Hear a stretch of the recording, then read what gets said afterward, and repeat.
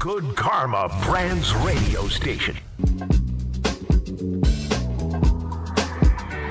Got the number one pick in the NHL draft, but the men that can't seem to stump. Do something dumb, that's an observation. CLT make them need to run. That's Lawrence Taylor! Call them every trash, CMT for short. Wonder if we best once you peep the score. Up at the crack of dawn, top stories of the morning. While you're yawning, grab your coffee, rise and shine with 8:80 a.m. This is Drop Time. We provide highlights from your favorite teams. Got Dave and Rick making plenty of picks. It's Rule 76. Oh, all right then. It's a Wednesday. DNR with you, ESPN New York. By the way, it's very warm in here. Really unseasonably warm in here. Get used to it because it looks like that baby's broken. Great. Yeah. I mean, it's got to be well into the 80s in the studio right now. It says 74 right now. There's no way it's 74 It's set to 60. We're at 74. It's very warm. It's very warm outside. It's very warm in here. RJ confused me wearing his Niners Victory Red Monday shirt today. Raymond comes in looking like $1 million. You look all sexy in your tight white T-shirt. Good morning. How you doing? I'm doing great. Good. I'm doing great. It's just nice to be in studio with your very skinny, trim, You could see handsome body. Is it? It's jarring. Is it really? Yeah, it's jarring. Like you could tell. Yeah, I think you all tell. Yeah. I mean, you'd have to be blind to not tell. Really? It's that obvious. You've lost a lot of weight. Really? Yeah. That's right. That's what I'm saying, though. You were like, I'm going to get to 185. You'd be too skinny.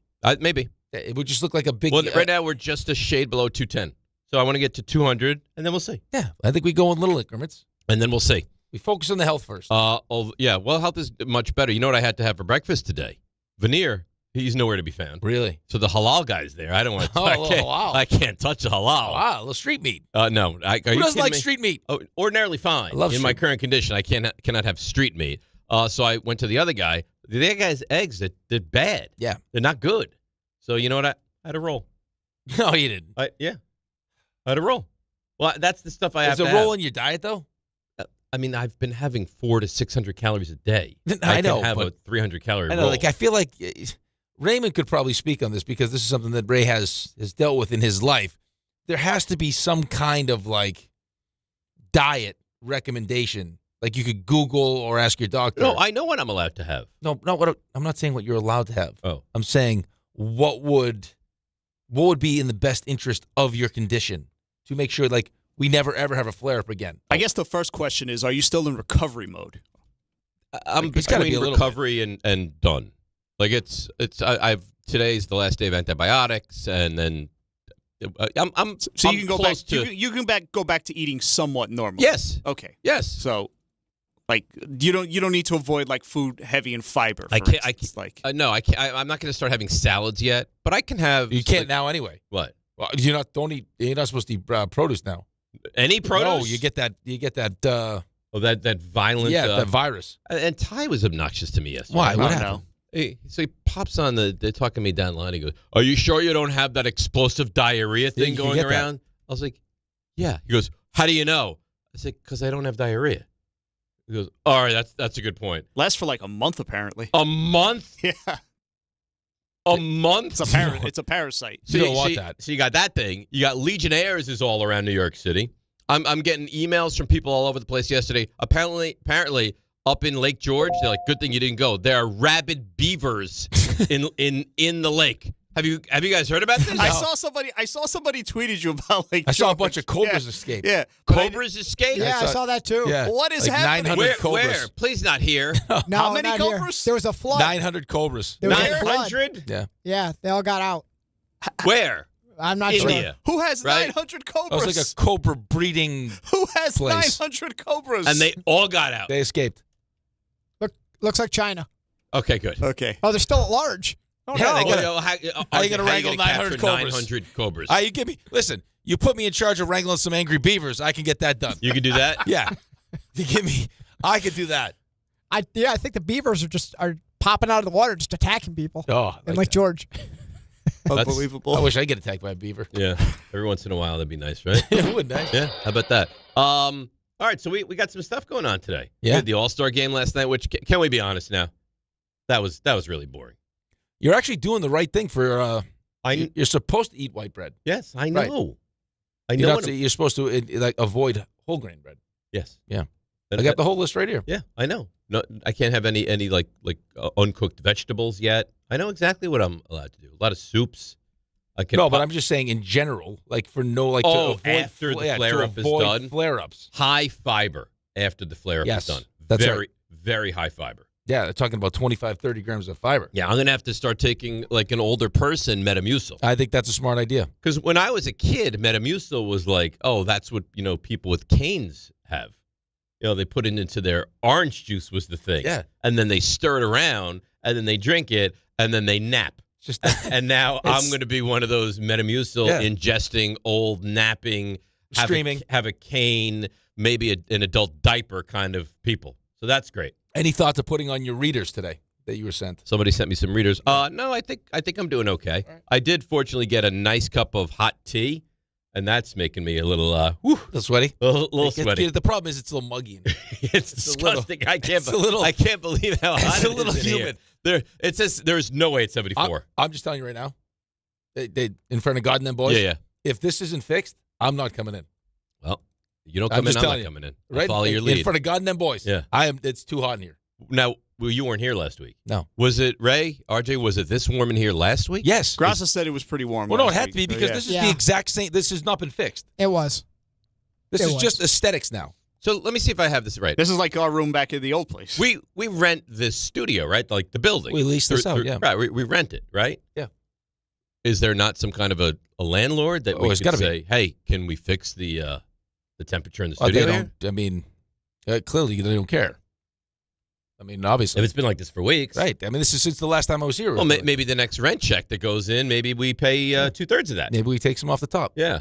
Which doesn't do any good for us anyway. Right? Great. Hey, we have Jefferson coming here and fan us. That'd be nice. Maybe that. It is. All right. So anyway, All-Star Game. I'm sorry. That was. I'm losing the enjoyment of an All-Star Game anyway. Well, you already hate All-Star games. Period. I'm not a huge All-Star Game fan. The one that I can kind of hold on to is baseball. The baseball one. Let's be honest. Like, there was no offense last night. That was not an enjoyable All-Star game. But what do you do? I mean, that's the thing. It's easy to sit here and complain about it, but what do you do?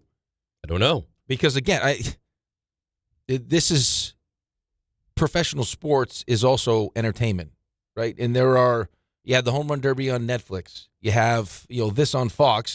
People still, pay to put this on whatever their, whatever channel or streaming service it's going to be. So, how do you eliminate it? If people want to pay you to put it on, how do you eliminate it? No, I'm not saying you should eliminate it. I'm just saying, there has to be. It feels like there should be a better way. It's just there's not. What are you supposed to do? I don't know, because we had this a long time ago, and they're like, well, let's make it for home field advantage, which is ridiculous. Yeah. But it's not like this is a new topic. No, the All-Star of game course. is not really working in baseball. Every time of year for whatever the sport is, All-Star break, Pro Bowl, whatever, it's like, okay, how do we fix it? Because no one really enjoys watching it. Like slam dunk contest stinks.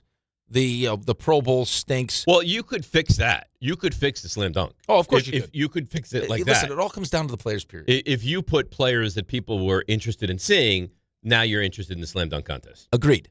I just think baseball's also at a point now where, the pitching is so good, and there isn't really there isn't a negative attached to how many times you strike out. So you'll get a game like last night where it's even as good as the hitters are, pitchers in the league are great, and you have 3 hits and 15 strikeouts. Yes. But these are the best hitters too. Right, but to the point now where you go to a game, they won't put batting averages on the because when was the last time? When was the last time a guy hit like 280? How many guys do you think are hitting 280? Not a lot. Because guys look up and it's embarrassing. It is embarrassing. The fact, just over 200. That Judge can hit 280, 300. He won a batting title. Right. It's unbelievable. Right, and the fact that Soto can have that kind of power and hit to all fields and hit, easily hit 280, 290. It's those guys are the unicorns, though. That's not consistent now. No, it's not consistent because it's not emphasized. Guys will do what they get paid to do, right? They follow the money. Whatever gets you to the league faster, whatever gets you paid faster, that's what guys will do.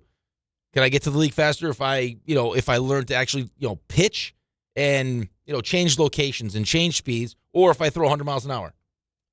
If I throw 100 miles an hour. And you see with your kids, like exit velo. It's not I hit 350. It's how hard does the ball come off my bat. Not only that, and these coaches, managers in baseball, right, in the collegiate level, I see it. The bullpen, they will bring in a guy who throws 92, and he can't throw a strike. No control.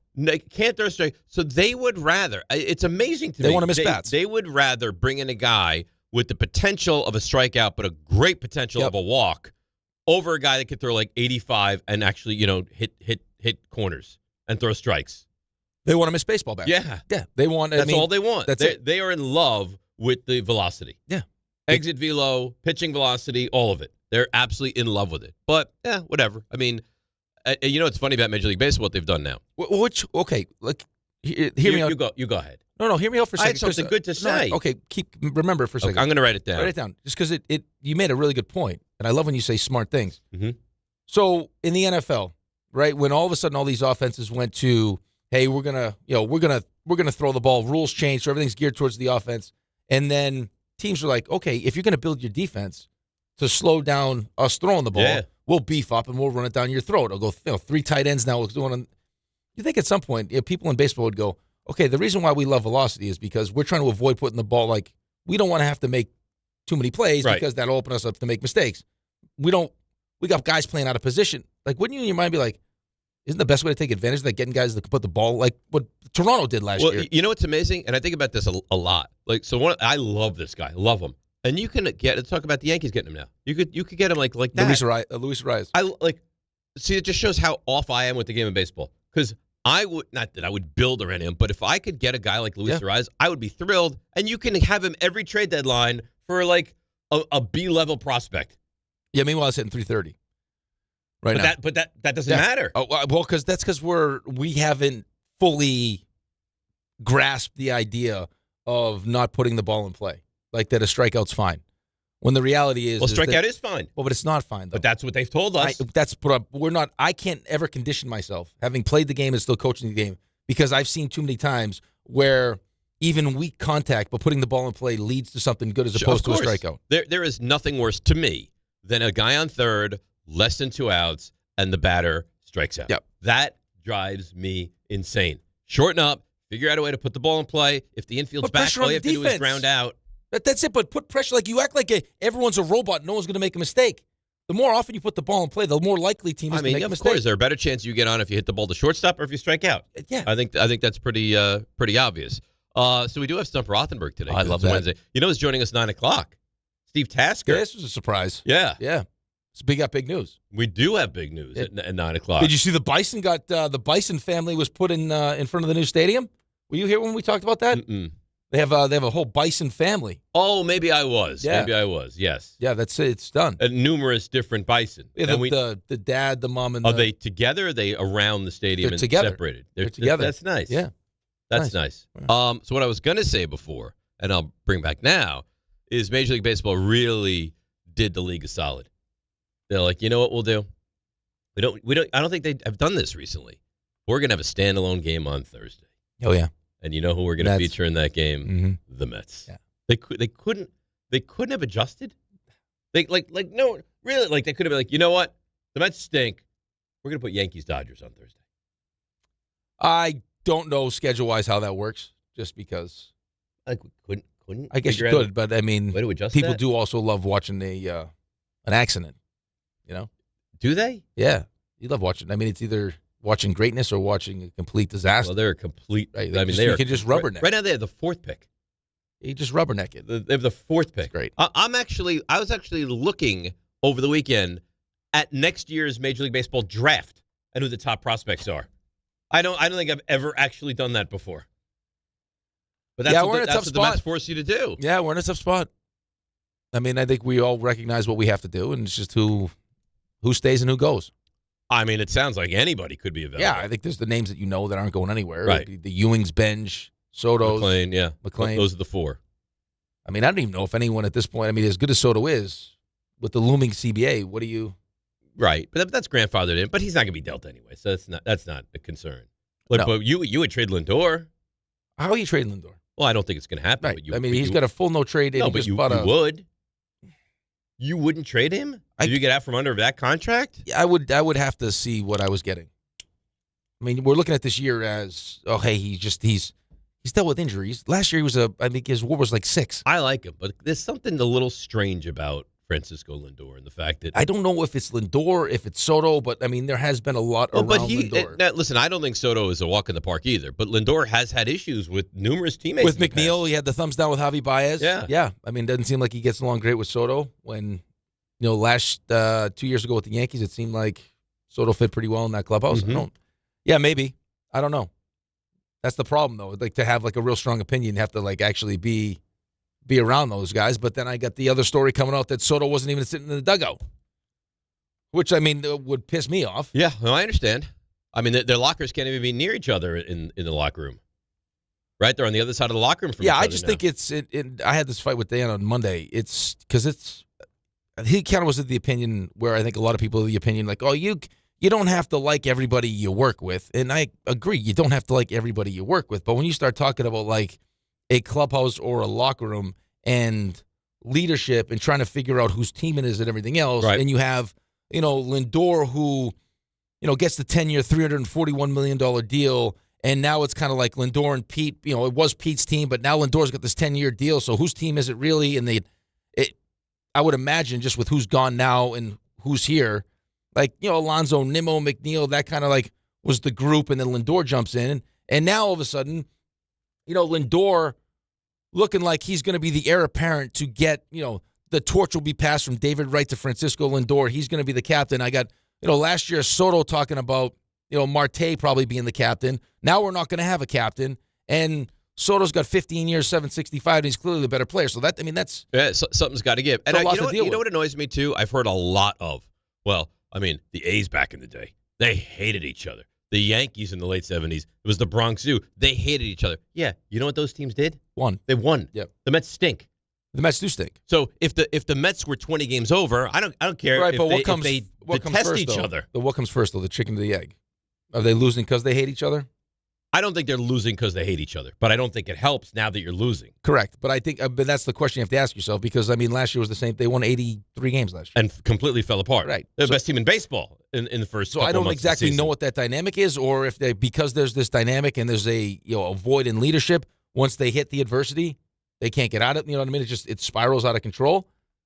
Kind of like what we talked about with the Giants, right? With like, hey, why wouldn't you bring Saquon back for reasons outside of just his production when he's the first of all, he's the face, he's right. the most popular player, and he's the most popular player in your locker room. Shane did not want to bring him back. Correct. Right? Like Stearns did not want to bring back Alonso. Yeah, it was very similar.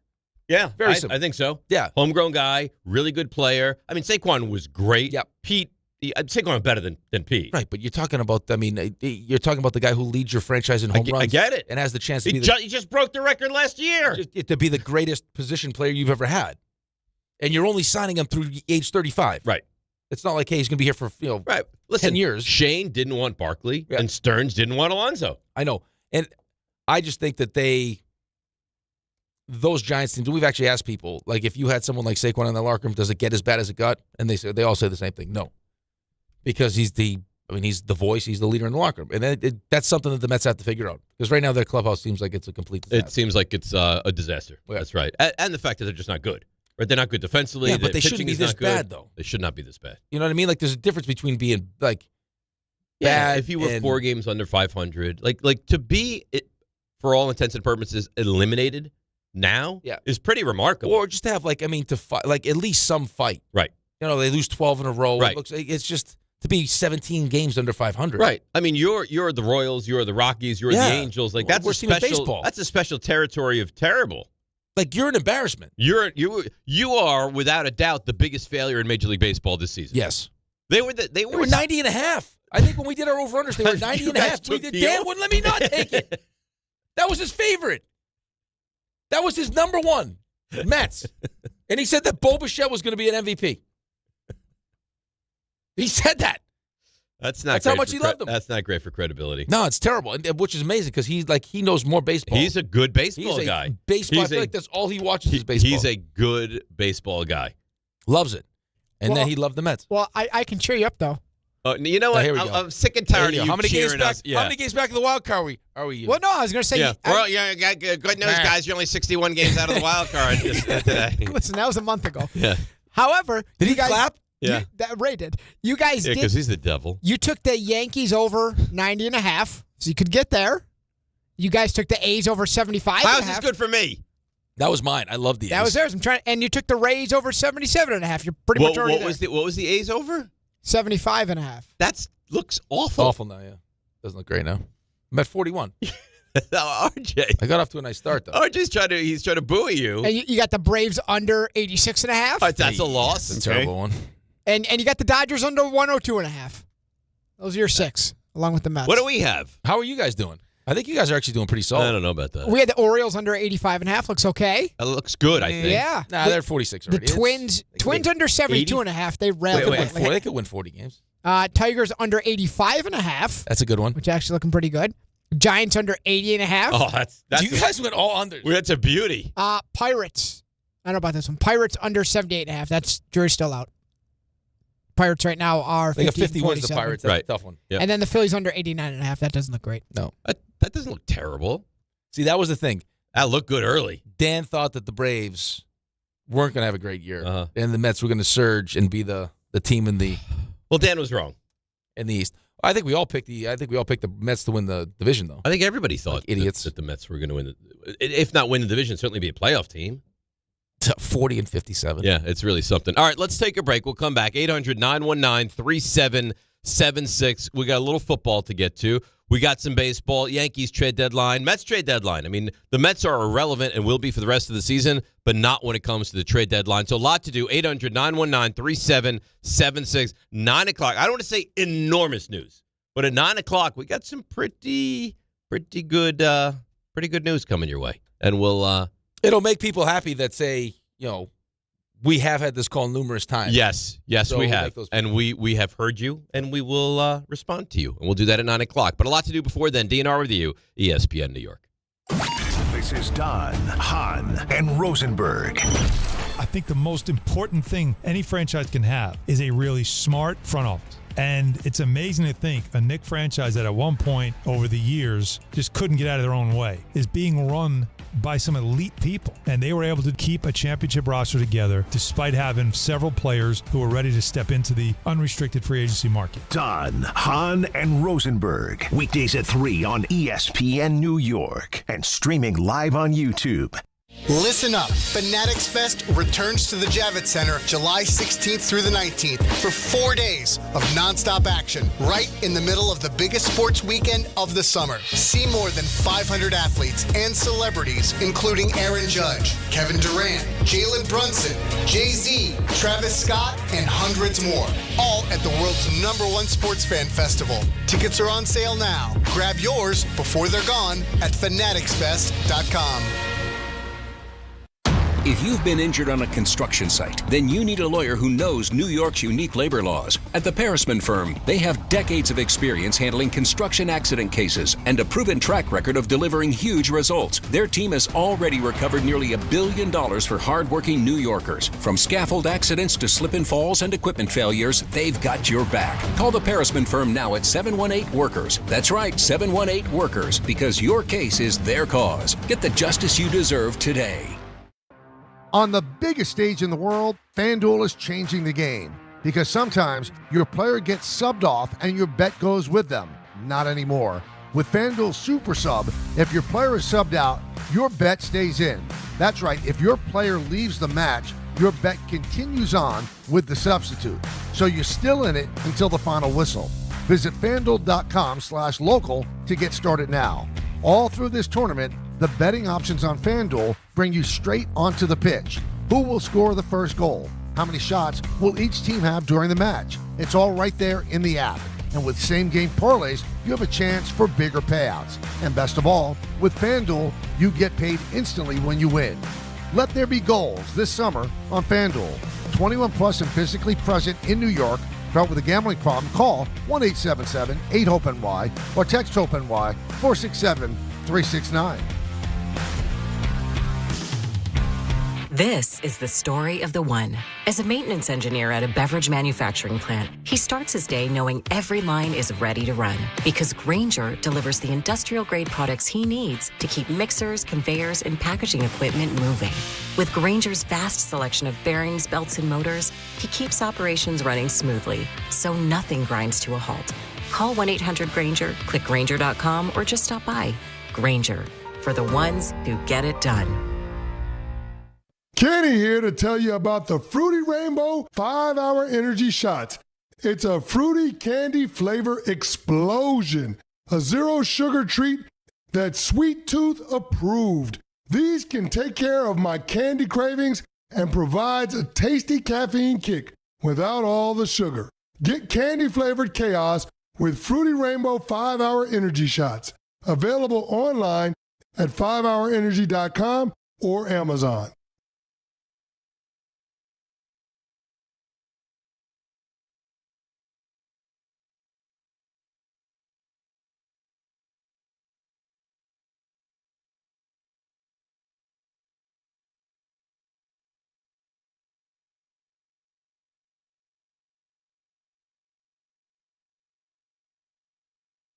All right, DNR with you, ESPN New York. I believe this is somewhat of a surprise. Spain beating France yesterday, right? Yeah, I think a little bit. I mean, RJ, Spain, first game in the motherland. The motherland played I'm glad you just played that, 'cause a hell of a game. RJ has been kind of like our soccer expert. He loves the national team. He loves it. Right. He pays close attention to it. And he said, and I think a lot of people thought, with France's ability to score, could Spain score enough to go toe-to-toe with France?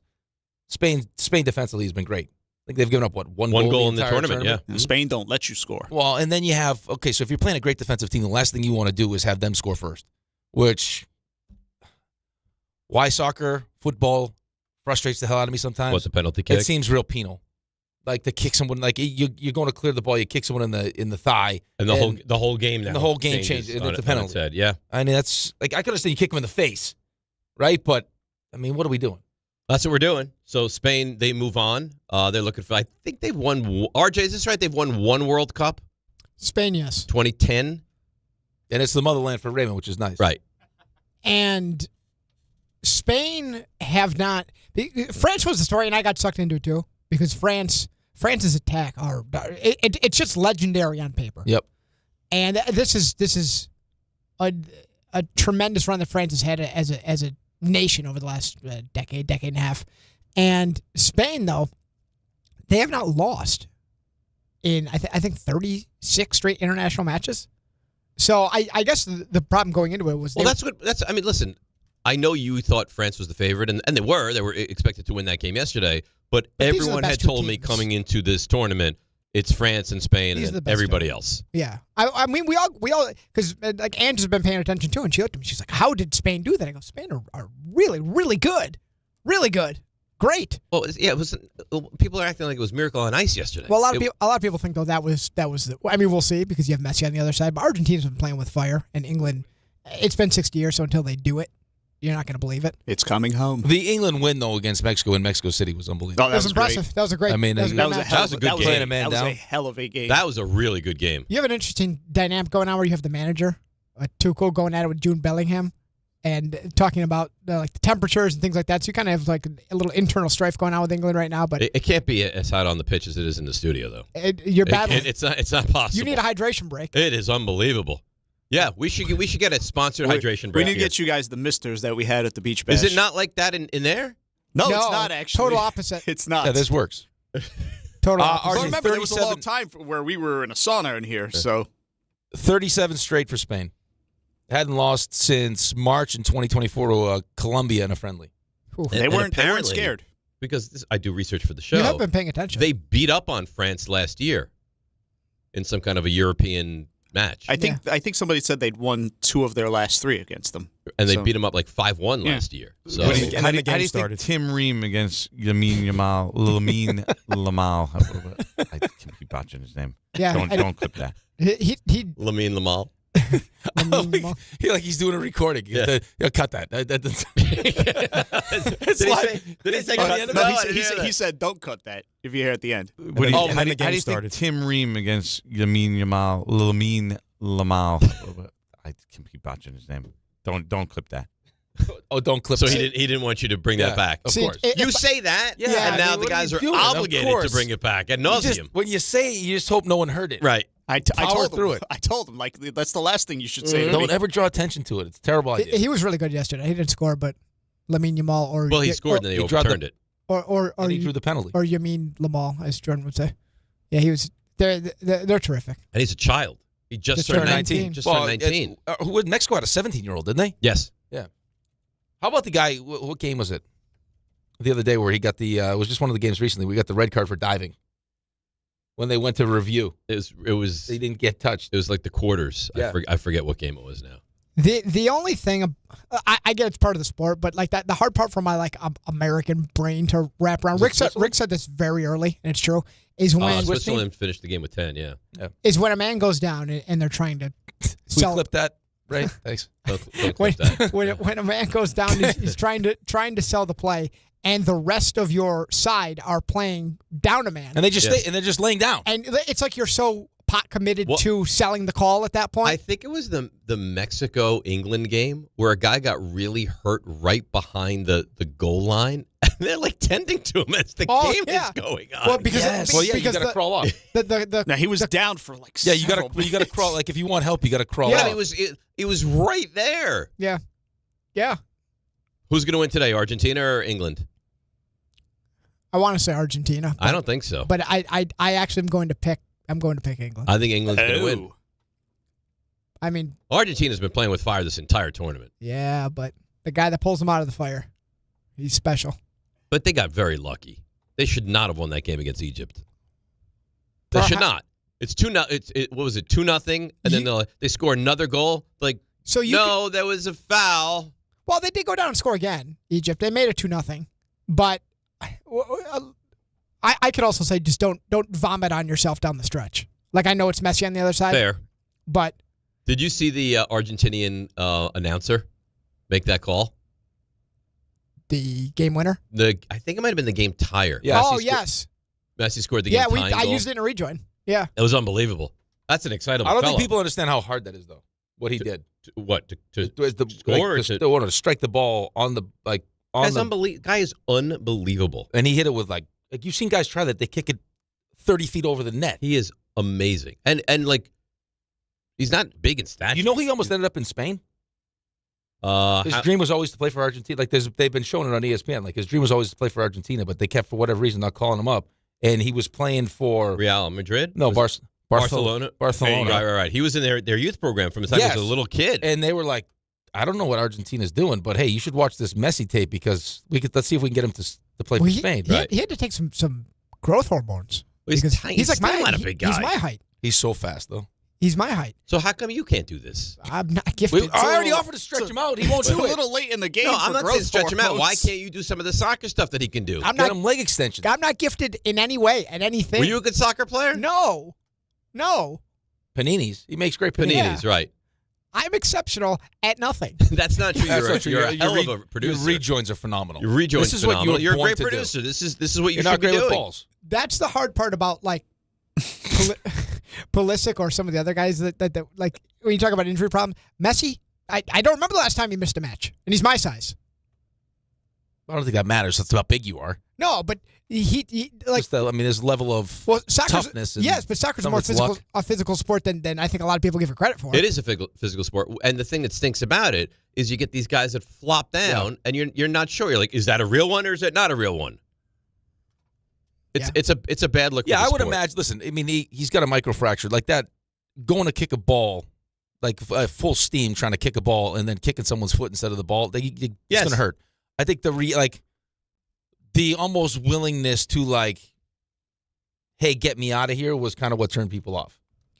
Yeah, and his reaction to it, like I think now I get some time off. I think really turned people off. You almost want to like make it to the point where it's like, I'm battling so hard trying to like battle through this that you're gonna have to drag me off the field.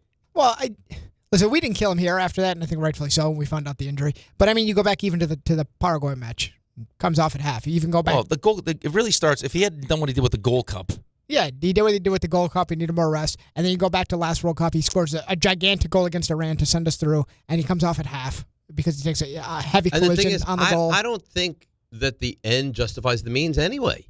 Like, I don't think he's that great. He's gifted. He's very gifted. He's the best of what we have. He's one of our most talented players. Well, yeah, he's the best of what we have, yes. But if you put him on England or France or Spain, what is he? Well, it's true of historically a lot of our players, all of them, right? Perhaps. Because we're not as good as those other countries. Well, we also don't have our best athletes don't. They don't gravitate towards soccer, of course. No, I get it. You know what else I get?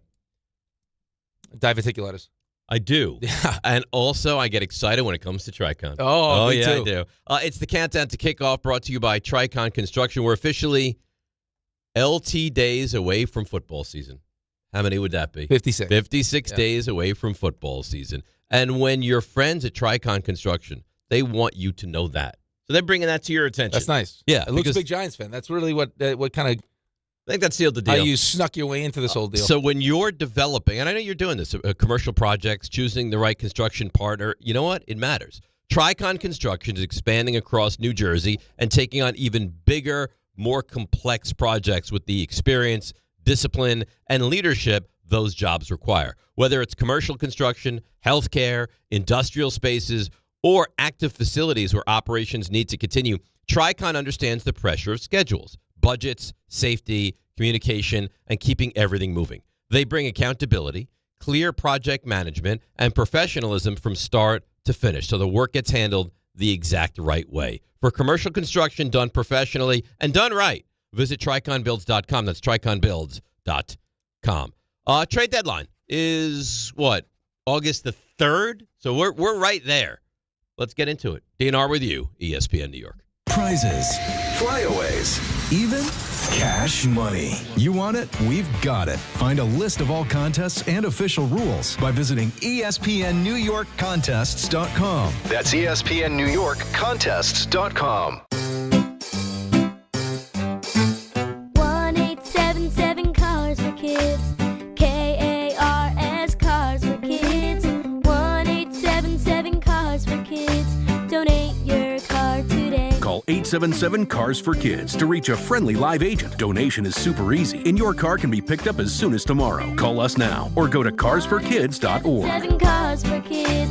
Donate your car today. Did you know you can donate real estate too? Hey, Yankees fans, come out to Yankee Stadium on Monday, July 20th, when the Yankees host the Pittsburgh Pirates, and be ready to receive a traditional Yankees giveaway. It's Yankees T-Shirt Night, presented by Sato. The first 15,000 guests will receive a Yankees T-shirt. For tickets, log on to Yankees.com/tickets. Again, don't miss the Yankees and Pirates for Yankees T-Shirt Night, presented by Sato, on Monday, July 20th. Visit Yankees.com/tickets today. This summer, bring out the best in your margarita with Milagro. From crisp, citrus-ready silver to smooth, refined reposado. Every bottle is made with 100% blue agave. Welcome to the brighter side of tequila. Please enjoy Milagro responsibly. We all hear the radio ads about the IRS. They tell you to be afraid, to be scared, and they try to frighten you into calling. I'm not here to do that. Tax Relief Advocates is different. TRA is here to tell you that if you owe money to the IRS, whether it's $5,000, $50,000, or $500,000, we have a solution. It doesn't matter if you're sitting in your car, at work, or with your kids. No matter where you are, call now. 800-575-6759. Don't lose hope. TRA can eliminate or reduce what you owe to the IRS. Generous programs are now available that can give you a fresh start. Our passion is taxes and helping individuals fix their IRS problems. We have over 1,000 5-star reviews on Google and an A+ with the Better Business Bureau. You don't need to be afraid of the IRS any longer. End your tax nightmare today by visiting us online at TRA.com or call 800-575-6759. That's 800-575-6759. Tax Relief Advocates. Real solutions for real people. My name is Whitney Allen, and I'm a widow. My husband, Ryan, died. We never thought we'd ever have to use life insurance, but the unexpected happened. With Ethos, signing up was fast and 100% online. You can get a quote in seconds, apply in minutes, and get same-day coverage. No medical exams, and you can get up to $3 million worth of coverage. I'm grateful we were prepared. Get your free quote at ethos.com/play. That's ethos.com/play. Paid spokesperson. Time spent on application may vary. Online health questions required. Less than 4 in 10 kids aged 6 through 12 are playing sports regularly. 4 in 10 kids? Let it sink in. Just 4 in 10 kids. ESPN is building a nationwide coalition powered by Disney called Take Back Sports, with the purpose of training more coaches, expanding access, and creating community-driven sports programming that puts kids and fun first. We're working on that story. We hope you'll join us. Visit takebacksports.org to learn more.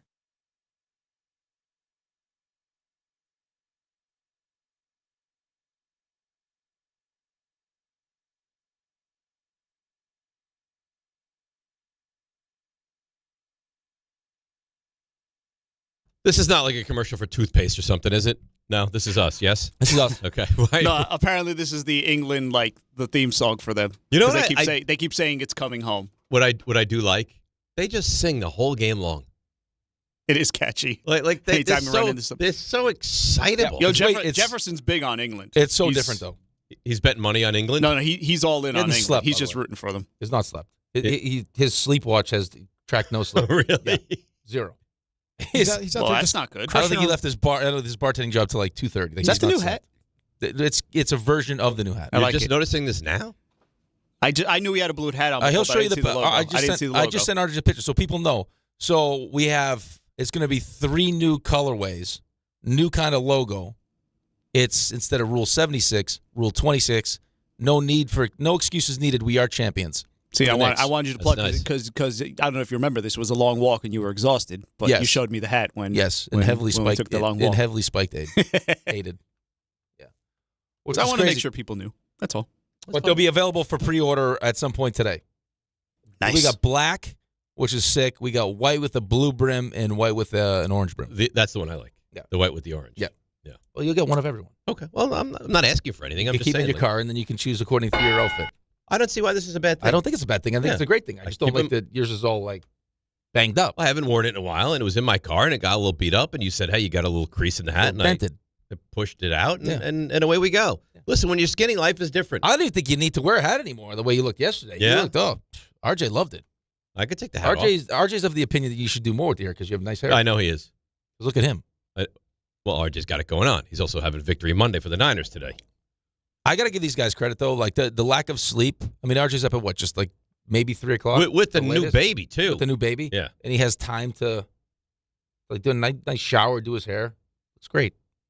But I don't know that he's doing anything to the hair. I think the hair is so well trained. But he wets it. He takes a shower and he wets it.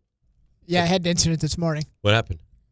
Carrie and Mia, bottle. There's definitely product in it today, though. No product. What? Yeah, see? Trying to get something done, smash my foot right on the side of the end really? table. Oh, yeah. Did you curse?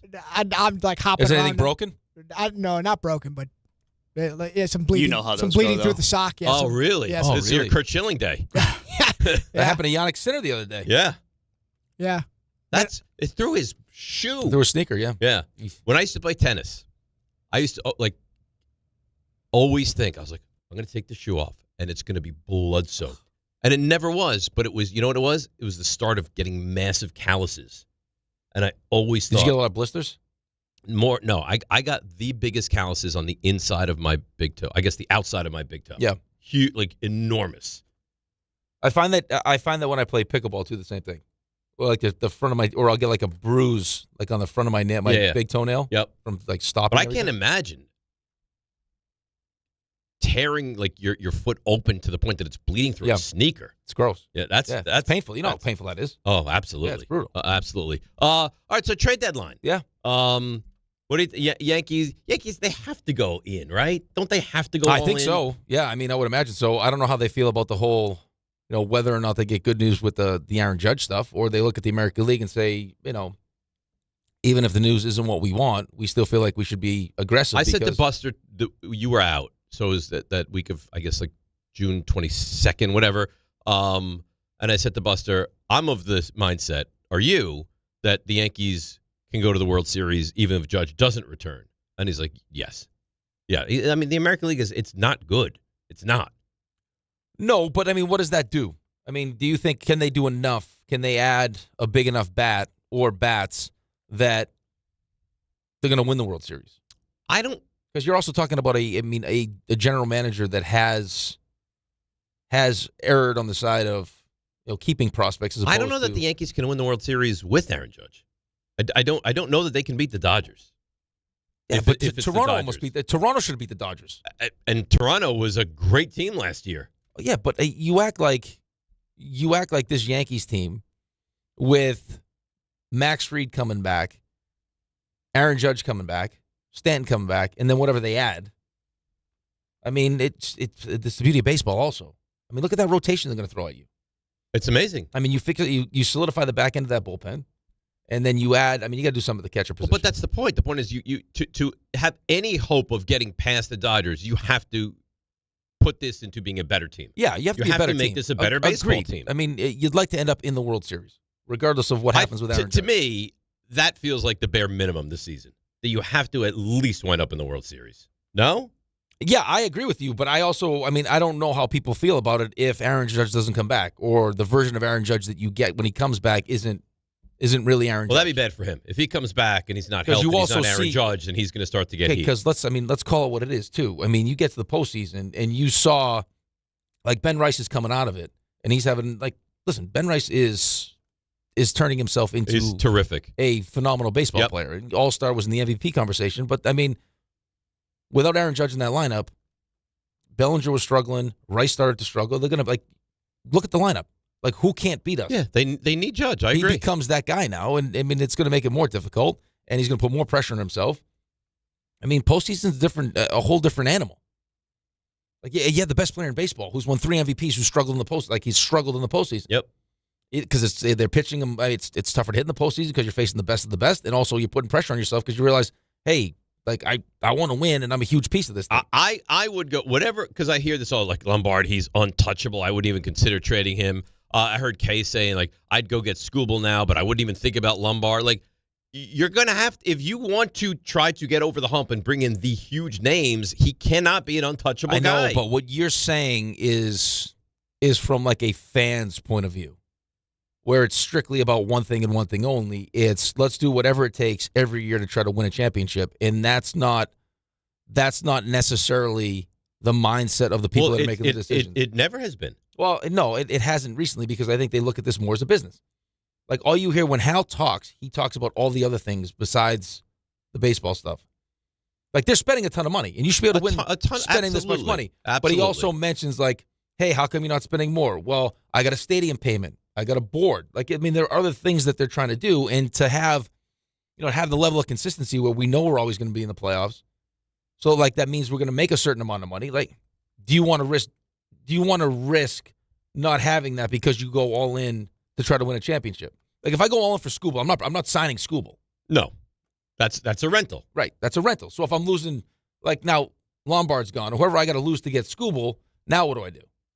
Because part of this too is when you're trying to you're trying to maintain a certain amount of, they've kind of used this as a de facto salary cap, right? Is I'm going to have some young players not making much money.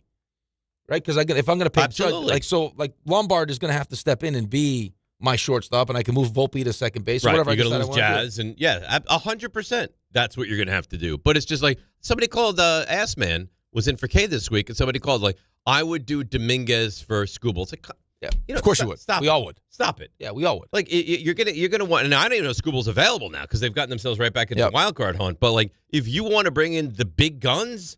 And that's what a lot of people want. If they're in the wild card hunt, which they are, what do you think the price is going to be? More. Right. More. Well, here's the problem.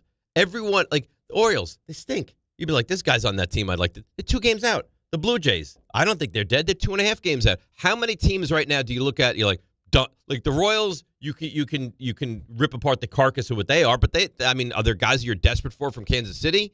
The Angels, the Mets, the Reds, the Giants, and the Rockies. That's it. In all of baseball, that's the only teams at the moment. And who knows? And the Giants are selling. Oh, definitely. Yeah.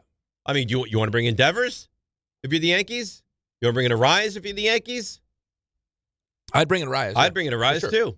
Yeah, well, where's he playing, though? Where's he playing? I mean, we're already, like, you need, the obvious thing is you need a catcher, right? I mean, if you decide you want a platoon, but you need a right-handed catcher. A right-handed hitting catcher, which is why the Mets kind of come into that conversation because we got two of them. Right, and they had Torrens. And he's not a rental because we just extended him. So, I mean, Francisco Alvarez 2 years ago was the number one prospect in all of baseball. The fear is then all of a sudden he figures it out. Like, you know what? That's Murphy's Law, right? You know what Torrens If we is. hang on to him, he'll be this guy. If you trade him away, he'll be Johnny Bench. Yeah, right. Like, you know what Torrens is. Yeah, he's a great defensive catcher, and he's a decent hitter. Right. But he's not going to all of a sudden turn himself into a superstar. You're also not going to have to give up nearly as much to get a guy like Torrens as you No, would. but you know what I'm saying is like if in the back of your mind you're like, I don't really like making deals with the Yankees because it's our luck that we'll trade him to the Yankees and he'll be great, as opposed to what happens to us where David Stearns can't help but bring in Yankees and they stink. Former Yankees that stink. Yeah. Right? So, I mean, Torrens, I'm not concerned that he turns himself into all of a sudden a superstar. I think it could be people that think that Alvarez figures it out. Torrens is never going to be a superstar. No, he is what he is, which is good. But there's which like would be helpful. Which would be helpful for the Yankees. Absolutely, but there's two trains of thought. There's the Mets fans like, listen, if I can get good value in return, I'll trade whoever to the Yankees. And there's the other side where it's like, no, I don't want to trade anything to the. I hate the Yankees so much, I don't want to make a trade with them to help them and buoy them to become better. The problem is that you don't trust the person that's making the deals. How could you? So, like, if you did though, if this is Leon Rose handling this deadline, and Leon Rose is telling you, listen, we've self-evaluated, we've self-scouted. This guy is not what we think he's going to be. Because you have a trust in Leon. Right. Rose. It's like when he traded IQ and RJ Barrett. Right. He's and like, at that point, he didn't have all the skins on the wall either. Well, no, but and you're also thinking these are going to be our two trade pieces for the big move. And he's like, no, we have a pretty good idea what these guys are going to. They had a plan. Max out listen, at. I don't like moving on from Mitchell Robinson at all. I don't like it. But I have a faith in Leon Rose because he has earned that. David Stearns has done the opposite. He came in here and there was a belief that he was really good, and he has stunk as the Mets GM. What it makes you believe now is that just Milwaukee's just that good of an organization. It still doesn't make sense because they haven't missed him at all. But it still doesn't make sense to me. I don't, dude. They have 59 wins and they're amazing. I mean, plus 126. They are absolutely amazing. But he's just bad. He's just I mean, all that time, even if he was part of the process in Milwaukee, he didn't bring any of that to the Mets. He's just that bad. I guess that's so strange. Well, I mean, listen, what works one place could be different than what works in another place, especially when there's. But you have more advantages here. But sometimes those aren't advantages, though. I don't know. Like big market teams, sometimes. I mean, I think we take Brian Cashman for granted. Sometimes it's like, okay, there's like this. There's going to be a pressure to spend money, and sometimes it's not good money. Right? Like the expectation is every year you're going to go out and get the best free agents. You're going to listen, Dodgers, you think the Dodgers are happy they signed Kyle Tucker to $60 million? You think they're happy they signed Edwin Diaz right now? Well, but Edwin Diaz shows up in the postseason and pitches lights out and starts closing games. Okay, same with Tucker. Yeah. Okay, but he's playing every day. Right. I bet him 7th. Yeah, making $60 million. You know what else? When you're 61 and 36 or whatever they are, it's a lot easier to deal with. 100%. Like you're not even talking about it. Right? Like if the Mets were 20 games over, Bo Bichette having a bad start to the season would be irrelevant. Right. But they also have Dave Roberts, who's established himself as a good manager. Yeah. Right? They have Shohei Ohtani. Like they have the Mets. Well, they're the gold standard right now. I just think that there are David Stearns needs to wrap his head around. I got to figure out I got to figure out the manager position. And I have to figure out what the hell's going on in this clubhouse right now. And I guess having Andy Green in there, who's going to return to the front office afterwards, would be great for me. Like, it's actually a smart idea because now he gets a better sense of what's going on in that clubhouse because he's in there and he's the manager. He's got the jersey on. It's a whole different. You know what I mean? So he has a better understanding. I just hope we don't go into I'm going to hire because I'm this this analytics guy that wants to control what's going on. I'm not going to hire the right person. I'm going to hire someone I can control, which is not what we need. Not at all. It's why I brought up Pujols. You need someone like that. Yeah. If it's Alex Cora, if it's Pujols, and Pujols doesn't have the experience, but he's got the credibility, man. He does. And he has, he's managed. When he speaks, it's loud. Yes. Yeah, but he's already managed Juan Soto. I know the World Baseball Classic's not Major League Baseball, but still, he's a smart enough guy. He's been around respected in the room, and he's going to have a staff around him that's going to help him. Like the whole inexperience thing. Well, how do you get experience unless you get experience? What a guy! I wouldn't be horrified by that. No, what are the guys in the clubhouse going to say? Like, what? He opens his mouth. What are you going to do? You have to respect him. You shut up and listen. This instant credibility. He could be the greatest right-handed hitter of all time. This instant credibility. By the way, what are they doing? Like, why would you not re-sign Clay Holmes? I don't understand. I don't understand what they're doing either. Like it's like, oh, you can trade him and get good value. You can also keep him. You need him. Well, that's unless you play the game. But you work out, hey, Clay, we're going to trade you so you can compete for a championship, and then you come back here. You come back. The old Aroldis Chapman. That's what I would try to do. This deal's going to be on the table for you. Just go. Well, that would be great. If you told me I could do that, I would do that. But that gets me nervous. And there's no, I mean, God forbid he winds up in wherever he loves it, and then he's like, oh, I don't want to go back to the Mets. Yep. I love wherever. By the way, you never know, but that would be a conversation you'd have to have. I don't know why. Listen, I'd be of the moves that he's made. That's probably at the top of the list. The Clay Holmes move. That Luke Weaver. Yeah, but not there's not a lot of them. No. If you made a list of all the moves he's made, 2, 3, 4 have worked out of like 20, 30 moves. How did he think wiping out the entire coaching staff but the manager was going to be a good idea? I don't know. Last offseason was so bad for him. Well, from the deadline on. The deadline wasn't good either. The only thing I'll say about the deadline is, and I know it's his job, but like no one was at the time like, oh, Ryan Helsley, what an awful move that is. Like we were excited by bringing him in. Yeah, but I mean, it's Cedric Mullins. Oh, that was quite. That just goes to show you how amazing the Rays are. He bats 4th on the Rays. Guy stunk. He still stinks. So we were like, well, how come we didn't bring in Harrison Bader? He still stinks. It's not like you're like, boy, he's hitting 270 with 24 home runs. He's hitting like 204. I know. But that's what makes you nervous about the Rays. Is that they see something that you don't see. Well, like that, and also like at some point, okay, he's going to turn back into what he is. Yes. Right? And now you got Caminero gets hit in the hand last night. You know what upset me if I were a Yankees fan? Is that you gave life to the Red Sox. They were dead. Well, but Dan gave us some interesting stats on Monday. This is what they do. Like right before the All-Star break, they get red hot? Yeah. I think they're like 15-2 in their last 17 or something. They're rolling. They are but the Yankees lost those 4 games in Boston that allowed this to kind of steamroll. Yeah, you never like to when teams are down, you kick them. Now you don't want to. And it's the Red Sox too, right? Yeah. Like you had a real chance to just completely end them, and you didn't. But I mean, Yankees. At least there's some juice coming out of the All-Star break. Yankees Dodgers. That's a juicy game. That's a nice game. Yeah, it's a nice game, but I mean, it'd be nicer if Aaron Judge was playing. Sure. Like last night would have been better if Ohtani was playing. I mean, you had the best players in the National League get 3 hits. It strike out 15 times. It was terrible. The game really was not good. See, I would rather see them do like the best part of the home run derby isn't necessarily how many home runs they hit; it's how far they hit it. Yeah, and then like you could almost do something like skills related. I prefer that, like fastest home to first. Yeah, hardest throw from the bases. Hardest throw from the outfield.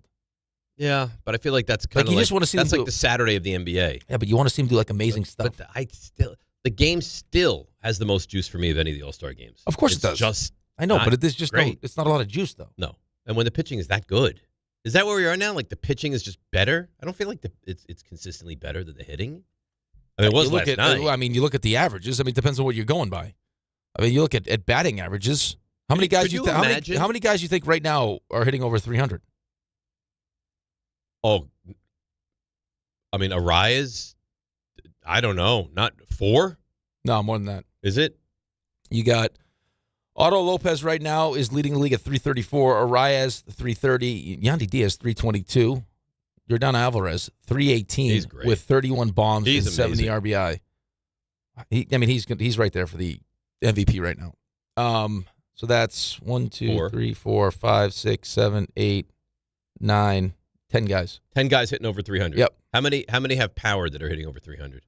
You have. You say Yandy Diaz is over 300? Yandy Diaz. Wow. Yeah, he's hitting 322. He's got 13 bombs. Alvarez has 31. He's awesome. And then the most after the 31 is Brandon Marsh, who's got 15. He's hitting 301. Yeah, so he's on pace for 25 home runs. That's legit. So what did you say? 10 guys hitting over 300? 10 guys. And one guy hitting 301, so that could change on Thursday. 3 guys hitting 301. Three guys hitting 301, one guy hitting 302, and one guy hitting 303. So by the end of next weekend, you could have 4 guys hitting over 300. There's a real chance that you do not hit over 300.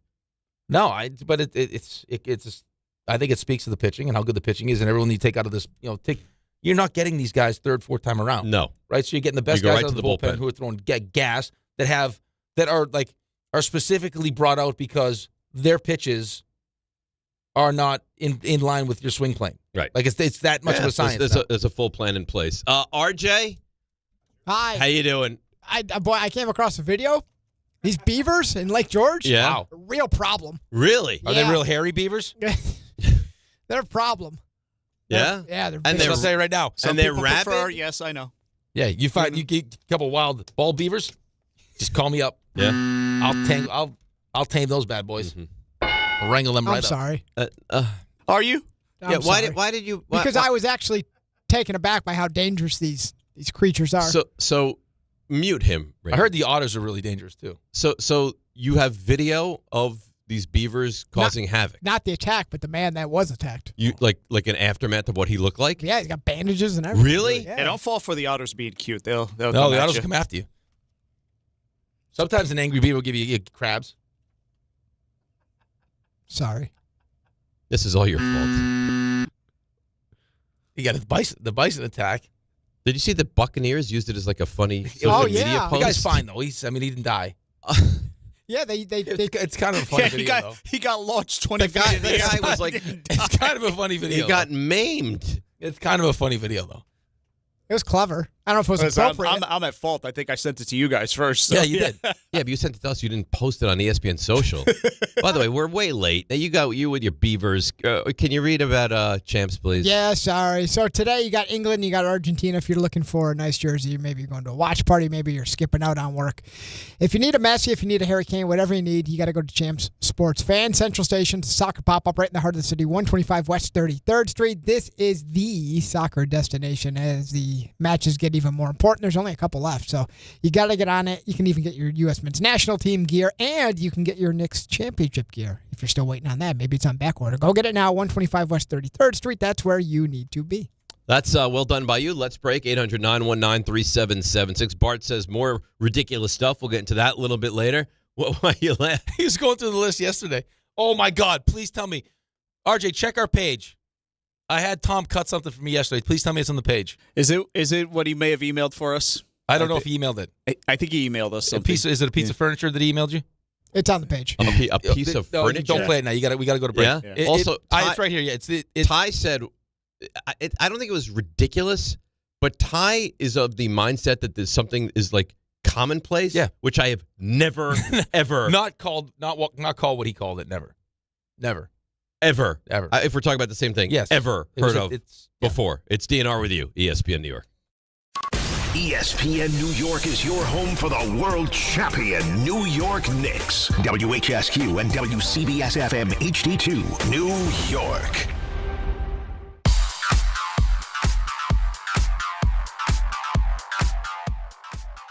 All right, let's see what's happening on the roads. Here she is. It's Debbie Duhame.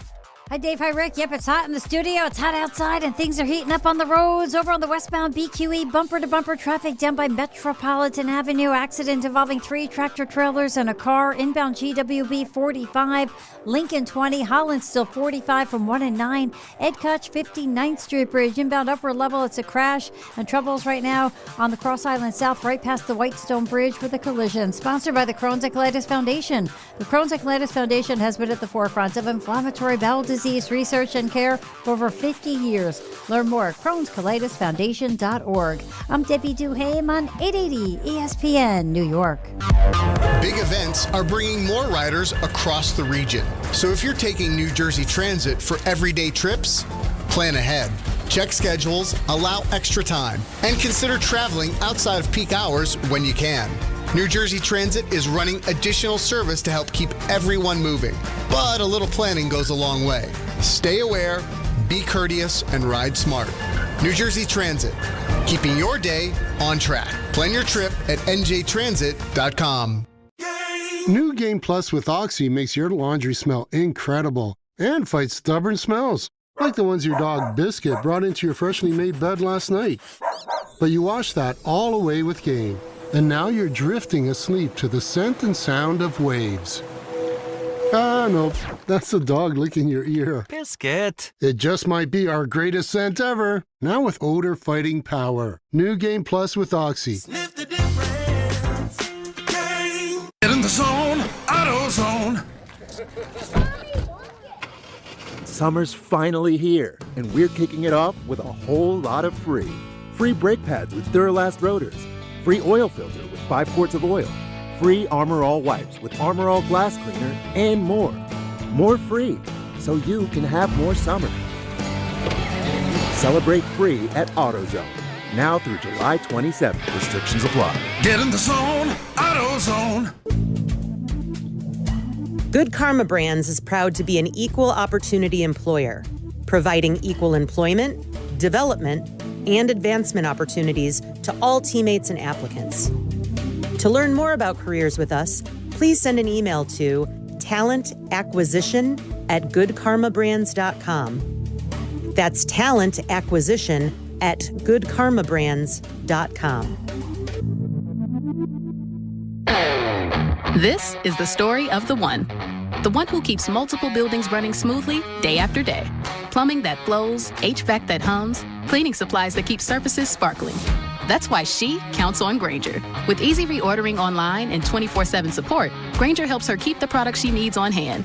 So shelves stay stocked and buildings stay ready. Call 1-800-GRAINGER, click Grainger.com, or just stop by. Grainger, for the ones who get it done. Hey, John, why so glum? I just got let go. The company's downsizing. This is the 3rd time in the last 2 years. I'm done with this. Have you thought about My Computer Career? I've heard they can train you for a career in IT in just a few months, including cybersecurity and the basics of AI. And you don't need prior training or experience. Now that's a recession-resistant career. Wow, thanks. I'll check them out. Go to mycomputercareer.edu and take the free career evaluation. mycomputercareer.edu, an Elite CompTIA certification partner. Financial aid is available to those who qualify, including VA benefits. This is DiPietro and Rothenberg. I'm getting emails from people all over the place yesterday. Apparently, up in Lake George, they're like, good thing you didn't go. There are rabid beavers in the lake. A Burlington man is recovering tonight after he was attacked by a beaver while he was swimming in Lake George. You put me in charge of wrangling some angry beavers, I can get that done. You can do that? Yeah, I can do that. This is DiPietro and Rothenberg. That beaver attacked them on the 4th of July. On ESPN New York. And streaming live on YouTube. DNR with you, the big 7 o'clock hour. Stump Rothenberg in about 40 minutes. How'd it go last week, RJ? Stump Rothenberg. Was it Grassa and Renan? Yeah, Grassa and Renan, mostly Grassa. He started slow but rallied pretty well. Okay, good. How'd he do with the 5-pack? I feel like that's probably a strength of his. Yeah, crushed it. He crushed it. It felt like, I listened, it felt like RJ kind of felt bad that it wasn't going well. And he dialed it back a little bit. And then he dialed it back. Well, we did Giants quarterbacks because we wanted Jordan to get involved also. RJ's real focused on Dan's mentals game, yeah. Because I mean, do you worry about that you could lose Dan at some point? No, not lose him. No, I listen. I don't want to anger him again. After you remember the week Rick was out, he got very upset at me. But the soccer ball, the basketball that I was training. Oh, you missed this. Yeah, he screamed at RJ. Really? So RJ, I guess after the Knicks won, there was an inflatable basketball in here, and RJ would come in during the breaks and just whap it against the wall. World Cup fever. Yeah, he had World Cup fever. So he'd kick it against the wall over and over. To be fair, it could be. I was trying to volley it, not necessarily kick it against the wall, but it would end up against the wall. Well, whatever. You're trying to juggle it. He would kick it. It was probably annoying, yeah. Kick it and kick it. And rather than Dan getting to the point where he's like, hey, RJ, do me a favor. That's starting to get annoying. Could you stop it? He kicked it, and Dan lost it. He's like, enough with the ball. Stop it. Really? Yeah. And you could see RJ got a little... I'm surprised by that because I think RJ, like of all the people that work on the show or fill in on the show, I think RJ's most concerned about Dan's mentals. Yeah. I'm surprised that he would sure he's in the right continue to pick until he finally thought he was doing anything wrong. Yeah. Because at one point, RJ posted a picture of Dan and Jordan that got some response. Oh, nice. Dan was looking a little busty in his shirt. Oh, okay. So I said they should call it double GNR. And he's like, I can't say that. No. Do you feel like Oh, yeah. So Jake posted that. you Yeah. have to tread lightly when it's other hosts on the show? Well, Rick. Everyone is different. Rick sent me that, and I was like, I can't do that. Jordan actually was bouncing some ideas off of me about what he should and shouldn't say, and there had to be like a little bit of a screening process because he thinks he's with you guys. Jordan. And he wants to come in just swinging haymakers. Right. And I was like, I don't know if that's the best Apparently, approach. Jordan had this idea to make fun of Dan. Yeah. And he said to RJ, I think I'm going to make fun of Dan like this. And RJ said, I don't think that's a great idea. And I don't know why he mentioned it to him and then decided to do it anyway. Anyway, yeah. So he does it, and then it didn't land well. And then Jordan says to RJ, yeah, you're right. I shouldn't have done that. Jordan wants to do... He wants to play. He wants to do this show. Jordan scolded me and he big time me in a group text at one point about the Giants. He's like, you don't know the real inside of the Giants. Really? Jordan wants to come in. I mean, he went after everybody at some point. Jordan wants to play ball. He wants to be mean to each other. Can vouch for this. Jordan was very spicy last week. Really? Yeah. And Dan was not having it. Just one day. So Evan Cohen from Unsportsmanlike, he was using one of our studios one day last week, and he's sitting out there when Jordan comes in. Jordan walks in, and Evan's sitting in the desk behind me. We're just talking. He goes, "Hey, what are you doing here?" Jordan walks in like he owns the place. Really? Yeah. I kind of like that. I mean, listen, he'll do shows that he's not even supposed to do. Just that's right. I'm doing a show. Did he show up every day last week, or was it a show or two he missed? No, he was here. Summer of Jordan continues. But that's it, right? There's no more Jordan this He summer? had the special cabana at the beach bash. He did. He brought all his friends. All tucked away. He brought all his friends. All his friends. As all his golfing buddies. I think there's a chance he would have been doing more, but your team going to West Virginia really kind of puts a kibosh on that. He's going to West Virginia for 2 full weeks. Yeah. And then I said, but you're staying at the Greenbrier? He's like, no. No, we're staying at an Airbnb down the road from the Greenbrier. Nice. He'll have fun, though. You would love to do that. I would love to go. 2 weeks around the Giants? I would go. I would go do a show from the Greenbrier. Yeah, you would weasel your way in there somehow, too. What do you mean? Like you'd be on the practice field. You'd be right in the mix. I would love that. 100%. I was on the practice field last year when Jordan and I did the I show guarantee Chipotle, West Virginia, one of the Giants shows up, you're buying burritos. I'd buy them at Chipotle. Of course you would. Yeah. God forbid you buy a Jets. We're at Jets camp. Perfect opportunity. I'm not a Jets fan. I'm not one of the great fumbles of all time. I don't see how. What do you mean how? Clemens stinks. It doesn't matter if he stinks or not. We're going to have him on the show. You could have bought him a burrito. Now you're friends. He comes in with the money and you go, listen, Clemmer, I'm good. Burrito's on me. I didn't. You should have said, hey, no. You want double meat? Double meat. I wanted to know if I was going to buy guac? him that burrito. He makes a lot more than me. Stop. That I was going to get the point, reimbursed for the burrito. Not the point, though. Now, listen, Braxton Berrios, hey, do me a favor, bud. Can you buy me a bowl? Absolutely. Of all the players, you picked Braxton Berrios. Why not? Beckham, you name it. I don't care. If a Giant needs me in a time of need, I'm there for them. It's unbelievable. 100%. Darius Slayton. He would drop. You'd give him like the burrito and be like, oh, we'd crumble to the floor. You'd say something. I guarantee you'd say something nasty too. You buy the burrito. I couldn't help it. And then you'd be like, hey, can we make that sticky? Can you catch the ball? Here, I'm gonna go on the other side of the room. I'm gonna throw it to you. See if you can catch this burrito. He drives me insane. You give me the burrito and I'll hand it to you because we know you can't catch it. How about we do a burrito end around? Because if I throw it to you, you'll drop it. And he's supposed to be such a wonderful guy too. That's great. He wins like the Giants humanitarian. And you're nasty, Tim, every single year.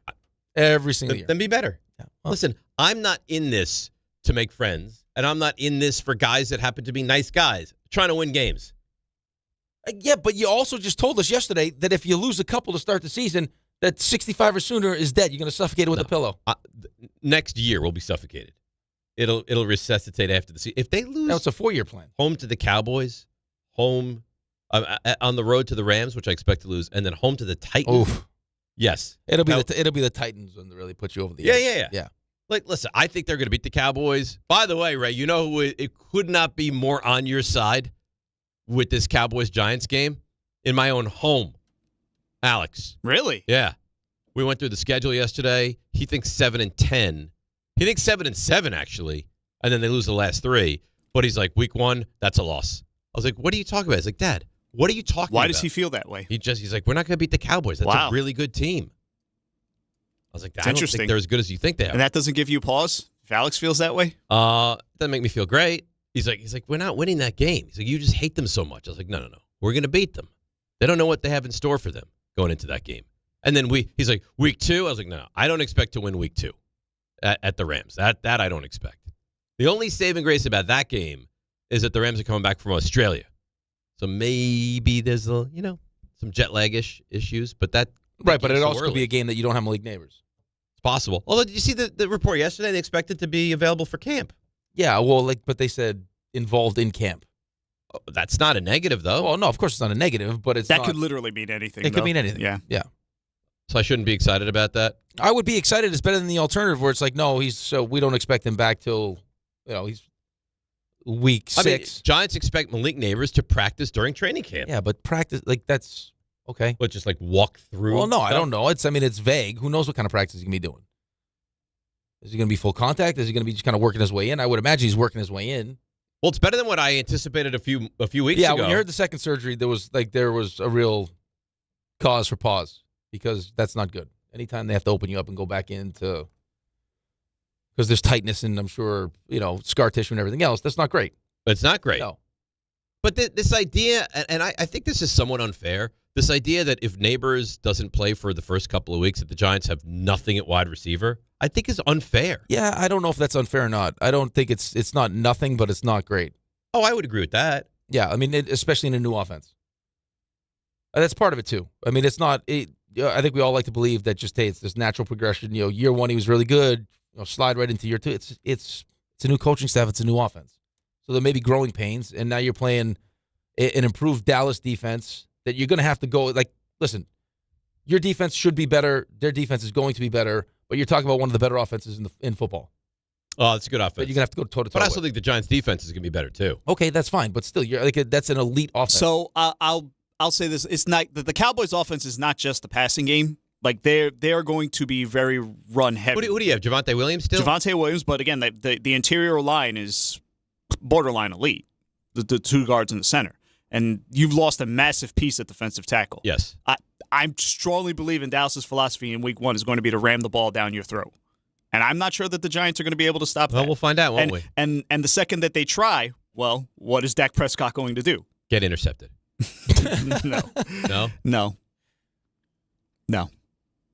Okay. Bombs away, Dave. I mean, your depth chart at wide receiver is not. Walk me through who do I have. So I got listen, I stand by it. The Giants have one of the best tight end rooms in football. I think with Likely and Theo Johnson, that's a top 7 tight end room in football. Okay, let me ask you a question. As far as depth, not as far as either one of them is better than some of the Let me ask top. you, Isaiah Likely, most catches in the season. 35? He's at 42. Was the most. I get it. If I said to you, you have to buy stock in someone that will be better this year than he's been. I think he's going to be better. He's also been the number 2 tight end on that team. Agreed. So right. yes, Mark I think Andrews he'll be was better. the guy. I think he'll be better, but you're also talking new relationship, right? It's him in a new offense, new relationship with Jaxson Dart, the whole deal. But you would agree that Johnson and Likely it's a pretty formidable tight end duo, right? Solid. Okay. Yeah, it's solid. It's not the best, but it's not the worst either. But then when you look at having no Malik Neighbors, now we're talking about Darius Slayton, who you hate. I don't think he's very Darnell good. Mooney. I think he's Juju Smith-Schuster. Yeah, I don't like Odell, him. Braxton Berrios, Isaiah Hodgins, and then Malachi Fields, they drafted, who's a rookie, and Calvin Austin. And that's not who are you game planning for? I don't think you're game planning for anyone. Right. But again, was Jaxson Dart very good last year? And now you're talking about a Dallas offense and a better defense that you're going to have to go toe-to-toe with and try to score. I mean, you're going to have to score points. Oh, you probably have to score 27 points. A Rams defense that's just added I don't expect to win the Rams game. But I don't expect to win the Rams game. That, to me, is marked as one of those losses. Yeah. I don't expect to win that game. And then I think the kind of turning point game will be for both teams. Listen, I think week 1 for me is going to be super important. Just looking at the next 3 for Huge. you, if you are 0-2, you have to win that Tennessee game. Have to. And now you have, then you have the Cardinals. And now you have winnable games. Correct. Right. Then you have the Cardinals and the Commanders. Right. Cardinals, Commanders, and New Orleans. Right. So I mean, listen, you could be 0-2 and be 4-2.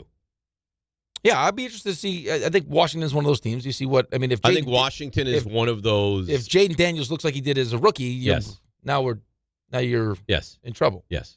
Not in trouble, but it's like there's here's the thing. Your division becomes your division becomes that much more difficult, and when I like Jaxson Dart a lot, but Dak, Hurts, who I don't think is great, but he still, has been there wins. in the big moments. And Jaden Daniels, Jaxson Dart would clearly be, at the moment, the fourth quarterback in that division. Right. Or Bart, the 27th. It's when you look at your schedule, like when you look at my schedule, like there are games you would point to and say, hey, like as bad as we were last year, right? I'm sure teams look at us the same way, like, oh, we're playing the Jets, we should win that game. But they're like, we're pretty evenly, like, Dolphins are going to stink. We all expect Titans is a game you could win.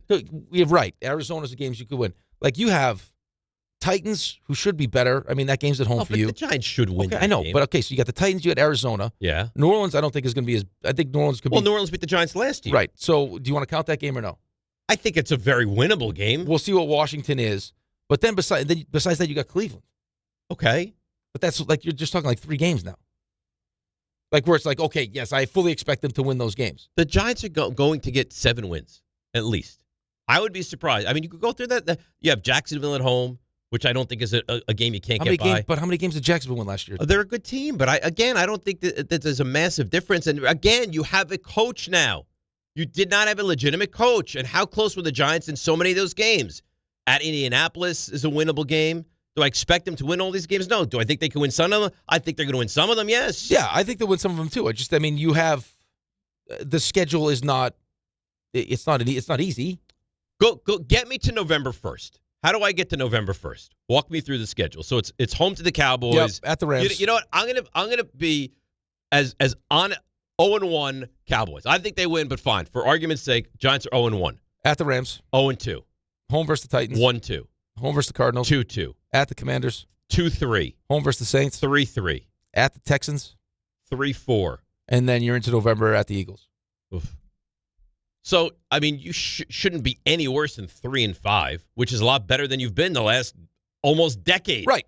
I don't disagree with you. Like, I mean, this feels like even if you don't get to where I think most people are going to be by the time the season starts, where it's like, hey, 9-10 wins, you'll feel like, I think by the end of it, that you're clearly headed in the right direction. Here's what I need answered this season, because I've never said playoffs. I do not think they're a playoff team. I don't think they're going to get to the playoffs this year. Do I get to the end of the season and say, okay, quarterback, check, heading in the right direction, check? If you can tell me that both of those things are in the affirmative, that's a good season for the Giants. That's a good season. If it's 7, I would prefer 8 or 9. But if I know I have the quarterback and I have money next offseason and I already know I have the right coach, he's a good coach. Whether he can get a team to a Super Bowl or not remains to be seen with this team, but he's a very good football coach. And I know that I'm going in the right direction. That's a win for the Giants this year. Yeah, I also think, too, I mean, just like if they need to make sure that they take care of their business against the Titans, against the Cardinals, against the Commanders at home, against the Saints, because you get to the Browns. You get to the last, 8 weeks. I mean, Jaguars is a toss-up. The game's at home, so that's to your benefit. But still, I mean, the Jaguars. Not an easy game. No, you're at the Colts, which makes it more difficult because you're in Indy. Then you got the Niners at the Seahawks. Browns, you should win. Hang on, Niners at Seahawks. So there's a couple of games the Giants just won't win. They won't win at the Rams. They won't win at the Seahawks. Yeah, then they got the Browns winning that game. Then they're at Detroit, at Dallas, and they finish up with the Eagles. Right. That's the thing. Alex, when we were doing yesterday, had them at 7-7, and then had them losing those last 3 games. That's a legitimately difficult stretch. The final 3 games of the season. Well, no, final 8. Outside of the Browns, take the Browns game out of it, but like 7 of the 8 games, those are like you're playing legitimate big boy teams. Think about this now, right? Go through it again. Jaguars playoff team last year. Yeah. Colts were, best team in football, right? They were there until Jones got hurt. They were really, really good. Right, that is going to be able to run the football. Right, so that's, okay, continue. You got then you'll have the Niners at home. Playoff team. At the Seahawks. Super Bowl Browns champion. You'll beat. At Detroit. At the Cowboys, Eagles. So you don't have outside of the Browns. Right, you don't have a layup there. 7 of the last 8. Right, now who knows what happens and who gets hurt and things change as the season goes on. Oh, I stand by it. I said this. I stand by it. I expect the Giants to be an 8 or 9 win team. Yeah, it's barring injury and everything else. Yeah, that's what I want. That's what I want, and that's what I'm going to stand by. All right, let's take a break. Come back, 800-919-3776. DNR with you right here on ESPN New York. This is the Michael K. Show. You might all disagree with me on this. 7th game of the World Series. Yankees have to win to be champions. Every single one of their starting pitching is available. I could choose between Garrett Cole, a former Cy Young Award winner. I could choose between Max Fried, Carlos Rodon, Will Warren, Ryan Weathers, or Cam Schlittler. There's one guy on the staff that's dominant and great, and that's Schlittler. The Michael K. Show, weekdays at 1 on ESPN New York and streaming live on YouTube. Presented by the Parisman Firm. At Uline, the prevailing opinion is, if you don't live it, you don't believe it. The people at Uline believe in hard work, and they live it by being there 24/7 to answer your call, having 41,000 items in stock, and offering same-day shipping from 12 locations across North America. Business owners, sellers, buyers, shippers, and packers believe it. Uline is the hard-working, dependable source for your shipping and industrial supplies. Visit uline.com. The World's Game at BetMGM is here. Bet on the soccer showdowns with 2-up early payouts so that if you're up 2, BetMGM will pay you. That's right. Place a pregame, straight match result bet on any tournament game. If at any point your team is up by 2 goals, you'll instantly win your bet. Then enjoy BetMGM's same-game parlays, daily promotions, player props, and so much more for the World's Game. Don't miss your shot at an early win with 2-up early payout to get paid out if at any point your team is up by 2 goals, regardless of the final outcome of the match. Make it a tournament to remember with BetMGM. BetMGM and GameSense remind you to play responsibly. Gambling problem? Call 877-8-HOPE-NY or text HOPE-NY 467-369. See BetMGM.com for terms. 21 plus years of age to wager and physically present in New York only. New and existing customer offer. Subject to eligibility requirements. Additional terms and restrictions may apply. It's Rich Eisen for Pella Windows and Doors. Sometimes teams take a timeout to regroup and call the right play. When it comes to your home, Pella Windows and Doors always has the winning game plan. They do it every day, and that's why your neighbors trust them. Visit Pella.com/Eisen today. Right now, Pella Windows and Doors of New Jersey is offering buy one, get one, 50% off windows and doors, and no payments, no interest for 24 months. Some restrictions may apply. See local showroom for details. Offer ends July 31st, 2026. Progressive presents the Passionate Sports Fan Checklist.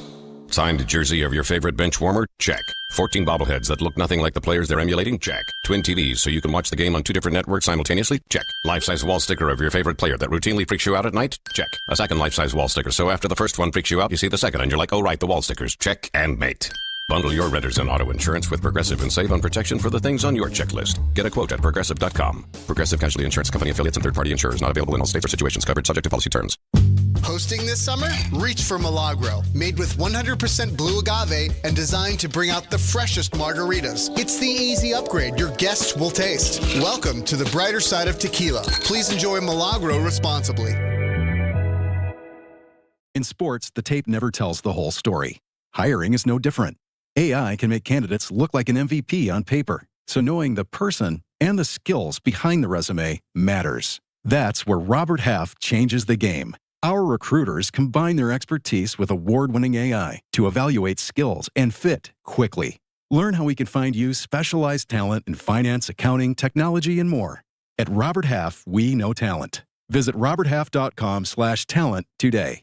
My name is Whitney Allen, and I'm a widow. My husband, Ryan, died. We never thought we'd ever have to use life insurance, but the unexpected happened. With Ethos, signing up was fast and 100% online. You can get a quote in seconds, apply in minutes, and get same-day coverage. No medical exams, and you can get up to $3 million worth of coverage. I'm grateful we were prepared. Get your free quote at ethos.com/play. That's ethos.com/play. Paid spokesperson. Time spent on application may vary. Online health questions required.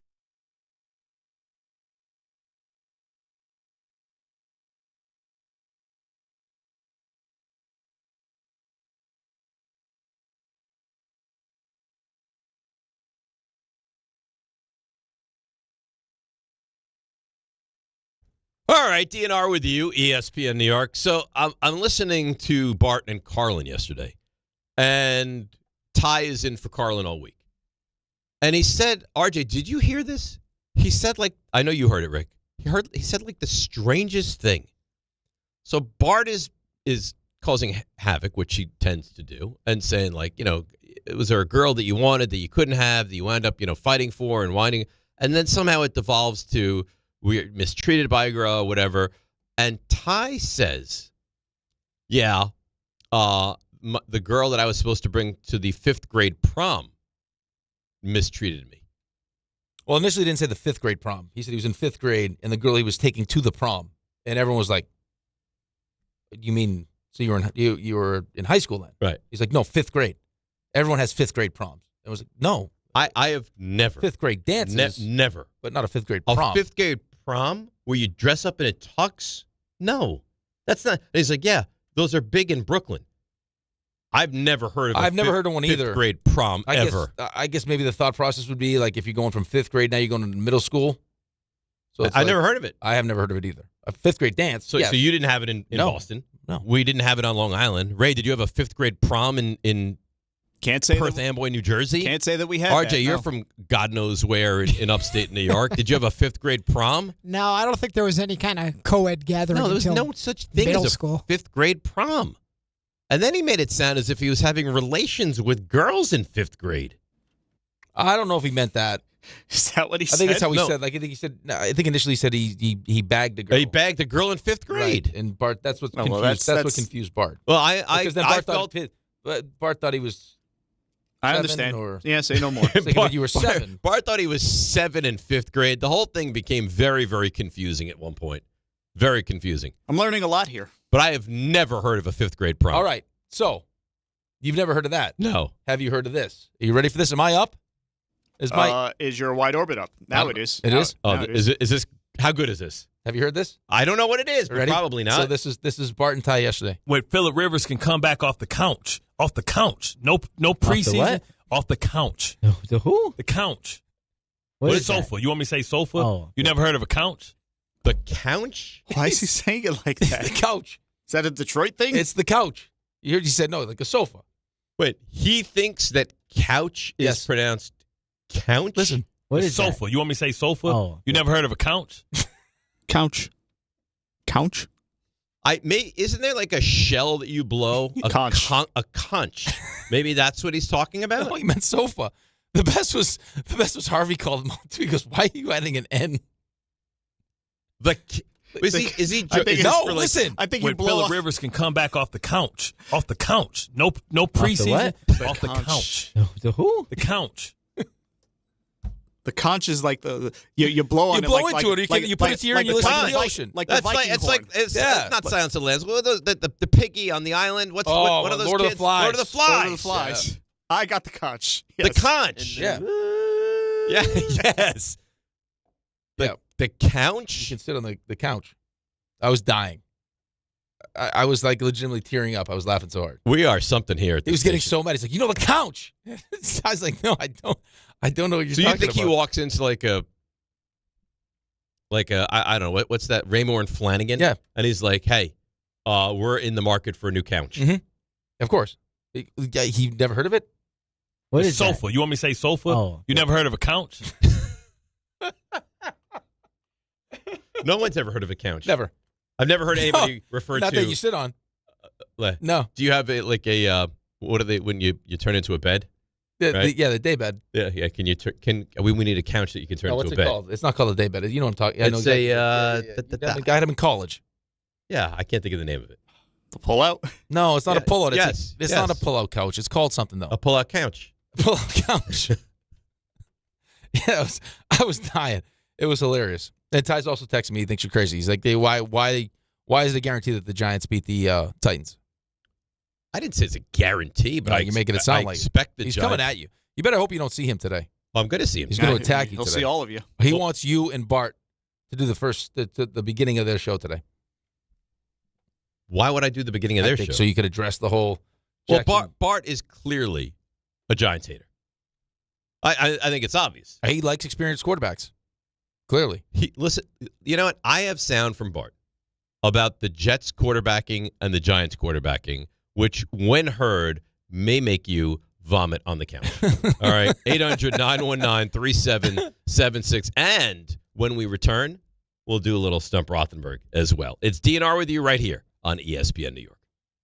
It's summertime, so why are you still living with pain? If you're dealing with neck pain, back pain, joint pain, or nerve pain, don't wait any longer. Call Dr. Jay Shaw at Soundwell Pain. He's Ivy League trained, double board certified, no surgery, no long recovery, no relying on pain medication. Just non-surgical image-guided treatments that help you get your life back. With offices in Woodbridge, Livingston, and Inglewood, and most major insurances are accepted. Help is close. Go to SoundwellPain.com. Feel better this summer, not someday. Hey, it's Alan Hahn. At Rings End, they're there to help realize your modern design visions. That's why they partner with Marvin. Engineered for big ideas, Marvin Modern Windows and Doors deliver effortless elegance, expansive views, and industry-leading innovation, all in a modular system designed to meet the exacting principles of modern architecture. Experience Marvin Modern at a Rings End showroom today and create something stunning with them. Rings End is a certified Marvin installing retailer. Monkey Sports, built by players for players, is your one-stop shop for hockey, baseball, lacrosse, and more. Find top-name equipment and expert in-store services like sharpening, break-ins, and relacing. Shop in-store at Monkey Sports in Farmingdale or Woodbridge, or online for all the top brands. Whatever your sports, Monkey Sports gets you game ready fast. Monkey Sports, where athletes shop. In my world, you're always sorting through information, trying to find what matters most fast. Well, if you're hiring, you can now review all these resumes and applications faster thanks to ZipRecruiter. ZipRecruiter has a new feature that instantly shows you the most interested, qualified candidates first. ZipRecruiter's matching technology finds qualified candidates quickly. And with ZipRecruiter's new feature, qualified candidates show up at the top of your list. Try it for free at ZipRecruiter.com/sports. Meet your match on ZipRecruiter. If you love to travel, Capital One has a rewards credit card that's perfect for you. With the Capital One Venture X card, you earn unlimited double miles on everything you buy. Plus, you get premium benefits at a collection of luxury hotels when you book on Capital One Travel. And with Venture X, you get access to over 1,000 airport lounges worldwide. Open up a world of travel possibilities with the Capital One Venture X card. What's in your wallet? Terms apply. Lounge access is subject to change. See CapitalOne.com for details. Indeed presents hires you can't afford to get wrong, like head administrator for a state-of-the-art surgical center. What can I do for you, Doc? We need to talk about the lights. Ah, the mood lighting, relaxing, right? Much better than those old hospital vibes. A hospital's supposed to have hospital vibes. You seem tense. Let's dim the lights a bit. This is the job for sponsored jobs. This is what happens when you don't sponsor your job on Indeed. Next time, get matched with quality candidates with Indeed sponsored jobs. Visit Indeed.com/hire now and sponsor your job today. Back to school starts now. Get long-lasting battery life on the Dell XPS laptop powered by Series 3 Intel Core so you can work from anywhere. Now starting at $699 with exclusive student pricing starting at $599. Complete your setup with savings on select monitors and must-have electronics and accessories. Limited time deals and free shipping on PCs and more await you at Dell.com/deals. That's Dell.com/deals. Congratulations, New York. The Knicks did it. Through battle after battle, they dominated to become this year's NBA champions. Day in and day out, the hard work paid off, and you were there every step of the way. Enjoy the crown. Own it, because this year is your year. A part of your legacy that will never be forgotten. So celebrate this moment, show your pride, and shop the largest selection of official NBA gear at NBAstore.com. A Fanatics experience.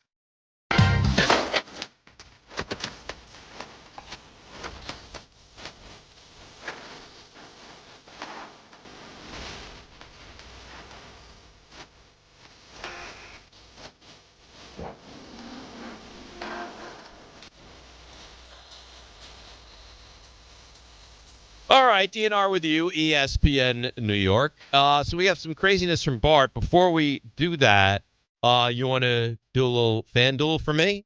Because it's time for you to give me a little FanDuel. Apparently, teams are sending recruiting voice notes to LeBron. I still say Cleveland. What do you think? Hey, LeBron. It's us in Philly. Come hang with here's the thing. With Rick and Nick in Philly. I know this is not a popular Go Eagles sentiment. I like LeBron. I don't think that's an unpopular I sentiment. think a lot of people are turned off by LeBron. Whatever. I like him. I hope for Knicks first, obviously. Success for LeBron, I hope that happens. I can't have that if he goes to Philly. No. I will root against. Of course So not. I really desperately hope he does not wind up in Philadelphia. Well, that becomes a real problem for us. A real problem. Yes, a real problem. On the biggest stage in the world, FanDuel is changing the game. The action is starting to wind down, and the matches are getting even more important with every passing round. So that's why FanDuel wants to help you out. Because sometimes in soccer, your players get subbed off, and your bet goes with them. Well, that's not going to happen anymore because with FanDuel Super Sub, if your player is subbed out, your bet stays in. That's right. If your player leaves the match, your bet continues on with the substitute, so you're still in it until the final whistle. Visit FanDuel.com/local to get started now. Get in the action now. Let there be goals this summer on FanDuel. Must be 21 and older and physically present in New York. For help with a gambling problem, call 1-877-8-HOPE-NY or text HOPE-NY at 467369. I think you really may have gotten rid of your tick. I did. Yeah. Yeah. Just get right into it. And your tell. No foreplay. It's kind of gone. Just right into it. Yeah. Yep. Because Here We Go was a big piece of your reads. I think it was like all right. All right. Here we go. All right or Here We Go. Here we go. And that's kind of gone. I need to lock in. It's kind of like when I do my records, I'm like 3, 2, 1. And I kind of miss it. Yeah. 3, 2, 1. I like Here We Go, fellas. All it took was one sit down with Mike Brownshire. Got me all straightened out. He's good, huh? Yeah. I haven't seen him in a minute.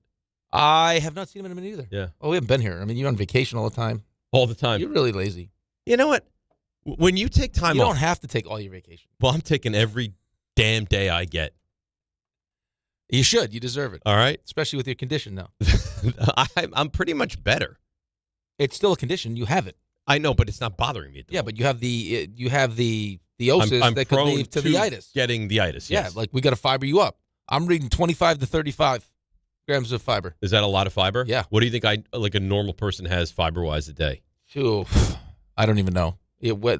Less than that. But all I need is one spoonful of Metamucil. Yeah, but I don't think that's the only thing we should be doing, though. I think we need to really focus on. Well, I enjoy Raisin Bran. Fiber-rich foods. What are fiber-rich foods? I'll tell you right now. Yeah, find me some fiber-rich that you'll foods. like. Well, just whatever. You don't know what I like and what I don't like. I have a good idea. We've been together for how long? A long time. Yeah, right. One large banana has 3.5 grams of fiber. I love banana. Black beans. 1 cup of black beans has 15 grams of fiber. That's nice. Really? Yeah. So if I eat a bowl of black beans a day, I'm pretty much good. Yeah, I don't think we need a full bowl of black beans. 1 cup black beans and rice. That's nice. 1 cup of raspberries, 8 grams of fiber. Uh-huh. Almonds, 2 ounces. I love the almond. You don't love the almond. I like the almond. I like the pistachio, and I really enjoy the peanut. I love the pistachio. Yeah. I love the peanut also. Chia seeds. I'm not familiar with that. Broccoli, 1 cup of broccoli has 5 grams of fiber. I like broccoli. Sweet potatoes. This is nice. 1 cup of sweet potatoes, 4 grams of fiber. That's also a healthy carb. I like sweet potatoes. That's nice. 1 medium apple, 4 grams of carbs. Of fiber. Quinoa. That's nice. Yeah. Avocados. Half an avocado. I love the avocado. Lentils. Very good. 1 cup, 15 grams of fiber. Big fan of the lentil soup. I love lentil soup. Yeah, very delicious. Split pea. I love split pea soup also. Great diners. Yeah, diners. Good, yeah. Yeah. Artichokes. Wow. 1 artichoke has 6.8 grams of fiber. Mm-hmm. Oatmeal. That's nice. You like oatmeal? I had oatmeal for dinner last night. Half a cup, 4 grams. Oh, beautiful. Yeah, that's real nice. Brussels sprouts. Golden kiwi fruit. That'll also make you smell nice. Yeah. Kiwi makes you smell nice. Zucchini. Pears. You got all sorts of. I like the pear. Yeah. What's your pear of choice? The Bosch? I like the Bosch. Yeah. It's got to be ripe, though. I don't like a crispy pear. I like an almost like overripe pear. It's got to be soft. It's very sweet. Any fruit. You don't want it to be like crunchy. You want it to be a soft. It may be one of my biggest pet peeves. A crunchy I get fruit. excited around, once we start getting close to the summer, we get the melons, and I can't wait for the cantaloupe and the honeydew. Mm-hmm. And then I go to the store. I'm sniffing, I'm feeling. And then you get one of that's just not ripe. And I get very disappointed. It's a lot. It's like I'm sitting here excited to eat this cantaloupe, and it's not ripe. That's a lot. I don't like it. Is that your melon of choice, the cantaloupe? I like the honeydew. I love the honeydew, but the honeydew's got to be just right. If we're doing melons, probably the watermelon. Watermelon, yeah. I love the watermelon. Watermelon has almost no calories. I love it. Yeah. It's a great sauce. I mean, strawberry is also a great sauce. Delicious. Yeah. But they have seeds. And Yeah, you're you can't. supposed to kind of avoid the Yeah, seed. you don't want to do that. You have my Strawberries have great fiber, but right. the seeds. That's why seed that's why they suggest the raspberry over the strawberry. Yeah. Yeah. Let's go to Joe in West Harrison. Joe, you're on ESPN New York. Good morning, gentlemen. I thought I was on hold ESPN. I'm on Dr. Phil over there with all the fiber questions. Here's the thing, Joe. You don't know what direction we're going to go in, and anything is on the table any day. Apparently. Hey, Rick, I met you a few years ago, one of the police softball tournaments in Queens about 5 years ago for Joseph Lem. I want to say, out of all the athletes I've ever met, I'm 66, hockey players are the most classy, the way they celebrate everything. You guys are fantastic. You're just an asset to the sporting world. But I want to talk about, you got to ask Bart when he gets in. So when he serves cereal to his son, does he say couch chocolate? Or, I mean, where does he go with that? That was a great thing you guys did. Dave's upset because he's going to have to watch the Giants on the Conchcast. The Couchcast. Yeah. So have a great day. Thanks, Joe. Yeah, are we having our meeting today? No. We're not? I'm sure we will, yeah. I'll be on the phone, but yeah. Are we having it, RJ? I would think so. Yeah. It's like the only opportunity all summer. That's not true. Is it not? He's here all summer. Where are you? Yeah, but you're not. Well, next week I'm not. The week after I am. The week after that I am. So I'm here. I would bank on it. There's going to be a lot of Rick and I this summer. I may be getting a vasectomy shows. here soon, though, so I may miss some days. You're going to get a vasectomy, you said? Mm-hmm.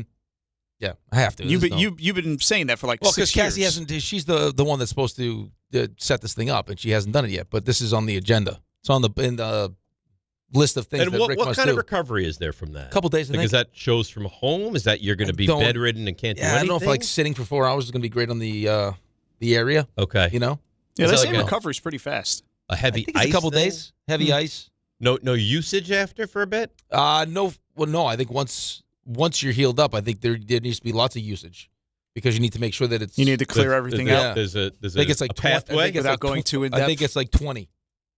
20 days? No, like 20 bullets. And that should. Like what? Like rapid fire? No, like just 20 times. Get to 20. He's trying to say 20 times. And then you should be cleared out. That's a high Unless number. you're like Antonio Cromartie and then you're just busting through the vasectomy. You know? What do we know? Like the numbers for a vasectomy? Like the success? The success rate?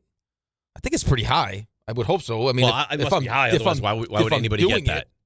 If I'm doing it, the success rate better be high. Otherwise, why am I doing it? Yeah, but over 99%. Oh, yeah, that's good. That's great. That's good.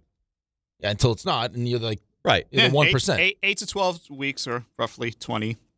20, right? As you said. What do you mean, 8 to 12 weeks? What? For it to clear out. Because you're still gonna have some leftovers. You know what I'm saying? So you got to get that out. So it's either 20 times. And you know how some people like Don's once a year. Right. It might take him 8 years. It could take him 20 years to get. But if he's once a year, does he really need a vasectomy? Apparently, you can go for a follow-up test to make sure you're all clear. So I will tell you that now. Can be on the table for you. And let's get back to the sports here in a second. Yeah, please. Doing the you're the one that's giving us all going this insight. Going to the doctor to do that is one of the more uncomfortable things I've ever done. To give I've never done that. To give a sample. I think I'd be great. No, you think you'd be great too. Listen. I think I'd be great. I was in and out. Yeah. Like she couldn't believe how fast I was, but there are people that go in there to luxuriate.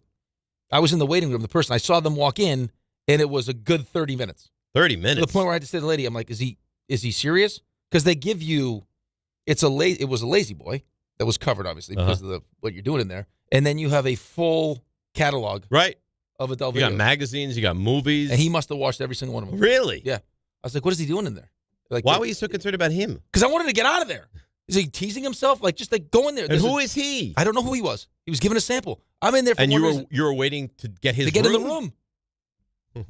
I don't like the idea of going into that room. Yeah, me either. I stood up. I didn't even say that. I didn't say that. I tried not to touch anything. That idea. Yeah. All right, you want to hear from Bart? I mean, today's How Does Bart Disparage the Giants segment. Are you ready?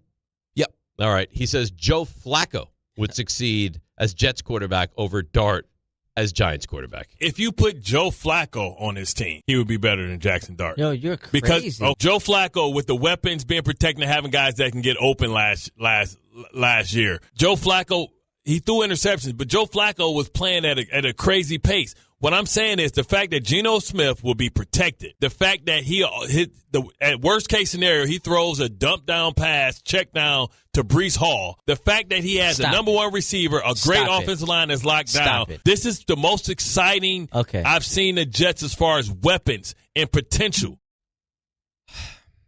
What is he doing? And you can hear Ty just like, come on. Okay. All right. Like Ty is trying to fight the good fight, but you can't stop Bart. Do you think he really believes this? This is radio shtick, or he hates the Giants and or loves the Jets so much? I think he believes it. So you think? I think he believes it. And I don't think he believes, feels like he's seen enough from Jaxson Dart yet. Even if you want to see more from Jaxson Dart, were there not real glimpses of him being a very good quarterback last year? Yes. And he also, I mean, the other thing he did say, too, because I was listening to this, was because Ty brought up Harbaugh. He's like, yeah, okay, but, like, you can say what you want about the different weapons and everything else. One of the biggest reasons why people are so excited about the Giants is John Harbaugh. Of course. And Bart's pushback was, no. John Harbaugh didn't come to Baltimore and set the culture. He assimilated to the culture. So this would be the first time where he has to go to a new place and create his own culture. So what he's doing is any, like, 50-50 ball, he's going with the negative. Jaxson Dart, he doesn't believe in him. John Harbaugh, he doesn't believe in him. Like, but, and again, I'm not trying to turn this into a Jets-Giants battle, but it feels like he kind of is. But so the Giants, every jump ball, he's anti-Giants. But the Jets, somehow, every, like, question or jump ball, he believes that the Jets are going to be able to answer the question properly? How is this possible? I don't know. That's the real question. It's like you have Aaron Glenn, who hasn't shown you anything to make you believe that he's a good head coach. You have Geno Smith, who's coming off a really bad year in Vegas. I mean, Aaron Glenn. And then the year before that in Seattle wasn't great either. So it's like, I mean, Aaron Glenn might stink. Not to mention the fact that he can't help but get in trouble right now. Geno Smith. Which is, and it's not even in New York. No, it's not in New York, but like the second you sign with the Jets, it's like you just can't. It just happens. It's unbelievable. And I don't know that Aaron Glenn is not good, but if I had to put money on is Aaron Glenn a good head coach or not, I would put it definitively on the no. You're still talking about the same guy that told us he's got superpowers calling defense and that Geno Smith was going to lead us to the promise. Play call is my superpower, really. Oh, God. That's rich. So I don't understand why we didn't use that the he buys superpower last into. year. But John Harbaugh, he's not quite ready to anoint him as. I think his main point was that he feels like he prefers the experience of the quarterback. He brought up, talking about the couch, was Phillip Rivers coming off his couch and being able to have success because of how he could think the game and how he's seen every defense and everything else. But listen, if you want to point to the fact that Jaxson Dart is only going into year 2, so he's got limited experience, and you're adding a new offense to the mix, and maybe no Malik Neighbors to start the season, I completely understand that. Like, that's a legitimate concern, right? Like, there should be some growing pains. Maybe. Yeah, maybe. Who knows? I don't know. Yeah, I think for me, probably, like, outside of the Malik Neighbors stuff, which, again, like, he's your best offensive weapon, and he'll be compromised until he's eventually back. And then how long does it take him to really get back? You saw Saquon. It took him a full year to get back from an ACL. It's a bad injury. He had 2 surgeries on it. Right, and this is not just the ACL. It was ACL, meniscus. I don't know if there's any cartilage damage or whatever, but they went in twice. So that's not great. If we're planning on using Jaxson Dart the way that they used Lamar Jackson in Baltimore, and we know how reckless Jackson can get, especially if he feels the added pressure of maybe not having a Malik Neighbors, that scares the hell out of me. Well, the thing with Lamar Jackson, and he gets hurt too. Takes big hits too. But he seems to have almost perfected not taking the huge hit. He's really good at it. Right, but he does miss time. He does miss time. Yeah. But Jaxson Dart terrifies me as far as not getting the point across to him of we need you and you need to live to see another day rather than pick up an extra 3 or 4 yards on this play. The scary part is that that's what makes him, or what's going to make him a really good quarterback, is that ability, right? To create, like, as the play breaks down, to give himself time to get, like, and he's not one that's necessarily just doing it because he wants to run the football. Like, it's to make a play, which is great, which I love. And you have to find a way to not eliminate that, but to pull it back and be smart. Because even in not taking the big one where you end up in the blue tent, like, the amount of punishment that you take during the course of a season, knowing how important he is, you're gonna wear down.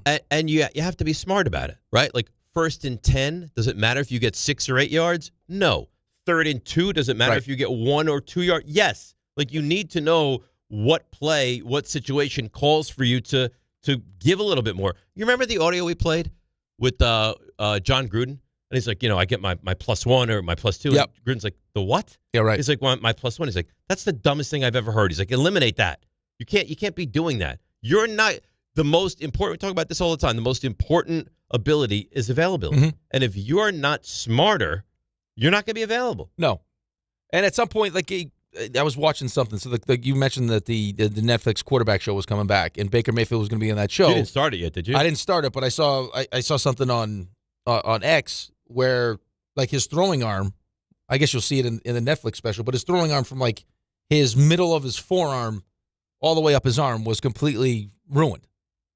Right? I mean, and so again, like Baker Mayfield he was fine, but he didn't have his greatest season. Right. And that's part of it, right? Like, I mean, these guys play through these things, but I mean, you take a shot to your throwing arm, it's going to affect how you throw the football. Of course. Like, so even if it's not the big giant one. And every quarterback gets hurt. Yeah, right. But even if it's not the big giant one where you get, you're in the blue tent with concussion or something, it's like the accumulative effect of taking all those hits. And it's not like he's Josh Allen, where he's 6'5", 250. No, and you know what the intention is. When you hit a quarterback, it's different also. Like, you're going to, like, we all know how important the quarterback is. So you get a good chance to smash a quarterback, you're going to take it. Bart talks about it all the time. Like, you're going to. Well, and you should. And you should. You absolutely should.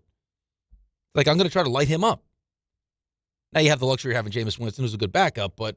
Yeah, but the goal is not to play Jameis Winston a lot of games. The goal is for him to. The Niners. Well, it's just going to come in to finish things off. Right. How. I know, Ray, how great would it be if the Giants beat the Niners like 31-16 and the last play, they brought in Jameis Winston to take a knee? It would feel like they did that specifically for you. It would be your greatest achievement of all time. It would feel like they would specifically do that for you. No other reason. Because why? In such a close game, would you send Jameis Winston? But it wouldn't be a close game. It would be his greatest accomplishment of all time. 15-point lead for the Giants in the fourth quarter, and they just be, they need to. This immediately jumps over your Jacob deGrom is not going to be a Met. That was a great. That's the greatest. But this would take. You called this months ago. For that to happen would be an all-timer. And then probably cause RJ to leave the show. It would be greater, though. I think it would be greater. You think RJ would cry? I said it would be greater. No, I don't think RJ would cry. He wouldn't be here. We wouldn't notice because he wouldn't be here. That's not true. I think that might be right. No, he would not show up. I guarantee he would take it. No, yes, he would. He would have to take it. If I showed up the day after the Giants lost that game to the Broncos. So I found out some information about that game yesterday. Interesting. So I left the house right after that game. And my wife was terrified with me driving. Alex said she was on the Life 360. You don't know Life 360? No. It's an app where you can monitor people in your family. You know Life 360, right? Yeah. In your family, where they're going, and then how fast and everything. And she was like dialed on it to see that I was okay, wound up where I was going, Where'd and it you wasn't go? going too fast. I went to do the podcast I used to be allowed to do. Oh, that's right. That's right.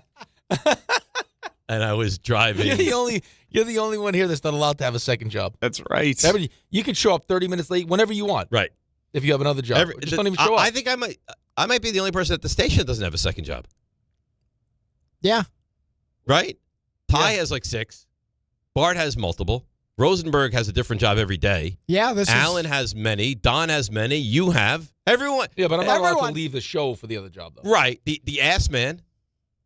Everyone has other things that they do and are allowed to do other things. Not you. Except for me. Not you. You're that important. Please. We need all of you here. Please. If that were to happen, because when did you first say that? When did the schedule drop?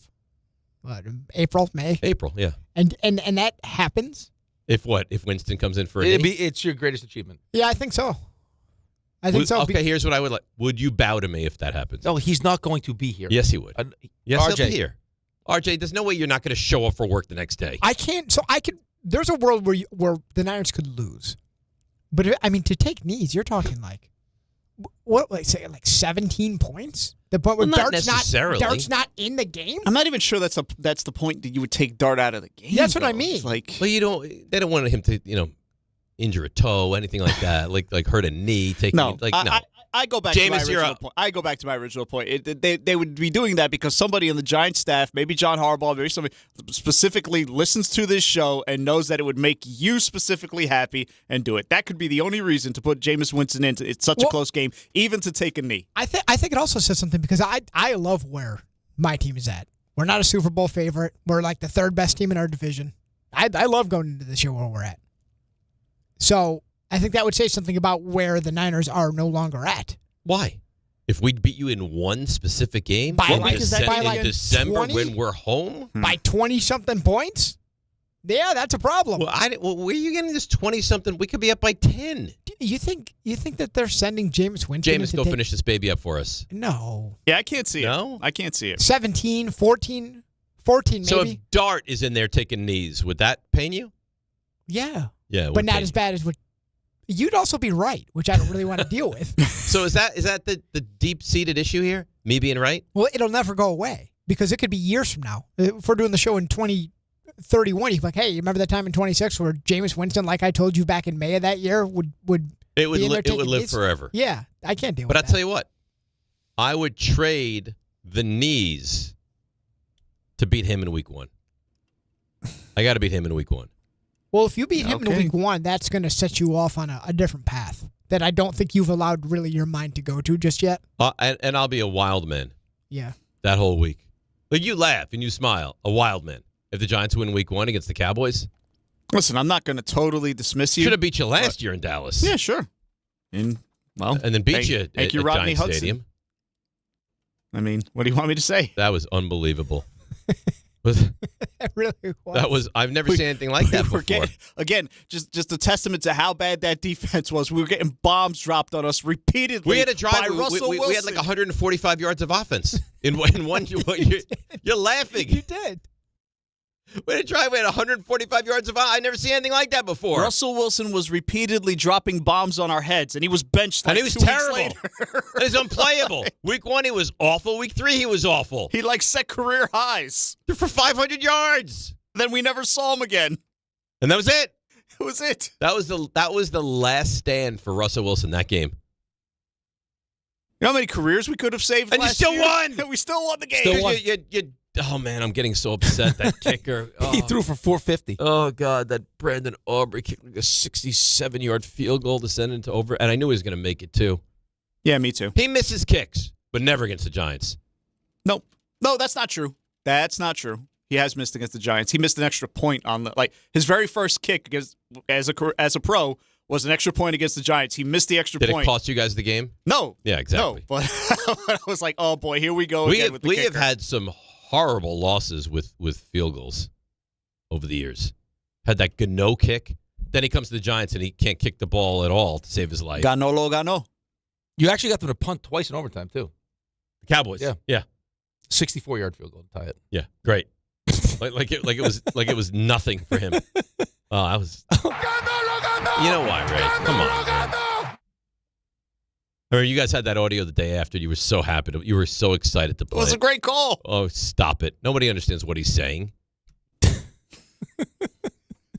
think everybody understands what he's saying. What is he saying? Play it again. Gano won the game because Gano is the same. His I know the name Gano, but I don't know what the other things he's saying. Gano. Gano won the game. Sir. Why would you say senor? I don't know. Mr. Gano. He's being polite.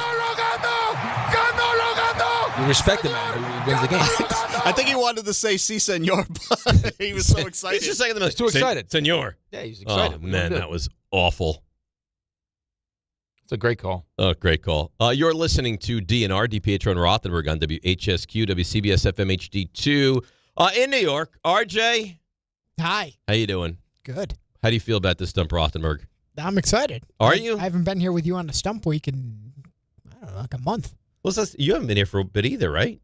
You were off, and I was off. Did we do a Stump before you left, though? We did that one day that we did the show together, that Wednesday. Right, because you were Wednesday. Yeah, so that was the last one. Okay. We had the beach bash, then we were both off. All right. So, Ray, if you would so. He's confident. If I go 10 for 10, you have to reward me in some way. Like sexually? He's humble. Mike Trout is a pitbull on my ass. He's well-informed. We'll continue to update you on the Mets and the Yankees, both having today off. He's Dave Rothenberg, and this... Oh, God almighty. Now I dropped my phone. ...is Stump Rothenberg. All right. Here we go. Let's start it out, as we always do. The great Andy in Merrick. Good morning, Andy. How you doing? Good morning, guys. Good morning, guys. When I said good morning, I thought it got the good morning out of the way. Right. Then I bring you on. Then you say good morning. Now I'm supposed to give you another good morning. Good morning, Andy. There we go. Yeah, thank you. I guess I'm just overly excited. The NHL schedule drops coming tonight and tomorrow. What a thriller that would be. Stop. Like you dream about. Oh, yeah. David, I don't know if you noticed, the MLB draft happened this weekend without much fanfare. It's always without much fanfare. That's very true. Hall of Famer Tom Seaver was drafted in 1965, and then again in 1966. Neither time by the Mets. Today's question is, can you name either team that drafted Tom Terrific? Bonus if you know how he ended up on the Mets. Dodgers drafted him. That's one of two. You got it. So how did he end up on the Mets?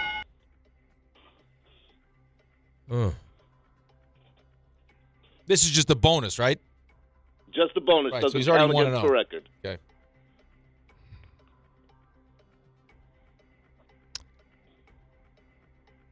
Was he went to USC and there was something like a voided contract? That's right. They voided the Braves contract. They threw in a hat lottery, and the Mets ended up winning. Well, good job, David. That was a hell of a win for the Mets because he was something. I don't think Tom Seaver gets the credit he deserves as being an all-time great pitcher. No? No. I think with the Mets fans he does. I mean, he was awesome, yeah. Dominant. Mm-hmm. I just, maybe it's the era, maybe it's the time, and then they traded him away. Yeah. Why? Who do you think, names of greatest pitchers of all time? You don't feel like he's... I mean, I think Tom Seaver is right there. Right, but you don't feel like he's mentioned in that conversation? Maybe I'm wrong. Yeah. I don't feel like he gets the credit he deserves. Maybe I'm wrong. I feel like with Mets fans he does. Maybe that's just something, but I just think going he off was strictly with Mets fans. Sensational. I mean, he's the greatest. He's a top 10 pitcher in the history of baseball. He was awesome. Awesome.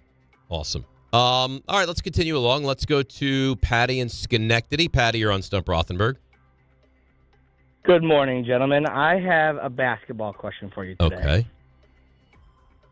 So, although it was popularized by other teams, who was the first team to debut pinstripe basketball jerseys in the late 80s? Just looking for the franchise. I don't know. The Magic? I remember they had it. So this is the first team to have a pinstripe jersey? And this was in the 80s? Yep. In the late 80s, first team to have a pinstripe jersey.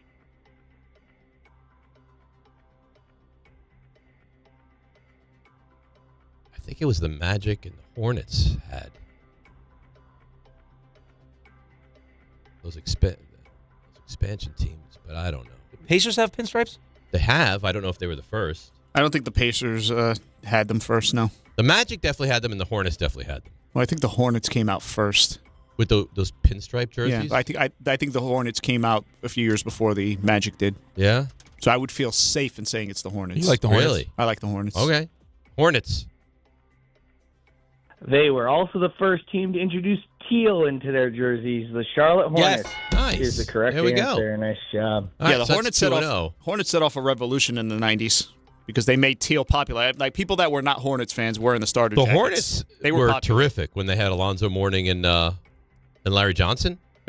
Larry Johnson, he was never the same player on the I Knicks. used to love Grandmama. Because of the back. Those are great And commercials. you remember, he was like, I don't even know what he's listed at. He was like 6'4".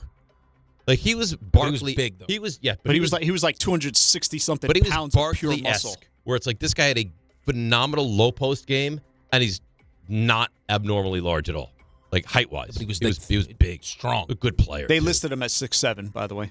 There's no way. But I remember what is Barkley listed at? He's probably listed at 6'5", I thought. No, is he? Barkley was on his yeah, best day 6'5". but Charles was the round mound. Oh, Charles was awesome. Larry was 6'6". He was listed at. There's no way Charles Barkley was 6'6". Actual measurement 6'4". Yeah, they do. They had how I mean, Muggsy Bogues was listed at like 5'3". How tall was he actually? 4'11". LJ was listed at 6'6" to 6'7". And was what, 6'4"? Revealed that he's actually 6'5". All right, so 6'6" to 6'5" is not bad. But Barkley was a power forward at 6'4". Bogues was listed at 5'3". I do remember that. I used to love watching him dunk. Bogues? Loved it. Spud Webb won the slam dunk contest. Yeah. At 5'7". I love that stuff. Yeah. Wish RJ could dunk. If you're little, you have to have a nickname. Muggsy. Yep. Spud.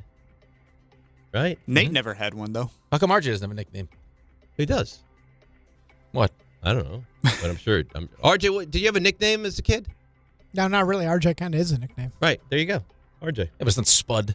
No. Can we call you Spud? Like Gherkin. If you want to. Like a little pickle. Spud. Like it'd be on you because I don't think everyone else is going to jump on. But if it caught on. Yeah, you'd get credit. Let's go to Chris and Bethpage. He's in the bowels. Good morning, Chris. How are you? Hey, guys. Good. It's funny you brought up LJ. I always argue with my friends. The best team in NCAA history, I don't care, is that 1990 UNLV team. I always have debates with my friends. That was the best team I ever saw. Anyhow. The one that beat Duke 103-73 in the final? Yeah. That was a hell of a team. That team was unbelievable. Okay, so we're into the soccer Final Four, down to 3 teams. Which country has made the most Final Fours in the history of FIFA? I could use RJ's help. I would say Italy or Brazil would be RJ almost got it. I would say Germany, Brazil, or Italy. So because I partook, I can tell you is you have mentioned the correct answer. Yeah.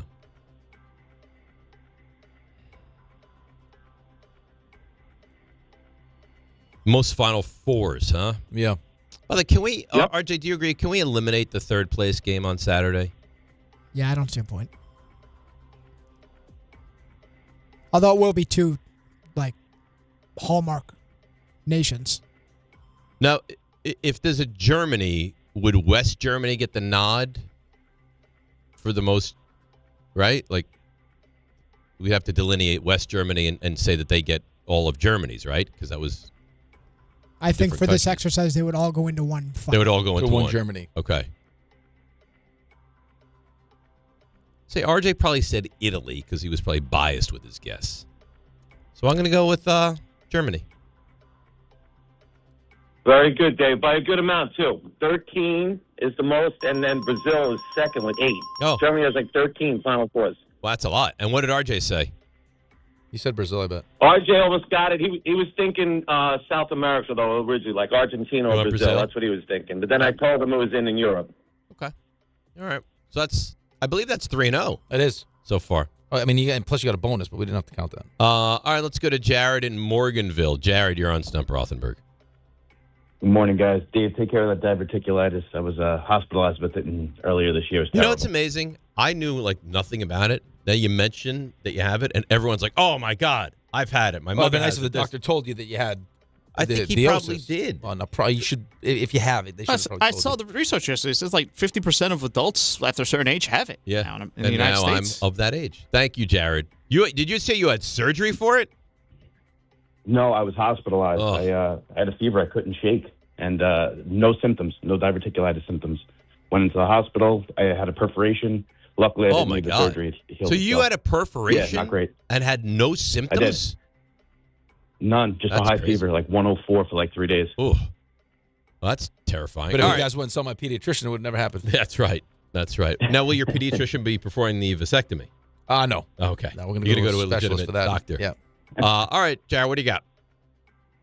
All right. So there are only 2 players selected number 1 overall in the NFL draft to have been featured on the cover of Madden. This year is Caleb Williams, who is the only other player that was selected number 1 overall to be on the cover of Madden. I'm going to have no idea. Ray's going to have to help. Burrow, Ray? No? Was Mike Vick 1 overall? Yeah, he was. Would it be Mike Vick? Yes? That's the answer?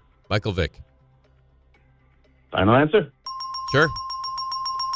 You got it. All right, there you go. I didn't really get it. I love when I'm right. That's nice, right? It's good job by you. You remember the Michael Vick experience? Come on, man.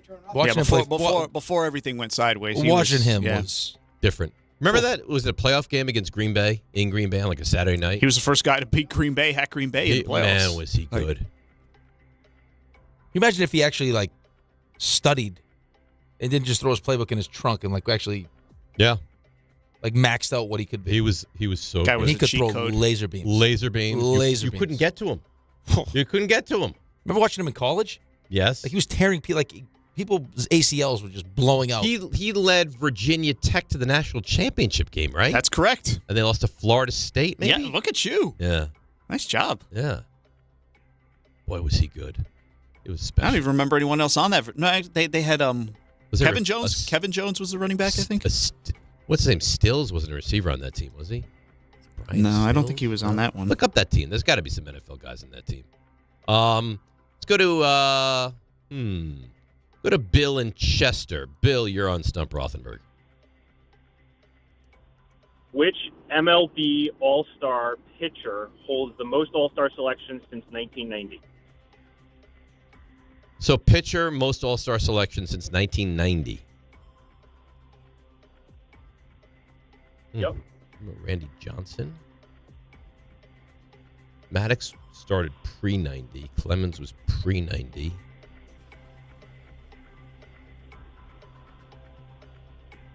Glavine? I don't know. This could be the one that trips us up. Who else has pitched for how about Rivera? Can be a reliever or no? Yeah, you just said pitcher. Just pitcher, right? Any pitcher. Correct. Any pitcher. Mo pitched for so long. Yeah, I don't know exactly how many All-Star games he made. He was consistently good. Consistently good. He pitched for 20 years. Right. I mean, Verlander. Yeah. Scherzer. Verlander's what, 43? I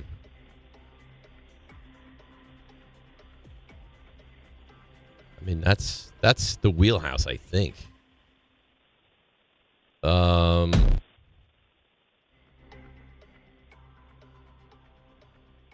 let this be the one that trips us up. It's possible. Do you want a hint? No. Hint.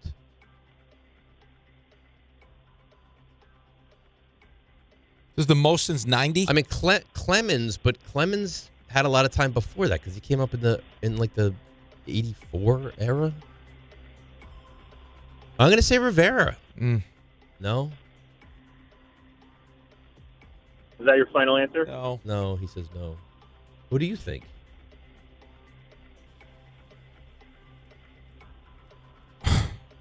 I don't want to give you the wrong answer. What did I say, Verlander? Yeah. But Verlander had some years where it wasn't great. Yeah, but he's pitched for how many years? Rivera, final answer. It's Clayton Kershaw, 14 appearances. Wow. Well, he didn't even. How do we mess that up? Yeah, jump it. I wonder how many Mo is. Mo's got to be double. Ray will Google it. Ray, look up how many All-Star games Mariano Rivera went to. I would have guessed, obviously wrong. I would have guessed Rivera was more than, what did he say, 14 for Kershaw? 13 for Mo. 13? All right, so he's right there. Kershaw and Stafford were high school teammates, right? I believe that to be correct. That's pretty cool. All right, this is supposed to be a real tough one. Jake and Chester. Jake, you're on Stump Rothenberg. All right. In 1999, this player on the Atlanta Hawks was the only player in the modern era to commit 7 personal fouls in a game. I don't know, John Koncak. Did they mess up? Yeah. Yeah. God. The 99 Hawks. I think Dikembe was on that team, wasn't he? Right? 99? Was yes. You would, I mean, for no reason, but I would think it would be a big guy. But I don't know why I would think it would be a big guy.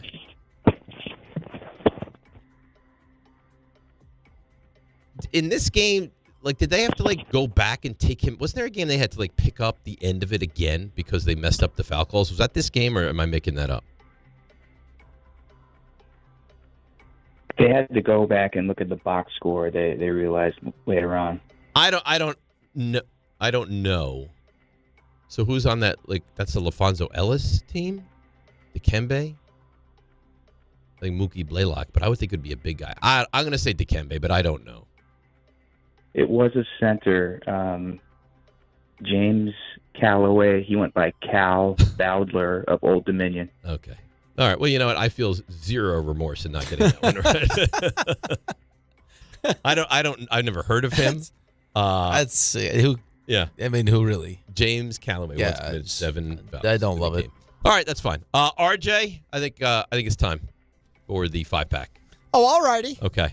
So today we have a little bit of a theme. Just not sure why. Just kind of came to me today. Why don't we do some former Buffalo Bills? Okay. The Bills are they're a hot team, you know. Hot team. Yeah. Josh Allen, best quarterback in the NFL. They Steve said. Tasker going to join us this morning at 9 o'clock.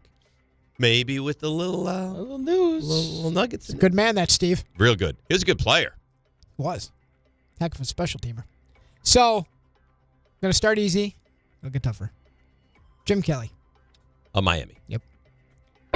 Thurman Thomas. Oklahoma State. Well done. Drew Bledsoe. Washington State. Peerless Price. Tennessee. National championship MVP. Yeah. By the way, there was like nobody else on that Virginia Tech team. Like the most notable player was like Lee Suggs. I remember Lee Suggs. Running back. Oh, yeah. Yep. And finally, J.P. Lossman. Tulane. That was nice. That was nice. Well done. All right. So what did that give us? Like a 9-2, something like that? I think did you get 2 wrong? I think I got the James second Galloway, one. Yeah, and I the got second one. the Rivera one. Yep. So that gives you a 4-2 and a 5-0. That's not bad. 9-2. What are we working with on the calendar You're year now? up to 234 victories and 39 defeats. 204? 234. 234. And 39? Yeah. Yep, that's right. Oh, so we're about to hit the plus 200 mark. How do you plan to celebrate? I don't know. Taking the week off. Do the results for Rick and Dan next week count towards my record? No. If they do well, does it count towards my record? No. Feels unfair. What if they do poorly? Yeah, right. Well, then I don't think. I think Just I protect only ourselves. benefit No. from their success. This is a you thing. Mm-hmm. A you record. You doing a Thursday Open tomorrow? No. Those are on hiatus. Dead. When are they back? Never. You may have noticed he said dead there. Dead. No. Yeah, dead. No. Oh, no. We got dead. Labor Day on the 7th. It's dead. So the 8th is a Tuesday. The 9th we get football. The 10th off of the game into the Thursday night game. That's when they're back. Whoever your new co-host is can do the Thursday Open. What are you talking about? My day's doing the Thursday Open. Bye-bye. They're done? They're dead. So we can just pick and choose what we want to do. Yeah. That's it. Some things just, It hasn't run its course. Run its course. No, but it hasn't. No one likes it. Ray, do you Ray like doesn't like it? No. Do you like the Thursday Open? Do you think people do not like the Thursday Open? I enjoy the Thursday It's Open. highly entertaining. It is. It's a lot of work that goes into it, though. I'm not debating that. But is it not an entertaining 3 to 5 minutes of radio? I think so. Yeah. But John doesn't like it. John doesn't like it. Boss doesn't like it. Gets killed. Interesting. Right. So now all of a sudden you defer to John. I always defer to John. Right. Yeah, what do you mean? Like you I'm here today, aren't I? Yeah. I've deferred to John. I think this meeting is going to be about today. I said nothing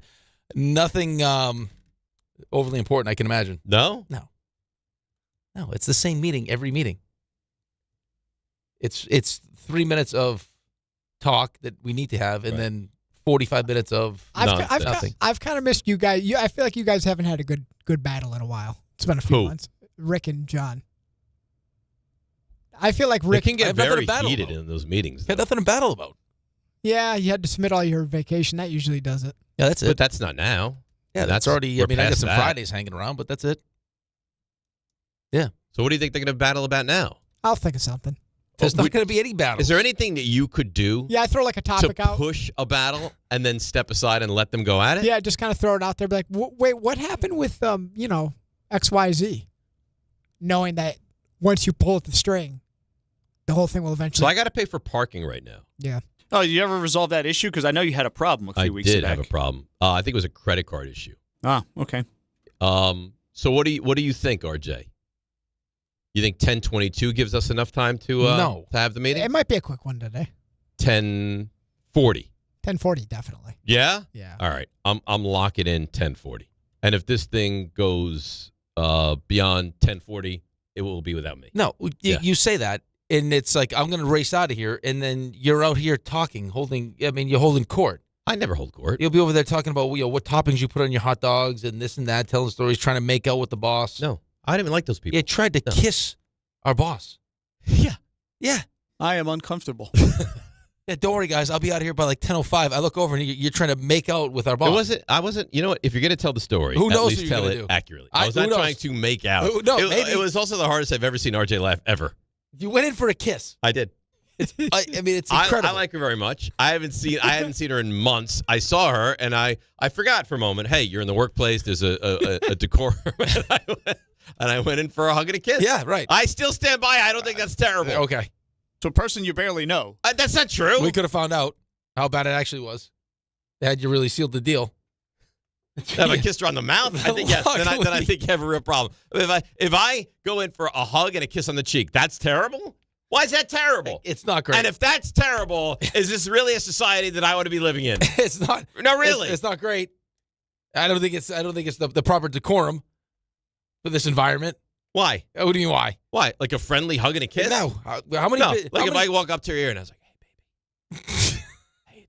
That's weird. No, I think if we're in Paris, doing sports talk radio in Paris, and your boss walks in, right. a couple We're kisses. talking French Open. Yeah, boom, boom, couple on the cheek. Oh, Mbappe. What was with Mbappe yesterday? right. What a loser. Then I go out there. It's like, hey, how you doing? Yeah. Yeah. Mwah, mwah. Yeah. Right. That's nice. Uh-huh. And it's too much. RJ, do you recall how did it not turn into a kiss? Dave made it sound like he was going to do the Yin Yang twins there. RJ? Yeah. What kept it from a kiss? Like from the European cheek kiss? No. Or the real deal? I unless I'm remembering it incorrectly, I went in for a kiss. Yes.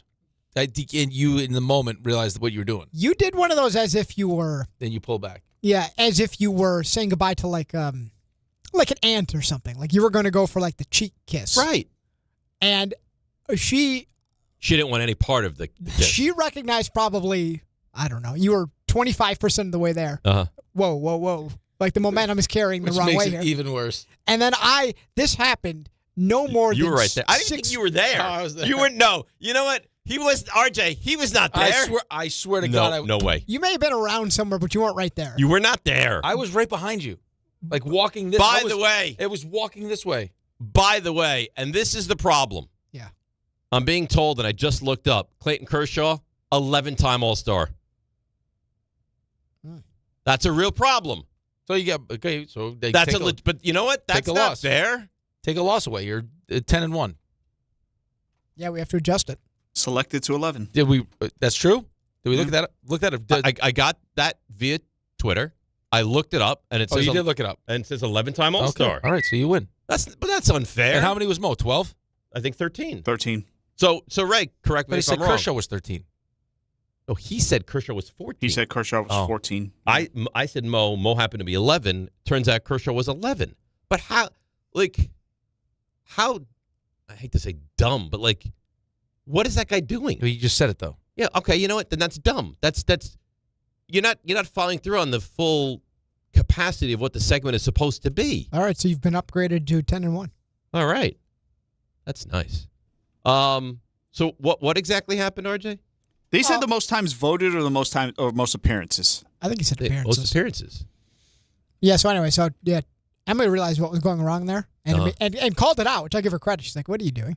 And she said, because listen, I'm gonna be honest with you. I don't remember this. I remember it happened. I'm not denying it happened. I don't remember the details of exactly. She said, "What are you doing?" No, not verbatim. No, her body language said, "What are you doing?" Okay. And all I remember, what I do remember.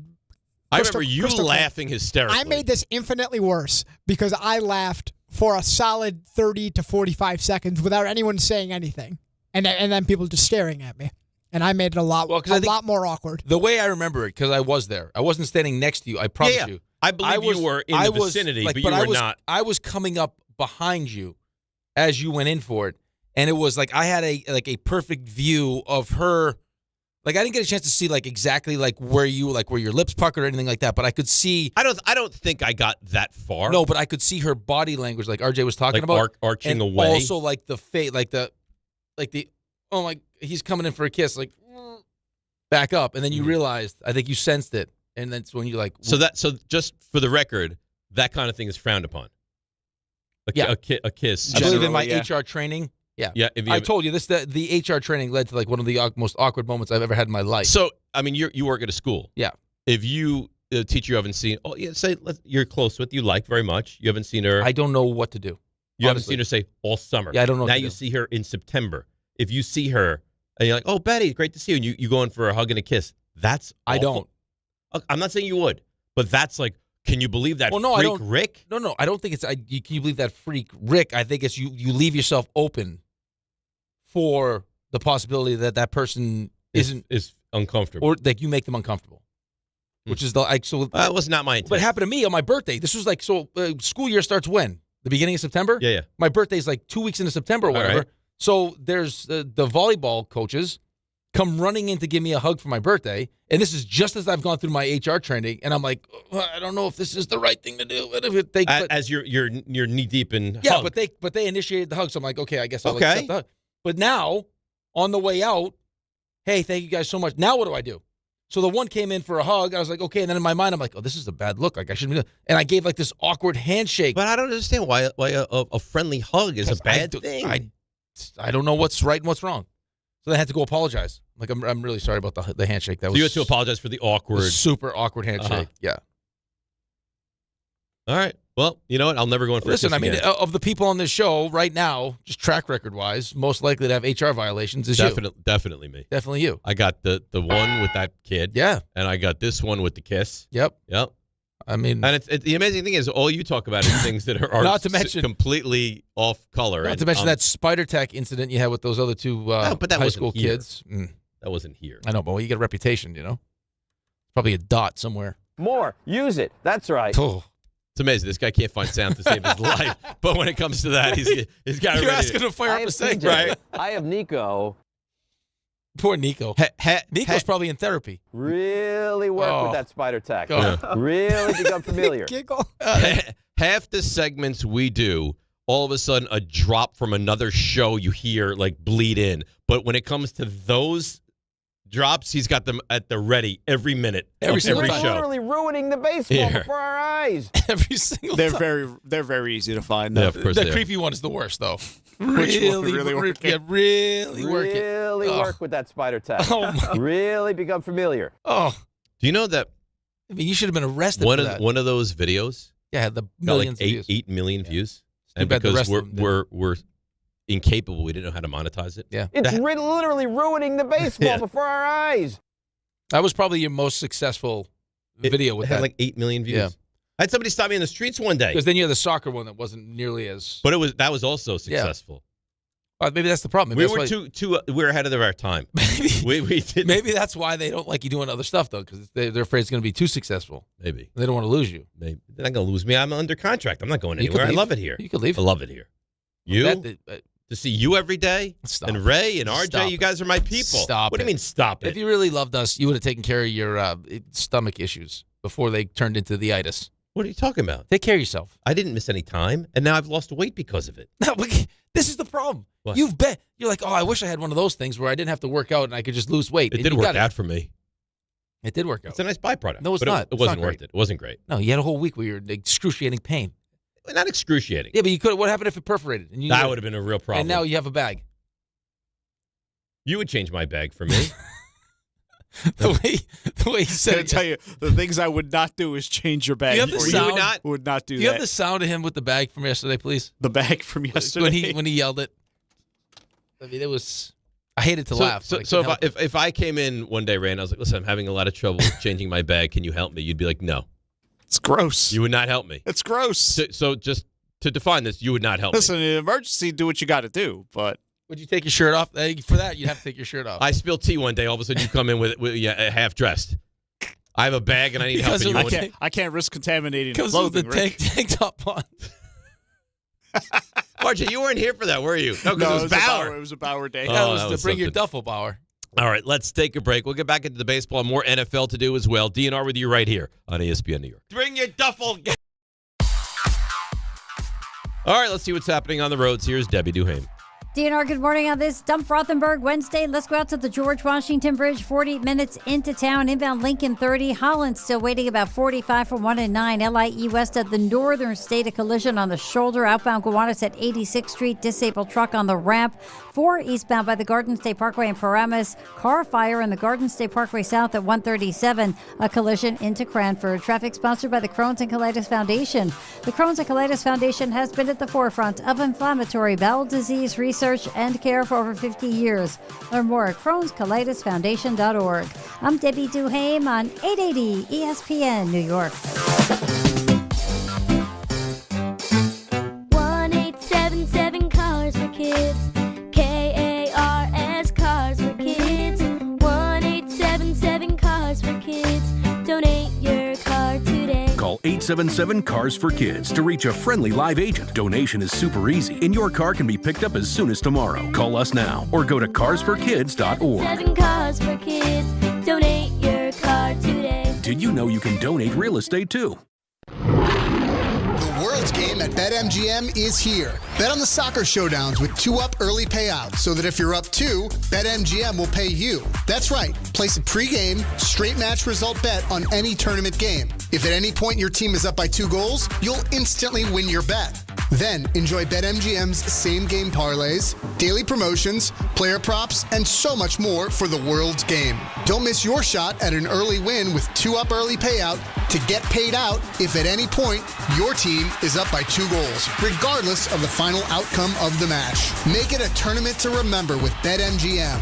BetMGM and GameSense remind you to play responsibly. Gambling problem? Call 877-8-HOPE-NY or text HOPE-NY 467-369. See BetMGM.com for terms. 21 plus years of age to wager and physically present in New York only. New and existing customer offer. Subject to eligibility requirements. Additional terms and restrictions may apply.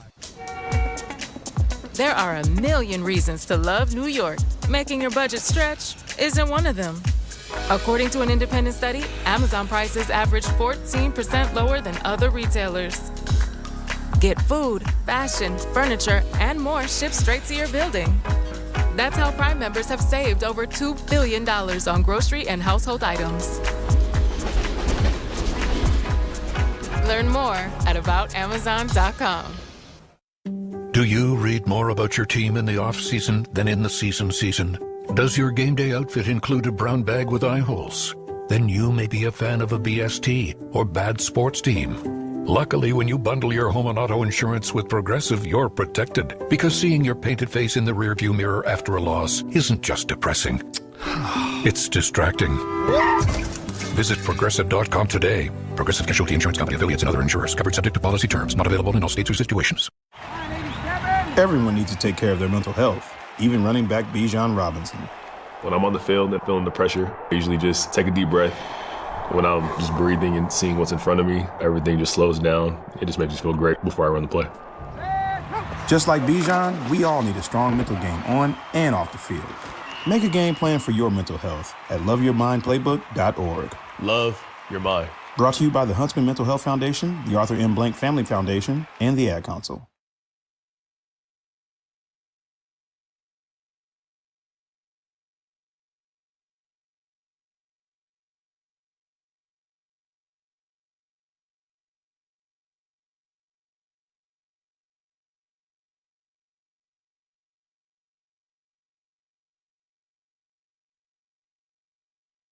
All right, DNR with you, ESPN Eric. By the way, we have some news that we're going to I think this is pretty big news. Announce at 9 o'clock this morning. Hands. And I'm excited about it. Yeah. Legitimately excited about it. Especially for all those people that call in and go, well, just so you know, guys. Don't tip but too much here. We take those phone calls. Tippy toe, yes, we take do. those phone calls. But this is good, and this is cool, and this is exciting, and it makes our stations more relevant. Agreed. Yeah, and I'm excited about it. Yeah, until Bart's prediction comes true and Geno Smith is just rolling through the AFC East. So I was thinking about this. What? No, I'm being serious. From your perspective, I know you want the Jets to win games, and I get that. I don't though. Yeah, I don't know. I mean, don't believe that I do. I think it's fair to say, even if Geno Smith is pretty good, he's not your quarterback of the future. No, I think you can definitively say. I actually believe it's in your better interest to lose, to be a 3-win team. Get rid of this coach, who I'm sorry, I don't think is very good. Has shown me nothing yet. Get rid of the coach and draft almost any quarterback you can in what looks to be a rich quarterback draft, rather than go 8-9. Now the coach is probably going to come back, and now what the hell am I going to do at quarterback? Hold on for a second. All I don't right. know about that. Go ahead. I mean, Rebut me. No, I mean the rebuttal is 8-9 means that I would imagine Aaron Glenn now. He's definitely back. Definitely back. But now he's calling the plays on the defense. You win 8 games. I'm sure the defense would have to have played well in this season. Now you're starting to feel confident that, hey, listen, it was growing pains. First year, new to being a head coach, trying to figure it out, how things fit, how things don't fit. Am I a guy that wants to be CEO where I'm not calling plays, or am I more comfortable calling plays? Clearly he would, because you've won 8 games as opposed to what you did last season. And now there's excitement. Now you feel like, okay, GM's doing a good job. We got the coach. And now, and they need the quarterback. Right, but is there a possibility that it's not someone that you draft maybe? Maybe it's now, hey, this is I got Garrett Wilson. Step into a Daniel Jones kind of a situation? Yeah. Maybe anything Tampa messes around and Baker Mayfield's available. Anything is possible. And you could pay him. Is it possible that Joe Burrow wants out? Who the hell knows right, what's going to to wind up happening? But the problem is if you win 5 or 6 games and the coach still stinks, and now because Miami was so bad and Arizona was bad, and these teams that need these teams that need quarterbacks stink. Right. Arizona needs a quarterback. Cleveland needs a quarterback. These are not good football teams. No. Miami's going to need a quarterback. I actually saw a report last week that said Miami's already decided, even if what's-his-face, Malik Willis, is really good, it will not prevent them at all from taking a quarterback in next year's draft. Well, you got to think, too, though. That's Malik Willis has a good year, and they stink, which, again, I don't know if that's exactly possible, but that could happen. I think it's possible. Right. There'll be teams that are looking, maybe to trade for Malik Willis. Maybe. Or Malik Willis plays games until the young kid can play. It makes sense. I just the idea, like the concept for people who will call in and say it always needs to be about winning, is that how dare you root against your team? And we have 3 first-round picks. That's ridiculous. You can find a guy. Well, I don't want to. I want to find the guy. Right. And you know what? If you have 8 first-round picks, if you can't move up to 1 or 2, where the creme de la creme is sitting, what's the difference? There isn't. There isn't. Now you're just hoping that someone makes the wrong choice and you get lucky. Yes. But let's look at the Jets schedule, okay? At the Titans week 1, that's a winnable game, right? I'm not saying you win that game. No, it's a winnable game. I think it's a very important game. Okay. 2, 3, 4, Packers, Lions, Bears. You don't expect to win those games. Let's get this thing straight here. Mm-hmm. Right? When you look at week 1 and the importance of week 1, right? It's not just hey, it's week 1, so we want to get we're all excited and everything else. It's also you're going into Tennessee against Robert Saleh, okay? And you started off 0-7 last year. You want to create at least some hope and belief. Of course. And if you lose that one, and then you turn around. Which seems like a very winnable football game. Right, and you lose. It's on the road, but you lose. Now all of a sudden you're staring 0-4 right in the face. Yes. After starting the season 0-7 because like I last mentioned, year. then it's home to the Packers, at the Lions, at the Bears. And, you could say 0-5 because then you're at the Patriots. That's not a game you expect to win. Well, you should beat Cleveland. Why do I not? You got Cleveland in week 5. Why is that not on my schedule? I don't know. You got Cleveland week 5 at home, and then you're at New England. That's weird. So I don't have the Cleveland game. But right, you got 3 games right there. Right after that, you got after you get to New England, you got Miami at home and you got Vegas at home. Miami at home, Vegas at home. Yes. Right. So how many games could they realistically? So they could beat the Titans. If you look at the next 3 as games, you're not going to win. Cleveland, that's 2. I'm not saying win. No, that's 2. But could win. Patriots, no. Dolphins 3. Raiders 4. Is bye week 9? Is that right? Bye week's 13. I don't understand why. I'm just on Yahoo, and it's so weird. So what do you have week 9? Week 9, I have at Kansas City. That's not a win. Then I'm at Buffalo. I know that I'm home versus to Buffalo. But that's not going to be a win. Home to Buffalo, at the Chargers. That's not a win. I got at Miami. That's 5. Bye. Yep. Home versus Denver. Still 5. At Arizona. 6. Home versus New England. No. I am home versus Minnesota. No. And I'm at Buffalo. All right. So I think that's 5 games that I look at as you realistically could win. But again, we never really know. We don't. No, you never really know. Happen. But what you do know is that you're going into year 2 of Aaron Glenn, and the last thing you would want to do, because it's going to get loud fast, because there are already people that don't think he's very good. He's not. Is start 0-4, with one of those losses being to Robert Saleh in Tennessee. Yes. Now, again, how it looks I do think matters. If you lose that game 23-21 or you lose it 31-13. Yeah, but I don't even think it matters, though. I don't think in the grand scheme of things it matters because now you're going to turn around and lose the next 3. Probably. Right. So but now there are teams that are going to take that step, and maybe it's the Jets, and maybe it's the Giants, but maybe it's the Titans. Right. I know. Listen, the Titans, I think Cam Ward is going to be a really good quarterback. You look at their team right now, their defense is pretty good. I think Brian Dable has the ability to, say what you want about him. He got a lot out of Jaxson Dart. Now he goes to work with Cam Ward. I think Cam Ward had almost no talent offensively around him last year. No, and they just added Carnell Tate. They got Wandale. They got Calvin. they have some. They some certainly decent. do. They have some decent weapons for him. And I say what you want about Brian Dable. The guy did a really good job. He gets a lot out of the quarterbacks developing Jaxson Dart. 100%. His problem was Jaxson that he did too good of a job. Where now all of a sudden you're winning games that really accentuates. Wow, this team doesn't have a great head coach. Well, what I don't understand is what would lead you to believe he's going to be a capable head coach? I've seen nothing from him. Nothing. No, he doesn't handle the media well. He's talking about awful Aaron with Glenn the media. now.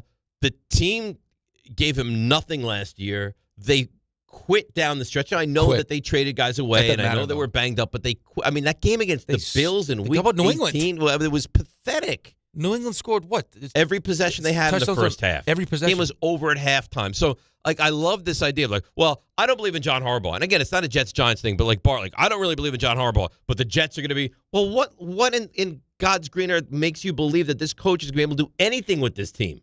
Anything with this team? Well, you got Frank Reich. Okay. Right? Yeah, and you do have talent offensively. You should have a good offensive line. And then you have Breece Hall coming back, which is big. And you got Garrett Wilson, and you drafted Omar Cooper. You got Mason Taylor and Kenyon Sadiq.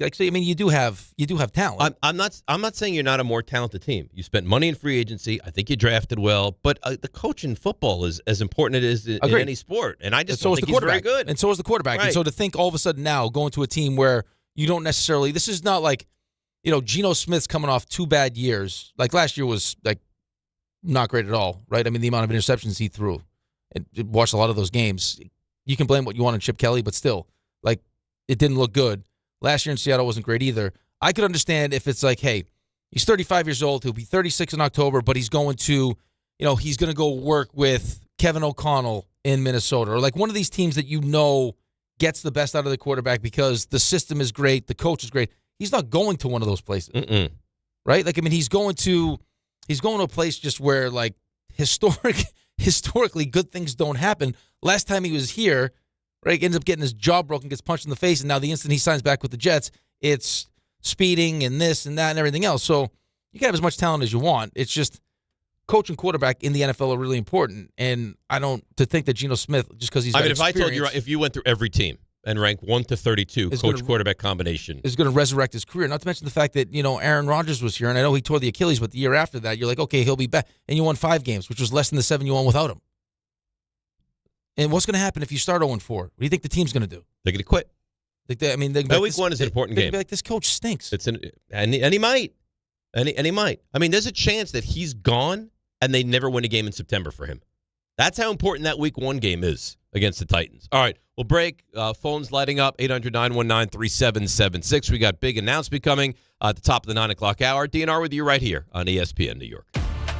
On the biggest stage in the world, FanDuel is changing the game because sometimes your player gets subbed off and your bet goes with them. Not anymore.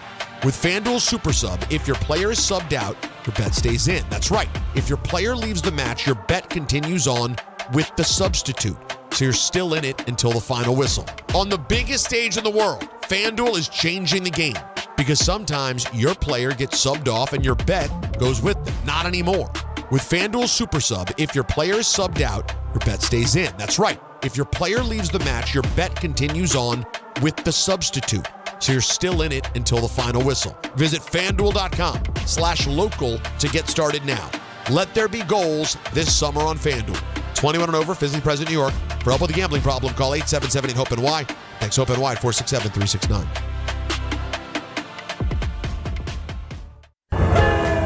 Wherever your day takes you, across New Jersey, into New York, or down to Philadelphia, New Jersey Transit gets you there. Skip the traffic and stay on track. With busy travel periods ahead, plan ahead, check schedules, and allow extra time for your trip. From work days to weekends, New Jersey Transit keeps your routine moving with reliable, convenient service. Ride smart. Plan your trip at njtransit.com.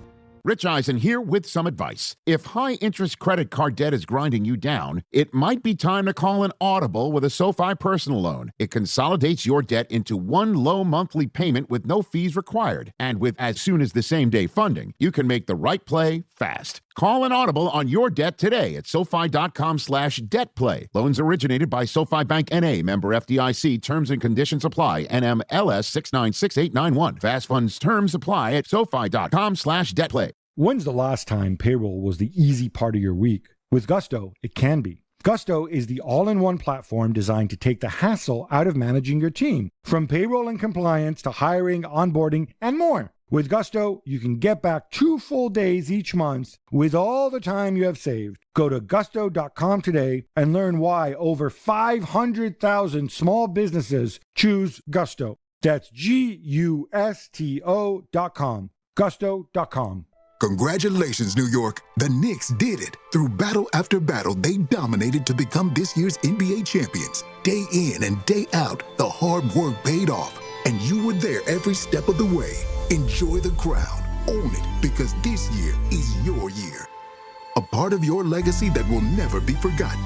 So celebrate this moment, show your pride, and shop the largest selection of official NBA gear at NBAstore.com. A Fanatics experience.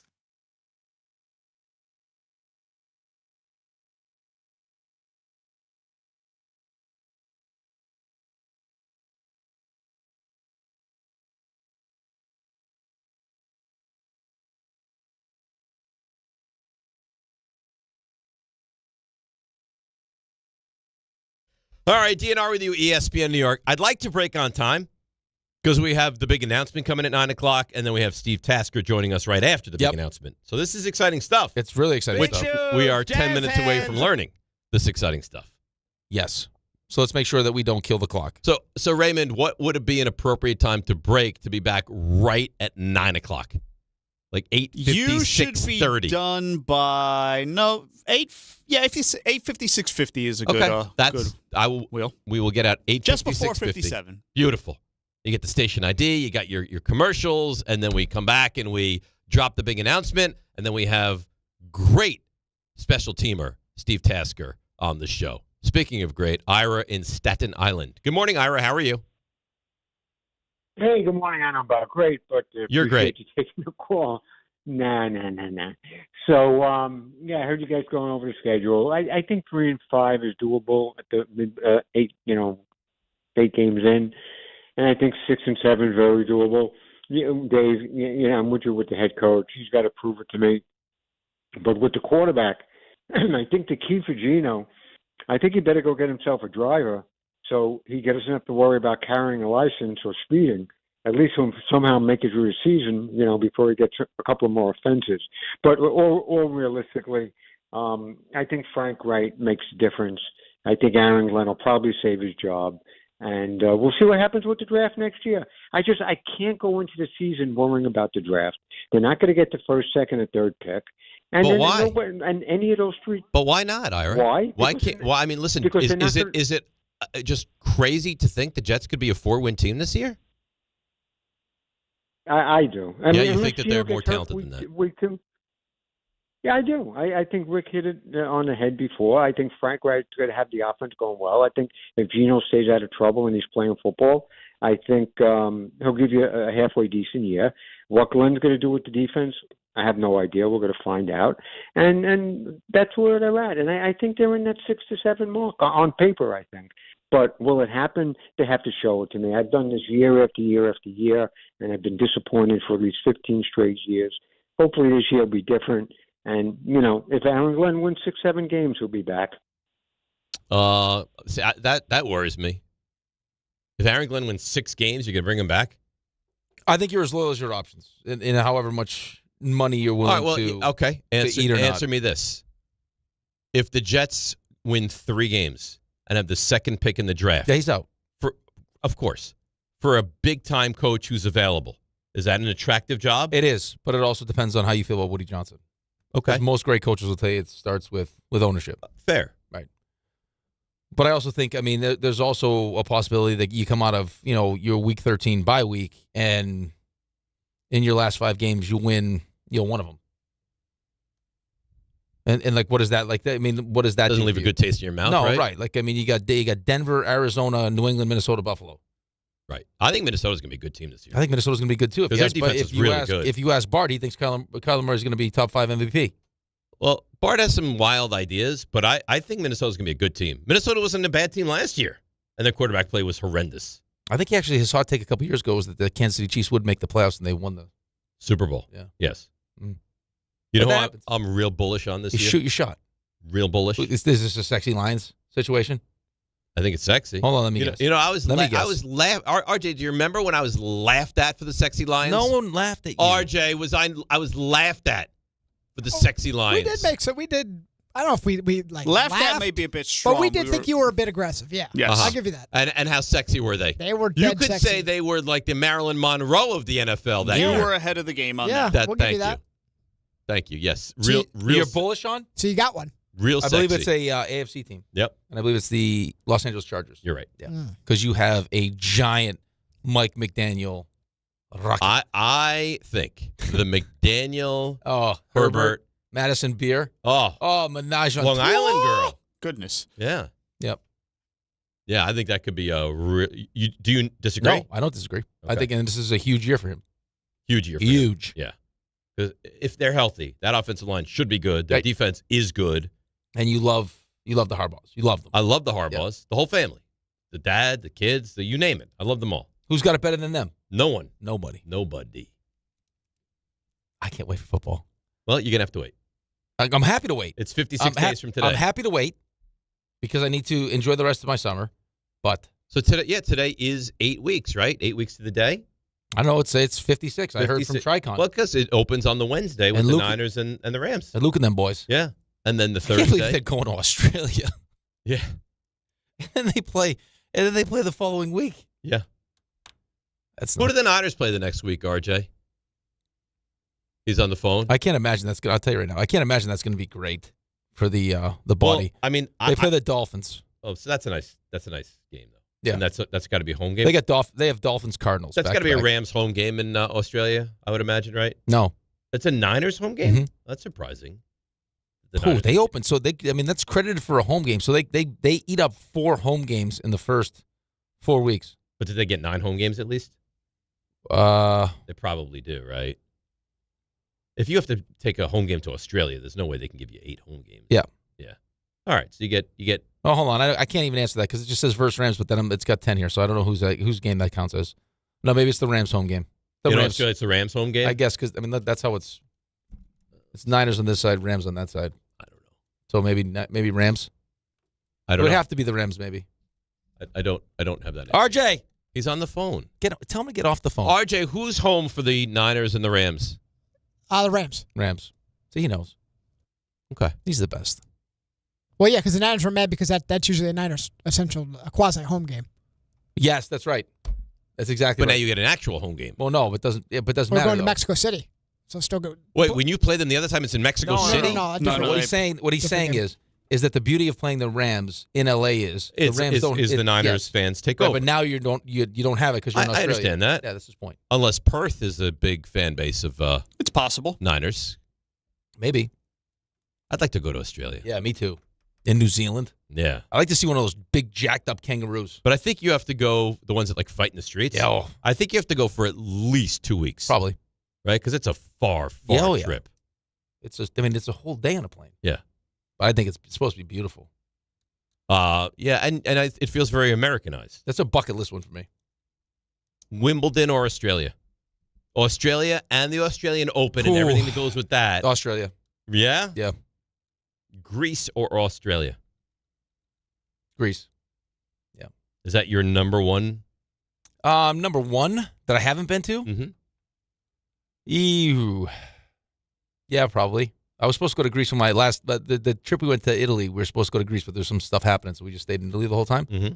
But I'd love to go there. I'd like to go to Greece. I've never been to Hawaii. Oh, that's something. I'd like to go to like Tahiti or Bora Bora. That's another trip. Yeah, Bali. Yeah, I'd like to go to Bali. To be good. Yeah. Tahiti. I want to stay in like one of those. Yes, on the water. Over the water. Yeah. With That's what I want to do. Yeah. All right. So we got the news coming up in moments, and Steve Tasker will join us as well. So 2 good things in one segment. It's DNR with you, ESPN New York. Fans arrive early at Yankee Stadium on Saturday, August 8th for the 78th Annual Old Timers Day presented by Fresh Direct. See Yankees legends put on the pinstripes again and take the field at Yankee Stadium. Relive memories of your favorite former Yankees and make new memories with your family. After the Old Timers Day ceremony and game conclude, stick around to see your Bronx Bombers take on Atlanta. Get your Saturday, August 8th Old Timers Day tickets presented by Fresh Direct at Yankees.com/tickets today. Summer's here. People are outside walking more, traveling, going to games, barbecues, the beach, just enjoying life. But if you have joint pain, sciatica, or back pain is still holding you back, you don't have to live like that. I'm Bart Scott, and Dr. J. Shaw at Sandwell Pain is the real deal. Ivy League trained, double board certified with non-surgical treatments that get real results. No cuts, no downtime, no pain medications, just a smart, targeted approach that gets you moving again. Same day or next day appointments are available. Go to SandwellPain.com. Don't let pain steal your summer. There are a million reasons to love New York. Making your budget stretch isn't one of them. According to an independent study, Amazon prices average 14% lower than other retailers. Get food, fashion, furniture, and more shipped straight to your building. That's how Prime members have saved over $2 billion on grocery and household items. Learn more at aboutamazon.com. This summer, bring out the best in your margarita with Milagro. From crisp, citrus-ready silver to smooth, refined reposado. Every bottle is made with 100% blue agave. Welcome to the brighter side of tequila. Please enjoy Milagro responsibly.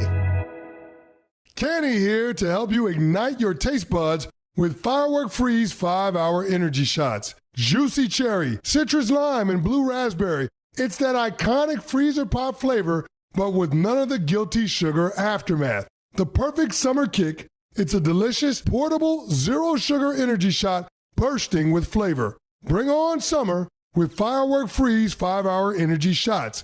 Available online at 5hourenergy.com or on Amazon. If you love to travel, Capital One has a rewards credit card that's perfect for you. With the Capital One Venture X card, you earn unlimited double miles on everything you buy. Plus, you get premium benefits at a collection of luxury hotels when you book on Capital One Travel. And with Venture X, you get access to over 1,000 airport lounges worldwide. Open up a world of travel possibilities with the Capital One Venture X card. What's in your wallet? Terms apply. Lounge access is subject to change. See CapitalOne.com for details.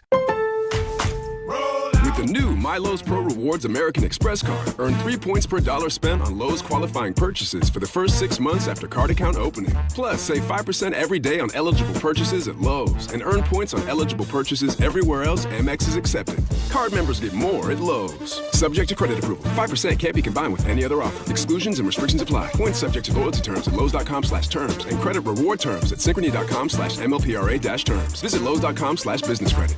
Veterans and active duty service members, when your call to service ends, your mission doesn't have to. Go from GI to IT in just a few months at My Computer Career. Prepare for a high-demand career in cybersecurity, protecting people, systems, and institutions from real cyber threats. Cyber warriors are needed now. Will you answer the call? Go to mycomputercareer.edu/CWP to learn more. That's mycomputercareer.edu/CWP, an elite CompTIA certification partner. VA education benefits are available to those who qualify. ESPN New York is your home for the world champion New York Knicks. WHSQ and WCBS-FM HD2, New York. This is DiPietro and Rothenberg. To the back of the end zone. It's caught. Touchdown, Buffalo. Allen able to get out of the end zone and fire. He's got his man. Behind Cooper, who brought it in. Pitched it back to Allen, who's going to go to the goal line and get in. Spectacular touchdown. This is DiPietro and Rothenberg. on ESPN New York and streaming live on YouTube. Oh, yeah. Well, so I've been waiting all morning for baby. this. We got some news. Big news. In this town, how many times have we taken a call? You guys forget that the Bills are also a New York team. Well, they're the only. They're the only true New York team. Yep. Well, not only are they the only true New York team, they're going to be with us right here on ESPN New York. Come on. Yeah, specifically 10:50 a.m. this season, your new radio home for the Buffalo Bills. Catch the games each weekend right here. Wow. On ESPN New York. It's huge news. Huge. There's a Josh Allen. A 2-hour pregame, a 2-hour postgame. I mean, you name it, you got it. Lots of winning. Lots. Yeah, that one team will probably win more games than both of the teams that you could drive to their games in this area. Yeah. I wonder what winning sounds like. Turn to 1050. Yes. There you go. Wow, that's what it sounds. That's what a winning postgame sounds like. A winning culture sounds like. And speaking of winning culture, you know who we have to kind of help us break the news to everyone? And Steve Tasker, Buffalo. I think it's fair to say a legend, Buffalo Bills legend, joins us here on ESPN New York. Steve, how are you? We appreciate a couple minutes this morning. Hey, guys. Thanks for having me on. Appreciate it. Absolutely. So we know you're involved in the pre and the post and the sideline reporting and all that good stuff. Listen, Buffalo, big city, great city, but now you're on in the number one market in the country, New York City. That must feel pretty cool. Yeah, it is going to be. It's cool. It's cool for the organization. I mean, obviously, it raises their market numbers by about a third from what it has been. It puts about 30 million people within reach of their broadcast, and going into New York. I mean, listen, it's good for me because I have one of our sons and his wife and little daughter live in New York, in Brooklyn, so now they can at least listen to my broadcasts on the show. So there's a. You know how it is, guys. There's a Bills backers bar in every major city, and there's a couple there in Manhattan and New York. So it'll be good for those folks. And we're just excited about expanding and having ESPN be on board with us. I'll tell you what, Steve. It also gives me an excuse to come to Buffalo and hit up Giancarlo's again, because that place is delicious. Not to mention the fact that whenever I go to Buffalo, so my kids play hockey, the vibe around that team, the new stadium, everywhere you go. I usually go like right around playoff time. There isn't a place that you walk in that someone's not wearing a Buffalo Bills jersey or T-shirt or something. Like, I mean, I could only imagine, especially with the new stadium, like the vibe surrounding this team has to be incredible right now. Yeah, it is, and the expectations are high. The bar is really high. I mean, they're the only team in the league that's been to the playoffs for the last 6 years in the league. They just keep going. Josh drags them back there year after year, and they're going. And I'll tell you this, Dave, Rick. They're going to be right there again. They're going to be tough to beat. The changes they made at head coach, they felt like in the end that they really didn't need to throw everything out and tear it down to the studs and rebuild. They just needed to tweak a few things and see if they could win that one extra game during the regular season or two extra games during the regular season that they should have won and didn't. Maybe get some home field advantage, get a better seed in the playoffs, and give themselves a better chance to take the final step or two into the Super Bowl. The expectations are off the charts. The excitement in the building is unbelievable, and the new stadium, guys. The new stadium is breathtaking. I mean, it is stunning. It's beautiful. It's spectacular. It's the old stadium was great. We loved it. But this stadium, I mean, it's so nice. You feel like you got to wipe your feet to go in the place. It's nice. So the excitement's off the charts. There's a lot to look forward to this season. You feel like you got the best player in the league in Josh Allen. And you're going to have a better roster this year than you've had in the recent past. So, yeah, it is off the charts here in Buffalo, and I'm excited to be on the sidelines to watch it. How surprised were you at the coaching change? Because I know a lot of people thought that they would just continue with McDermott, and then all of a sudden, 11th hour, they get rid of him and bring in Joe Brady. I imagine you like this move. Is that fair to say? Yeah. I mean, I'm okay with it. It was really shocking because Sean McDermott, even today, Sean is beloved in Buffalo. He was transformative for the franchise. But it got to a point after 6 years in the playoffs that all the playoff losses were almost at the exact same level of the playoff picture. And also they were all unique, but they were all eerily similar. They just had, there was a drop pass here, a missed spot there, a bad, there was one play at the end that stole from the Bills a chance to win the game, and they were all eerily similar. And Terry Pagula said, listen, we're going to cut bait. We've been banging our heads against this long enough. We're going to make the change. A lot of people were extremely shocked by it because Sean is so well respected and beloved here in Buffalo. But they, fan base, they get on board with Joe. They hear the guys talk about it. They see the changes that they've made, and they put a positive spin on it, and they're ready to go. And I think even in the building, there's a lot of optimism about how good this could be.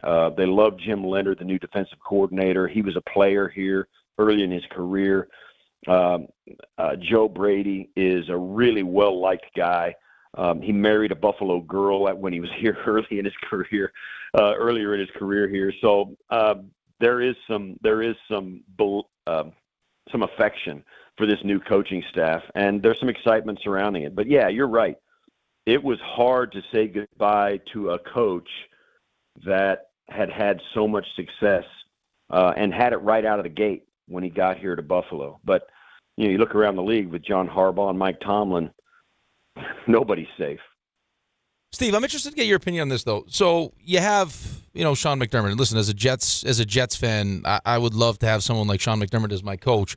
But you see what happened in Tampa, right? So they keep Bowles. Liam Cohen goes to Jacksonville, and Jacksonville takes off. Same thing, Detroit.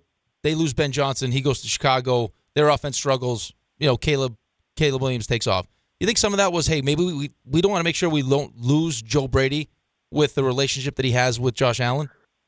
Well, yeah, it happened with the team was thriving and exploded onto the scene in 2020 with Brian Daboll as the offensive coordinator, and he obviously went to the Giants. You guys know that. It didn't go as well as anybody would have thought it would. But, that probably has a little bit to do with Josh Allen being the quarterback instead of Daniel Jones. But there is something to it. There's no question about it. Coaching matters. The voice matters. And one guy who has a lot of success in one place, it doesn't necessarily that he's going to have success in another.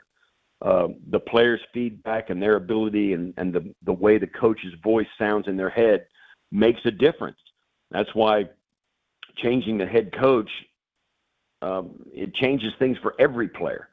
And it's a big deal. There's no question about it. But I don't know. I as to your question,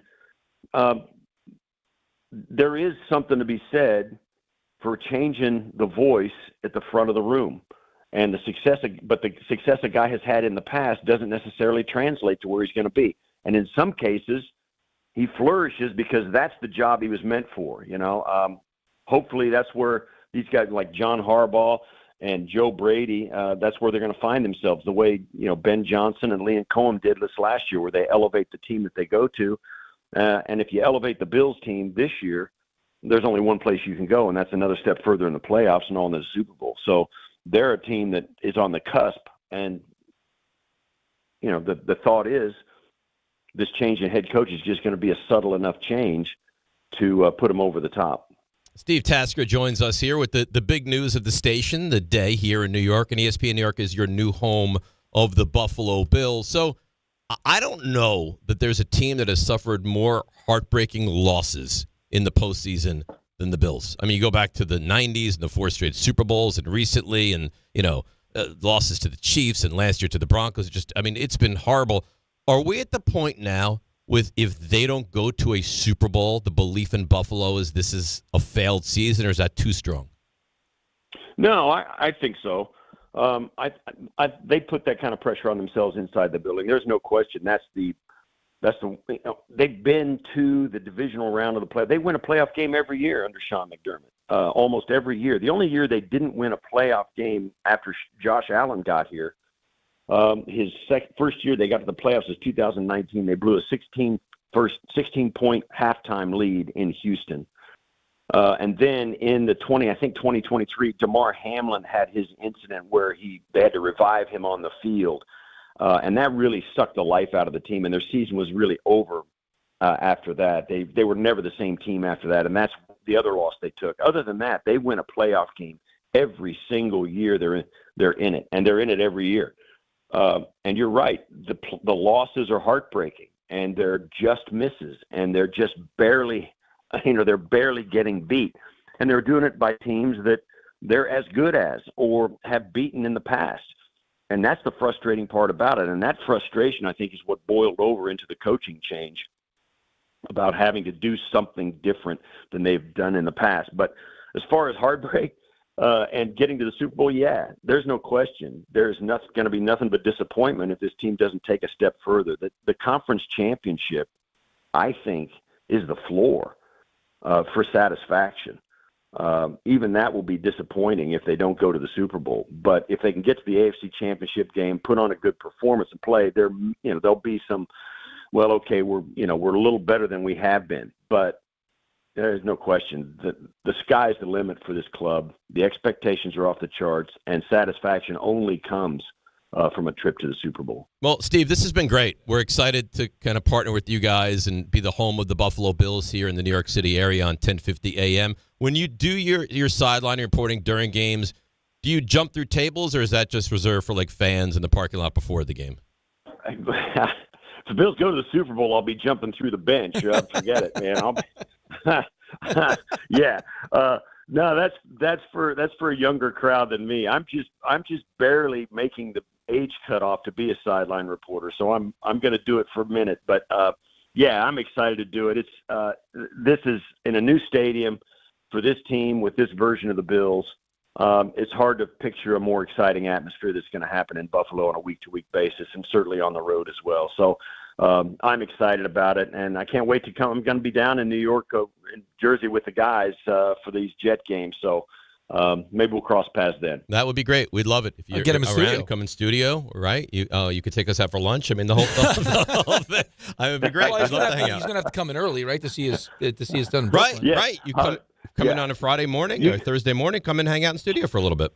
That's right. You guys can take me to lunch. Thanks. Yes, we will. Dave's cheap. I'll take you to lunch. Great. Rick will take us both out because, truthfully, Steve, he has more money than all of us combined. All right. Bye-bye, guys. All right. Take care. And, of course, Steve Tasker. Hey, stop spending my money. What do you mean? For a nice lunch. Yeah, man, listen, I got to eat high fiber, okay? So you buy me some high fiber, and then away we go. He's good. He's great. I like Steve Tasker. Yeah, it's going to be good. Yeah. I'm excited. We're home with the Bills. Home with the Bills, baby. A winning football team on the station. I would like to experience one of those tailgates, though, one time. RJ, have you ever been? Oh, he's probably on the phone with Steve. But you've seen the video of the person holding the little RJ, yes. Put him through the table? No, don't be mean. Have you ever been to a Bills tailgate? Oh, yeah. And are they wild? They are as fun as advertised. They definitely there's a population of people that have come in since they got really good, and they're more about the tables and the fire and things like that. But they've always been fun. Have you ever jumped through a table? No. Would you? No. You say no. I can make you say yes. Like throw me. You make it worth his while. He's going to guarantee Bills, something. I mean, Niners go to the Super Bowl. You jump through a table? Oh yeah, right through there. It's so easy. Yeah, I was there a couple of years ago. It was the Josh Allen where he threw the ball to was it Amari Cooper, and then he pitched it back to him. Oh yeah, that play was awesome. That was a big time play. Josh Allen is so great. That was against the They Niners. like to throw objects in Buffalo. I was sitting. Yeah, they do. I was sitting in the. that was the sex toy game. There's been a few. There were several sex toy games. Oh, that was a whole. Yeah, that was a WNBA thing too. Remember? Yes, of course. There was a time you could wager on that. Yes, I'm serious. What color it would be? Yeah. But yeah, I was sitting in the 15th row. Josh Allen, when he scored, was running right at me, and I was like, "Didn't you go to the game last year where the Niners? It was a snowstorm. Niners Bills. That was the game 2 years ago. That was that game. Yeah, Christian McCaffrey got hurt. Josh Allen destroyed you guys. Josh Allen cemented himself as MVP. It was really a time. Is there a player in the NFL that means more to his team than Josh Allen? No, I don't even think it's close. It's not, right? I don't know. I have some questions about that roster 2 through 53. You and I were talking about it off the air. They did make a weird move this offseason with DJ Moore. It took all his money too. But didn't they trade was it a second-round pick for him? They traded a real pick for DJ Moore, who was DJ Moore was on the outs of Chicago wasn't going to keep him anyway. But regardless of that, I mean, he's still a decent wide receiver. Yeah, second rounder. Yeah, it seems very strange. Regardless, though. Yeah. F them picks. They're trying to get to a Super Bowl, buddy. I get it. And if you get to a Super Bowl, it doesn't matter what you give up. We live this life with the Knicks. Yes. That's all we heard about. We're the home of winners now. Yeah, we are. We're the home of winners. We're winners. This is what we are. We're the Knicks. Until we're not. And we're then the Bills. Dave suffocates 65 or sooner, and then that's it. Listen, I don't want to do it. Did you see the picture someone sent? What? Of you throwing it out the window? The treadmill? Oh, no, I didn't see that. You didn't see that? A tweet that we got? Yeah. No, I didn't see that. I think it was directed at the show. I think Prez sent it to me. No, I didn't see that. Yeah. So, yeah, we are, ESPN New York is the home of winners. I like that.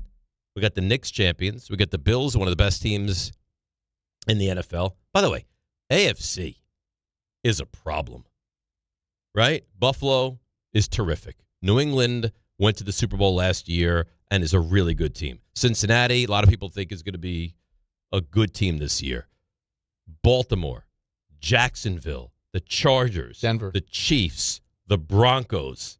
Like how many teams realistically, if you look at the AFC right now, could you say has a chance to go to the Super Bowl? 7? How many teams in the AFC have a legitimate chance to go to the Super Bowl? Yes. But here, I'll throw some out to you guys. I would say Buffalo, yes. New England? Yes. I'm not going to insult you with the rest. Cincinnati? I think. I don't think so. No, to the Super Bowl, no. Anyone else in the North? Ravens? No, Steelers? they better. You said we're already on the Ravens can't go to the Super Bowl. But didn't you say earlier that the Bengals are the best team, you think? I think they're right. I don't there, think that's true yet. Okay, so Ravens. I think so. Ravens are more I don't think balanced. they will, but I think they could. Ravens are way more So balanced. that's it for you in the North. Mhm. Ravens, okay. Anyway, Texans? With that defense, depending on what CJ Stroud looks like? Yeah, I think so. Okay. I'm going to say Jags won 13 games last year, so you tell me. No. Okay. And then 3. And then everyone but the West? Yep. Or but the Raiders? Everyone but the West. But the Raiders, Yes. excuse me, in the West. Yes. So that would give you 7, yeah. That's a problem. Some would say it's loaded. Oh, come on. The AFC couldn't be more loaded. Why is that funny? They couldn't be more loaded. It's funny. Some would say it's loaded. It is loaded. Yeah, I don't disagree with you. I mean, you have 7 teams could go to the AFC to the Super Bowl. That is funny. That's funny, right?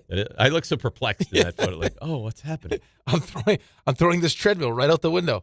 That looks like from like that substantial height also. Yeah. Yeah. Did I ever tell you the time? You threw a remote control out the window, yeah. Yeah. Like 500 times, yeah. You Almost know- as many times as I told No, you. I don't think that's fair. The Chara. Wow, that was... It's been a while since you told the remote story, though. That but was- But it is. I used to walk into the Time Warner Center. with broken remotes all the time. No. All right, you know what? Since you know the story, okay. which is untrue, then why don't you finish the story? And then Char would skate faster with a parachute it wasn't on his skating. back. You keep And ruining the story. Whatever. It was running. He put a parachute It on was his back, 400-meter and then he ran marathons Oh, here with we go. parachutes, and he used to carry children as he would juggle bottles of beer as he would run marathons But with he's right. parachutes. The remote story is Yeah. your equivalent of the Right. Chara story. Then tell the story. I used to date this podiatrist Then who tell used the to story. do fun stuff with her feet. Like touch my thingy. Tell the story. Tell the remote control story. You can't because you don't know it because I haven't overtold it. I haven't heard that part of the story. Yeah, that part's new. Missed everyone. No, you didn't. Good to be back You together. know, Grassa would leave. It's so he would nice. up and leave. It's so nice. Where's Grassa? Turks Used and to We'll have the Caicos? show back together. Used to walk in a As a cable unit. vision. Together. Time Warner. Time Warner with broken remotes all the time. That's not the story. Be like, oh, here you go, Mr. Rothenberg. Forget it. You know what? I'm better than this. I don't need this. You know what you need? You're not wrong. Dan would leave. You know what you need? You need a week without me. No, and next don't week, say that. And next week, I will provide that for you. Yeah. You're not gonna have me, and you're not gonna have RJ, and we'll see what Yeah, you because like. you guys are, all of a sudden now you plan your vacations together. That's I don't like right. it. That's right. You've made it pretty clear that it's you two and everybody else. That's right. Yeah. It's great. That's right. That's nice. RJ, Hi. how you doing? To be fair, I submitted vacation before I knew what anyone else was doing. Right. It's okay, RJ. You Okay. don't have to Wink, wink. Yeah, we're going be away together. fearful of him. We're going away. We're going together. we're going to Lake George. Yes. Great. Flapjack Pete's. Like See the Beavers. We're not supposed to talk about that. Yeah. No, you could talk about No. this. There's rabid You- beavers. You just Yeah, have but John's- you John's- just have to not No, overdo he doesn't it. want you talking about it. You Normal overdid it. society can talk about it. It's a real thing. You overdid it. Yeah. That was the thing. You were doing fine, and then you just Like you tend to do. I think if there's anyone equipped to deal with beavers, it's me. Angry slot, whatever it is. All right. How you doing? See, this is what I'm talking about. I didn't say anything. Do you have any plans for next week? No. No, he can't go anywhere. He's I have got no two children. plans. Nothing. Not going anywhere. My wife wants to make plans, and I said no. Why don't you do a drivable New York trip? There's some beautiful upstate spots. It's all The amount of things he needs to bring with him. I understand. It's all well and good till one starts screaming in the back. I'm learning how to cope with this. Yeah. Then the other one, Antonio's launching nuggets. he was throwing chicken nuggets like they were grenades. Yeah. Really? Right. For no reason. I asked him. I said, "What are you doing?" He just looked at me. I don't know. Well, because he's 3. Yeah. And that's what they do. Got bored. Are you ready for the stuff you missed? Yeah. Are you excited for the Bills to be on our airwaves? I am. I was telling Ray. It's like my past life has coincided once again with my new life. This is Perna's team, isn't it? Yeah. Oh yeah. Oh yeah.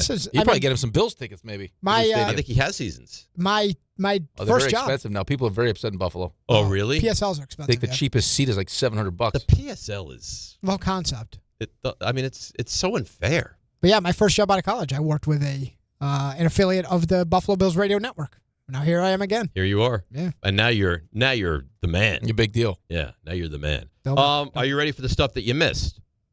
Although you mock me, yes.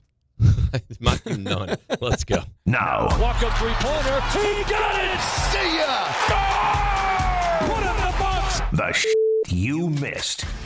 Should tell you also, it is SB Day, a day we take very serious, a lot of pride in here. So you can go to ebay.com/SBs, and there's a full auction going on. You can have all kinds of stuff, experiences, memorabilia, and it all leads into, it all goes towards the V Foundation, all leads towards tonight's SBs, which are here, which is exciting. In the studios? Yeah, in the studios. Oh, that's nice.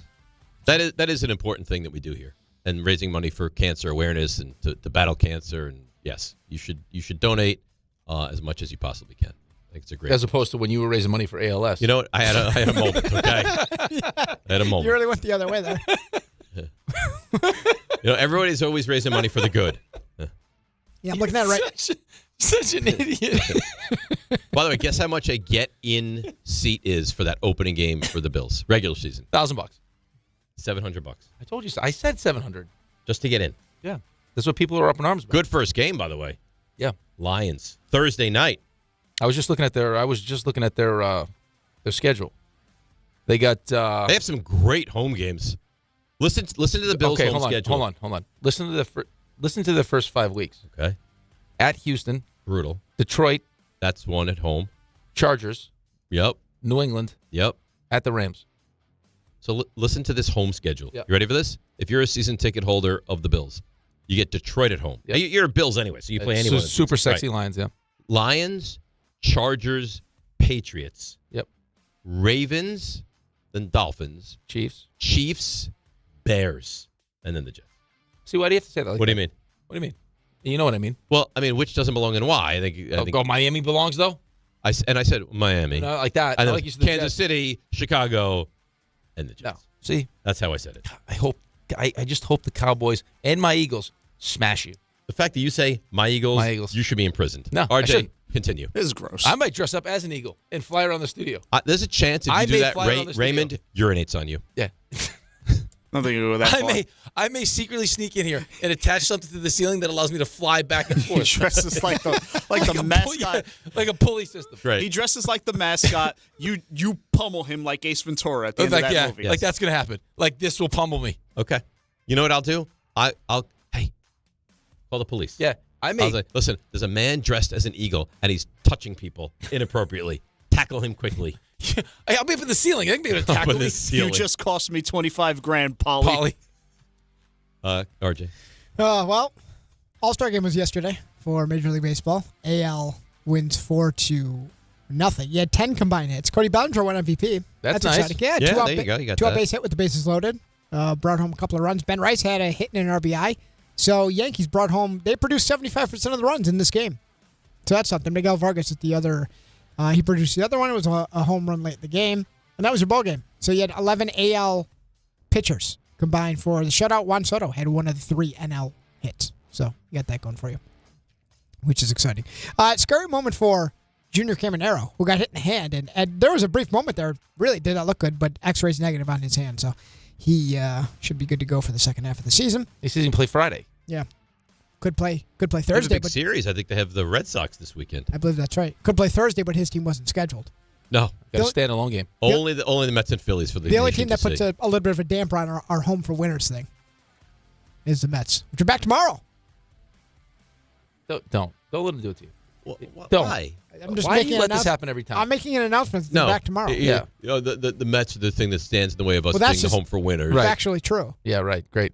You take enjoyment with it. He does. He loves it. Your inflection goes up. I see what you do. The last check, guys. They're only 12 games back in the wild card. If the Mets go 27-2, they'll be right back in things. I'd like to thank Antonio myself. I might write him a letter. Thank you for throwing nuggets in the car. Good. Continue. Next time, Antonio, chew them and then throw them and dump in them the car. Dunk them in some barbecue sauce and then launch it like a grenade. Why would you say that? Right into the front seat. Right. See if you can stuff the nugget into the air conditioning component. Yes. Right, into the vent. Could you imagine if he threw it in the front? Oh, I'm hit. Oh, no. I'm bleeding. Nobody prepared you for that. Spain shut down France. You probably saw the events of the World Cup. They will meet the winner today. Not the winner today, but the winner of today, Argentina and England. Dave, who wins? England. Rick? I'll go Argentina. Ooh, a little messy in the final. I like it. Whoever wins today is who I will be rooting for in the final on Sunday. You're not going to root for the motherland? No. Really? How come? Just curious. I like England, and I like Messi. So whoever wins today will be my team. By the way, I give him credit for saying this because a lot of us thought it. So Flo Bellinger gave an interview. And, he's back. Well, he said that him being reinstated, he believes actually really hurt the team. Yeah, not only affected the game plan, but hurt the team because they were. He said they could feel the pressure of the extra attention, Which is ridiculous, though. Seriously, like I could understand on the reverse side of this how it would motivate Belgium. It's like we're getting screwed here. There's no way this should happen. But like you're in Seattle, you get one of your best players back. Yeah. It should be like okay. Like, let's go, boys. This is meant to happen. Let's go do this. So he said to CBS, the quote was, "My initial reaction was happy to be back with the team, but when I kind of started to reflect, I knew it was going to cause a lot of controversy, and I could almost see within my teammates the bit of nerves because it's something so unique." It's weird he'd vocalize that. He said, the closer we got to the game. I appreciate he did, but they were clearly just not mentally ready. I just tried to focus as best I could, but it was difficult, a lot of outside noise, and that was hard to avoid. Stop. Outside noise. That's... I mean, what are we talking about? Yeah, come on, man. Yeah. The biggest game in your professional like this, career. The only thing you can control in that situation is having him or not having him. Right? I would choose to have him and deal with the outside noise as opposed to not having him. Yeah, I would agree. 76ers have not given up. They said their pursuit of LeBron James. I don't know how many voice notes they've dropped, but Tyrese Maxey, Joel Embiid, and Jaylen Brown all in on the recruiting process. Adam Silver says the Kawhi Leonard investigation must be finished before the season starts, which is... Doesn't that make... I mean, it's... Obviously. It is obvious, but you would think it'd be done by now because that trade now is still on hold. If you're the Raptors at some point... because you move on and go in a different direction? I don't know if you move on, but I think you maybe ask for a little bit of what you gave up back. Like, hey, let's maybe. If we're assuming risk of a possible suspension. The Wizards have shut down A.J. DeBanton for the rest of the summer league. He's been very good for them. He looked good. Yeah, he looked really good. And Caleb Wilson. Oof. He looks like he's going to be a real problem. Well, he the Carolina kid. Yeah. It's Alex's guy. Yeah. Yeah. And Suni Lee is making a return to try to make the Olympic team for a third time coming out of I guess she was retired or stepped away from gymnastics, but yeah, come back. That's it. And I got a little nugget for you. Interesting. Got some NHL openings here. The Hurricanes and the Panthers, September 29th. Raymond, also September 29th. Rangers Bruins, an original 6 matchup. And the Blackhawks and the Golden Knights at 10:30 that night. All right. So there you go. What time is that Rangers Bruins? 8 o'clock. It'll be a 5 o'clock game for the Hurricanes, an 8 o'clock game for the Rangers, and then the Nice. nightcap. All right. So now we know. 10:30. There you go. All right, that's nice, RJ. You get to watch the Kachuk brothers running around.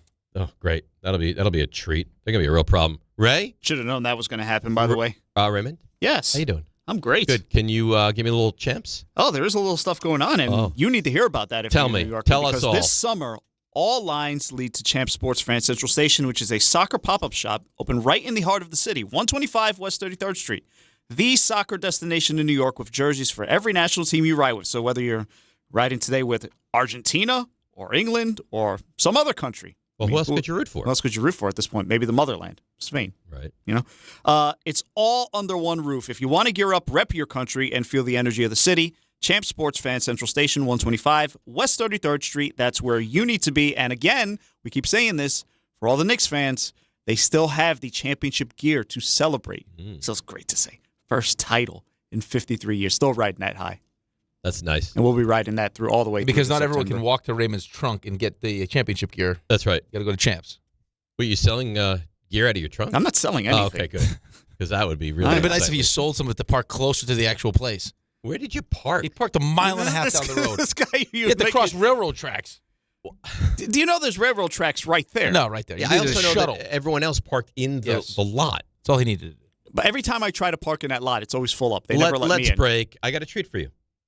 A treat. Okay. Next, DNR with you, ESPN New York. Let's see what's happening on the roads. Here is Debbie Duhame. Hey, Dave. Hi, Rick. Good morning, company. Enjoy the World Cup today. Go England. Let's see what's going on, guys, on the New England Thruway northbound exit 16, getting into New Rochelle. It's an accident. We're seeing delays cross Bronx West into the outbound GWB with construction at the George Washington Bridge. Inbound side of the GWB still 30, Lincoln 15, Holland waiting 40 minutes into town. And over on the LIE West at the Cross Island, watch for an accident. Sponsored by the Crohn's and Colitis Foundation. The Crohn's and Colitis Foundation has been at the forefront of inflammatory bowel disease research and care for over 50 years. Learn more at Crohn'sColitisFoundation.org. Alternate side parking in effect. I'm Debbie Duhame on 880 ESPN New York. Tickets are on sale now at fanaticsfest.com as Fanatics Fest NYC returns to the Javits Center on Thursday, July 16th through the 19th. The world's #1 sports fan festival puts you where sports, collecting, culture, and entertainment collide. See stars like Tom Brady, Aaron Judge, Jalen Brunson, and hundreds more, including live panels and podcasts, exclusive merch, and Fanatics games with $2 million in prizes. Go to fanaticsfest.com to get your tickets today. Miller time. People think it just happens, but that's not true. You know what you gotta do? You gotta go say hello with some beers. Make the plans. Forget the couch. Go to that thing. Play the game. See them in person. Talk to that stranger. Live a little. Small acts of rebellion that bring us together. Because legendary moments start with a light. It's Miller time. Celebrate responsibly. 2026 Miller Brewing Company, Milwaukee, Wisconsin. If you're heading into summer without a medical emergency kit, you're taking a risk most people don't think about until it's too late. Summer colds linger and can turn into sinus infections that last for weeks. Getting sick right now before vacation can derail everything. And when you're traveling, finding a doctor and pharmacy is stressful. That's why I ordered a medical emergency kit. It's like having urgent care and a pharmacy right at home. It includes essential prescriptions like amoxicillin and generic Z-Pak to treat a wide range of common and serious illnesses. So if you wake up sick at home or on the road, you already have what you need. No waiting for your doctor, no hours at urgent care, no pharmacy lines, no copays. Just match your symptoms to the right prescription in your guidebook or call their telemedicine doctor standing by. Start on your meds sooner and feel better faster. Every home needs at least one medical emergency kit. Order yours online in minutes and it's shipped to your door. And save $45 with my promo code 880 at urgentcarekit.com/880. That's promo code 880 at urgentcarekit.com/880. With the new MyLowe's Pro Rewards American Express card, earn 3 points per dollar spent on Lowe's qualifying purchases for the first 6 months after card account opening. Plus, save 5% every day on eligible purchases at Lowe's and earn points on eligible purchases everywhere else Amex is accepted. Card members get more at Lowe's. Subject to credit approval. 5% can't be combined with any other offer. Exclusions and restrictions apply. Points subject to loyalty terms at Lowe's.com/terms and credit reward terms at Synchrony.com/MLPRA-terms. Visit Lowe's.com/business credit. Veterans and active duty service members, when your call to service ends, your mission doesn't have to. Go from GI to IT in just a few months at My Computer Career. Prepare for a high-demand career in cybersecurity, protecting people, systems, and institutions from real cyber threats. Cyber warriors are needed now. Will you answer the call? Go to mycomputercareer.edu/CWP to learn more. That's mycomputercareer.edu/CWP, an elite CompTIA certification partner. VA education benefits are available to those who qualify.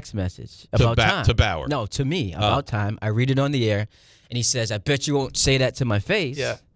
And then he comes here today, and of course, cowers. He cowers. Yeah, he goes, I'm not going to get him a coffee. Will you talk to him and say you embarrassed yourself a little bit? Oh, he did this weekend. He had his 27th birthday, and he didn't get any. Well, I mean, it doesn't sound like he even attempted, though. That's the sad part. But maybe that's he not didn't his put himself thing. out there. What do you mean Maybe that's not his thing? I don't know. A 27-year-old The problem is he went out with his buddies instead of taking his van. He'd probably have better luck with his van. Yeah, that's a good point. You know? Because then he can just take people in. Right? By the way, you look great. I'm proud of you. Thank you. You look great. Thank you. I don't like how it came because it's not the healthiest to lose weight that way. But it's not like, I mean, listen, it happened. Yeah. I have a list I want to get to. You want to stay and play? Let's do it. Okay. All right. So here's what we're going to do. Rick's going to do a read for us. Okay. Then we're going to break. Then we're going to come back, and you and Rick and RJ and Ray, list time. Let's do it. On the biggest stage in the world, FanDuel is changing the game. The action is starting to wind down, and the matches are getting even more important with every passing round. So that's why FanDuel wants to help you out. Because sometimes in soccer, your player gets subbed off, and your bet goes with them. Well, that's not going to happen anymore because with FanDuel's Super Sub, if your player is subbed out, your bet stays in. That's right. If your player leaves the match, your bet continues on with a substitute, so you're still in it until the final whistle. Visit FanDuel.com/local to get started now.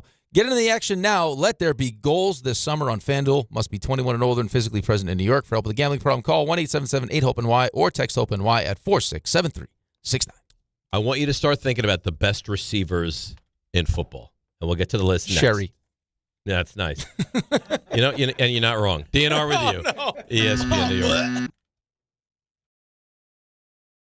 Miller time. People think it just happens, but that's not true. You know what you gotta do? You gotta go say hello with some beers. Make the plans. Forget the couch. Go to that thing. Play the game. See them in person. Talk to that stranger. Live a little. Small acts of rebellion that bring us together. Because legendary moments start with a light. It's Miller time. Celebrate responsibly. 2026 Miller Brewing Company, Milwaukee, Wisconsin. Hi, this is Don LaGreca. Just like the New Jersey Devils bring intensity on the ice, Viking Pest Control brings the same level of protection to your home. And I know because I use Viking at my own place. The season may be over, but pests are always in play. So it's time to lock in your off-season defense. As the pest control provider and proud partner of the Devils, Viking delivers 45 years of trusted experience to keep ants, cockroaches, stinging insects, rodents, mosquitoes, and more out of your zone. And when you bundle pest control mosquito services, you score big savings. One call, one company, total peace of mind. Visit VikingPest.com, protecting your home inside and out. When care matters most, experience matters more. The Allure Group is redefining rehabilitation and long-term care across New York with 6 convenient locations. Their expert clinicians create personalized care plans to help you recover, rebuild, and get back to what matters most. From short-term rehab to long-term care, Allure is committed to comfort, dignity, and results. To learn more, visit allurecare.com. The Allure Group, where care meets compassion. When we started Oakland Roots Sports Club, we needed a strong foundation. Gusto has had our back since day one, making sure every hire, every paycheck, and every player is taken care of. They're the team behind our team. With Gusto, we stay rooted and give Oakland the love it deserves. I'm Idris Argandawal, co-founder of Oakland Roots and Gusto customer since 2018. See why 500,000 businesses trust Gusto for payroll, HR, and more. Get started for free at gusto.com/roots. In sports, the tape never tells the whole story. Hiring is no different. AI can make candidates look like an MVP on paper. So knowing the person and the skills behind the resume matters. That's where Robert Half changes the game. Our recruiters combine their expertise with award-winning AI to evaluate skills and fit quickly. Learn how we can find you specialized talent in finance, accounting, technology, and more. At Robert Half, we know talent. Visit roberthalf.com/talent today. Congratulations, New York. The Knicks did it. Through battle after battle, they dominated to become this year's NBA champions. Day in and day out, the hard work paid off, and you were there every step of the way. Enjoy the crown. Own it, because this year is your year. A part of your legacy that will never be forgotten. So celebrate this moment, show your pride, and shop the largest selection of official NBA gear at NBAstore.com. A Fanatics experience.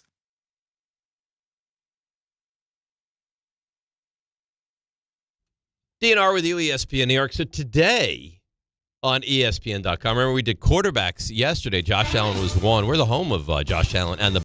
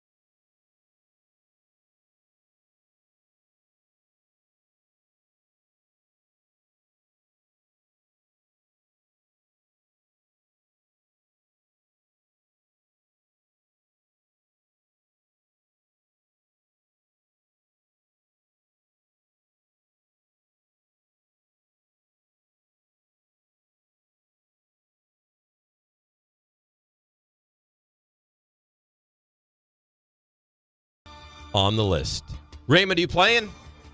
Wasn't planning to. Is Justin? Well, you don't have to if Is you don't Justin want to. Jefferson still there?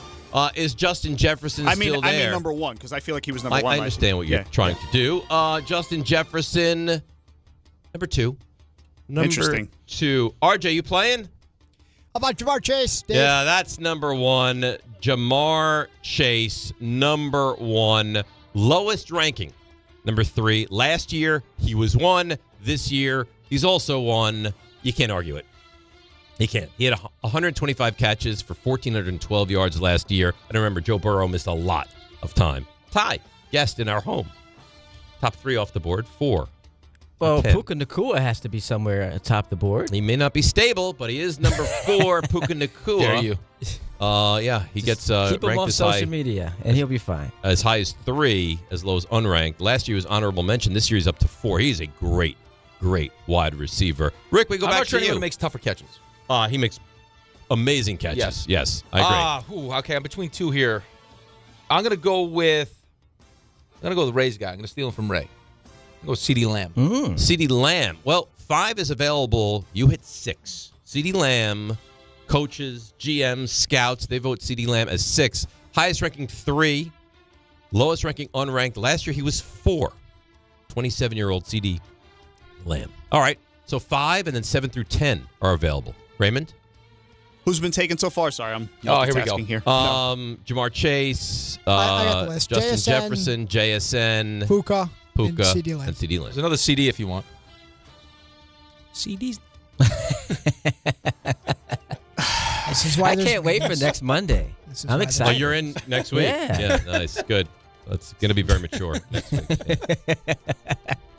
I feel like A.J. Brown's still got to be on this list. A.J. Brown, he is, but it wasn't the guess he should have made. He's number 9. Number 9. Highest ranking 6. He was 5th last year. He's dropped to 9 right now. RJ? When you say the pick he should have made, I'm going to guess another Cowboy. George Pickens? Not bad. Not the pick you should have made either. He's 7. George Pickens 7. So the Cowboys have the highest ranking duo on this list. Lamb 6, Pickens 7. I got 5. I got 8. I got 10. Just sitting out there for you, Ty. I'm going to go with former Jet, all-time great Jet, Devontae Adams. Devontae Adams, he rounds out the top 10. Oh, okay. He is 10. number 10. So you get a duo of 4 and 10 with the Rams, with Nacua. I have 5. And Adams. I'm confident I have 5. Well, I'm glad you have 5 because we go back to you for 5. Sexy Lions. Amon-Ra. Yeah. That's, honestly, it's a good job by you. It's an embarrassing job by the other guys doing this. Yeah. Amon-Ra, people voted him as high as 2. Last year he was 8, and this year he's up to 5. Only 1 remains. Only 8 remains. Raymond? Number 8. Again, I'm multitasking. Number 8. Yeah. Only 8 remains. Thanks, number Ken. 8. Thank you, Yeah. Cal. See, I don't think Neighbors is on this list because of the injury. I don't think it's him. Okay. I'll give you a guy. Houston. Oh, yeah, it's a good guess. It's a great one. Nico Collins. Yes. I like this. He's number 8. Yep, great guess. Wow. You're really good. Football purist. You are a purist at heart. Highest ranking 3. Last year he was 8. This year he's 8. He's awesome. So that's it. You guys are so good. Solid. You guys are Solid list. so good. Honorable mention, Malik. Quote about him: he's easily a top 10 receiver. The knee situation is worrisome, but hopefully bounces back soon. If healthy, he's clearly top 10, which I think is fair, right? He's clearly top 10. If he's Where's healthy. my guy Garrett Wilson? No, nowhere. Mike Evans is honorable mention. I'm being serious. Zay Flowers, honorable mention. Tyreek Hill, honorable mention. Drake London, honorable mention. And Jamison Williams, honorable mention. By the way, So Garrett's Tyreek Hill? Garrett's not even honorable mention. That's No. That's not appropriate. He's legit. Also receiving votes. Okay. Alec Pierce, T. Higgins, DK Metcalf, Terry McLaurin, who could be a breakout star for the Washington this year. Garrett Wilson. There we go. Devontae Smith, Ladd McConkey, Brian Thomas, Jalen Waddle, and Chris Olave. So pretty much every wide receiver. Every wide receiver not nailed down is honorable mention. Yeah. How is Tyreek Hill? That's a good question. Does he even have a team? Right now, no. He's come back from the ACL, right? What are we doing? Also, so 2 teams on this list have a duo. Yep. The Rams and the Cowboys. Your team doesn't even have a number 1 receiver going into the year. Here we First of all, I don't look at you as a great guy. Okay? I like you, but you're not a great guy. Secondly, at the moment, at some point, it'll change. In week 3, 4, 6, 8, we're going to have a number 1 receiver. 8 wins, I felt, was really aggressive. Really? Yeah. 8? You won 4 games last year. Wait, hang on a second here. How many should they have won? But that's not how this works. I understand That's that. not how. Fair. And if we want to you make are that, hosting a show at 10 o'clock this morning with a guy who thinks the Jets are going to win 9. Yes. And you're giving me a hard time because I think the Giants are going to win 8. But I also gave him a hard time about his Jet take. I just think doubling your win total is harder than you make it out to be. Especially for a quarterback they should have been a in year 7-win 2. team last year. Yes, but it doesn't translate that way. John Harbaugh, one of the reasons he got fired was because his team couldn't stop blowing double-digit leads. So how many wins are the Giants going to get? I think they're like a 6 or 7 win team. All right, so you think and you're 7? giving them the Jags? They'll beat the Jags. They definitely beat the Titans. Like, you're the Giants. They better. You know what? You're amazing because he doesn't do this. You walk in like you're the cock of the walk, and all of a sudden you're like you're very fond of that phrase. Well, that's a great phrase. You're a Jets fan talking Wait, down. I'm not talking down to you. This is going to be the end of this soon. We bring you in for a little conversation. I don't know if I can be trusted with it one. It's just because I love you. Did you forget where you are for a second? Mm-hmm. No, sometimes I used to say the F word like Dan. No, sometimes we get there. We go there. I'm not talking down to you. I just think I'm that the Jet your fan. takes I have are nothing. crazy. I just think that I heard you and Rick earlier. I know 3 stars is coming. Yeah. Oh, just give them the Titans game. They better win. Why? The Giants don't beat the Titans at home, but you're the Giants. Okay, and they're the Titans. Okay, but the host in Tennessee are doing this same exercise. I don't think the so. Giants, that's a win. No, you don't no think way. so? No. I don't think host. I think they look at that and they go, "Boy, if we play well, maybe we win that game." There's no way host in Tennessee are looking at that game saying, "Oh, we beat the. Oh, of course we beat the Giants." Because it's the Giants. He doesn't look at it like that. I don't look at it like that. You really did become the Jets, which is better PR. Totally. Totally. We were the Jets, and I don't feel like we are anymore. We'll see. How many wins are the Jets going to get this year? Oh, 3, 4. 3. So you think Glenn is gone? Yeah, they're done. Dude, they're gonna start 0-4. You're gonna have a fun show on Monday with him. And we text every Sunday. So very optimistic. We're texting during the game. Yes. All right, we got to go, and you're coming up in a moment with Bart, and that should be great. We'll learn. You guys should do the show from the couch. Yeah, we'll learn new and words. You're gonna join us. Sofa. You want me to say sofa? Oh. You never heard of a couch? You never heard of a couch. And You you're gonna keep saying- join us to start the show. You Okay. keep saying certain words. You're going to be doing shows from the couch. Yeah, the couch. I got to do a couch guest at some point. Raymond, 3 stars. Yeah, I think that's a good idea. Today's 3 stars. Number 3. Well, we still have jobs. Rick, you're making all of us very, not uncomfortable, but very upset. Because I just hope the Cowboys and my Eagles smash you. That's wrong. The fact that you say my Eagles, you should be imprisoned. I agree with you, Dave. I might dress up as an Eagle and fly around the studio. I'd like to see you try. Again, the ending of Ace Ventura, I think, would be very appropriate for you. Number 2.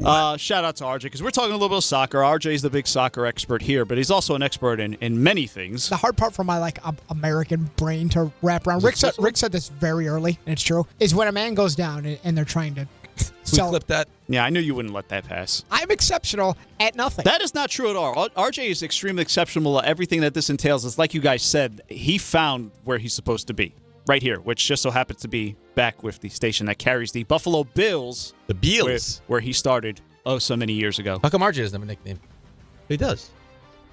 What? I don't know.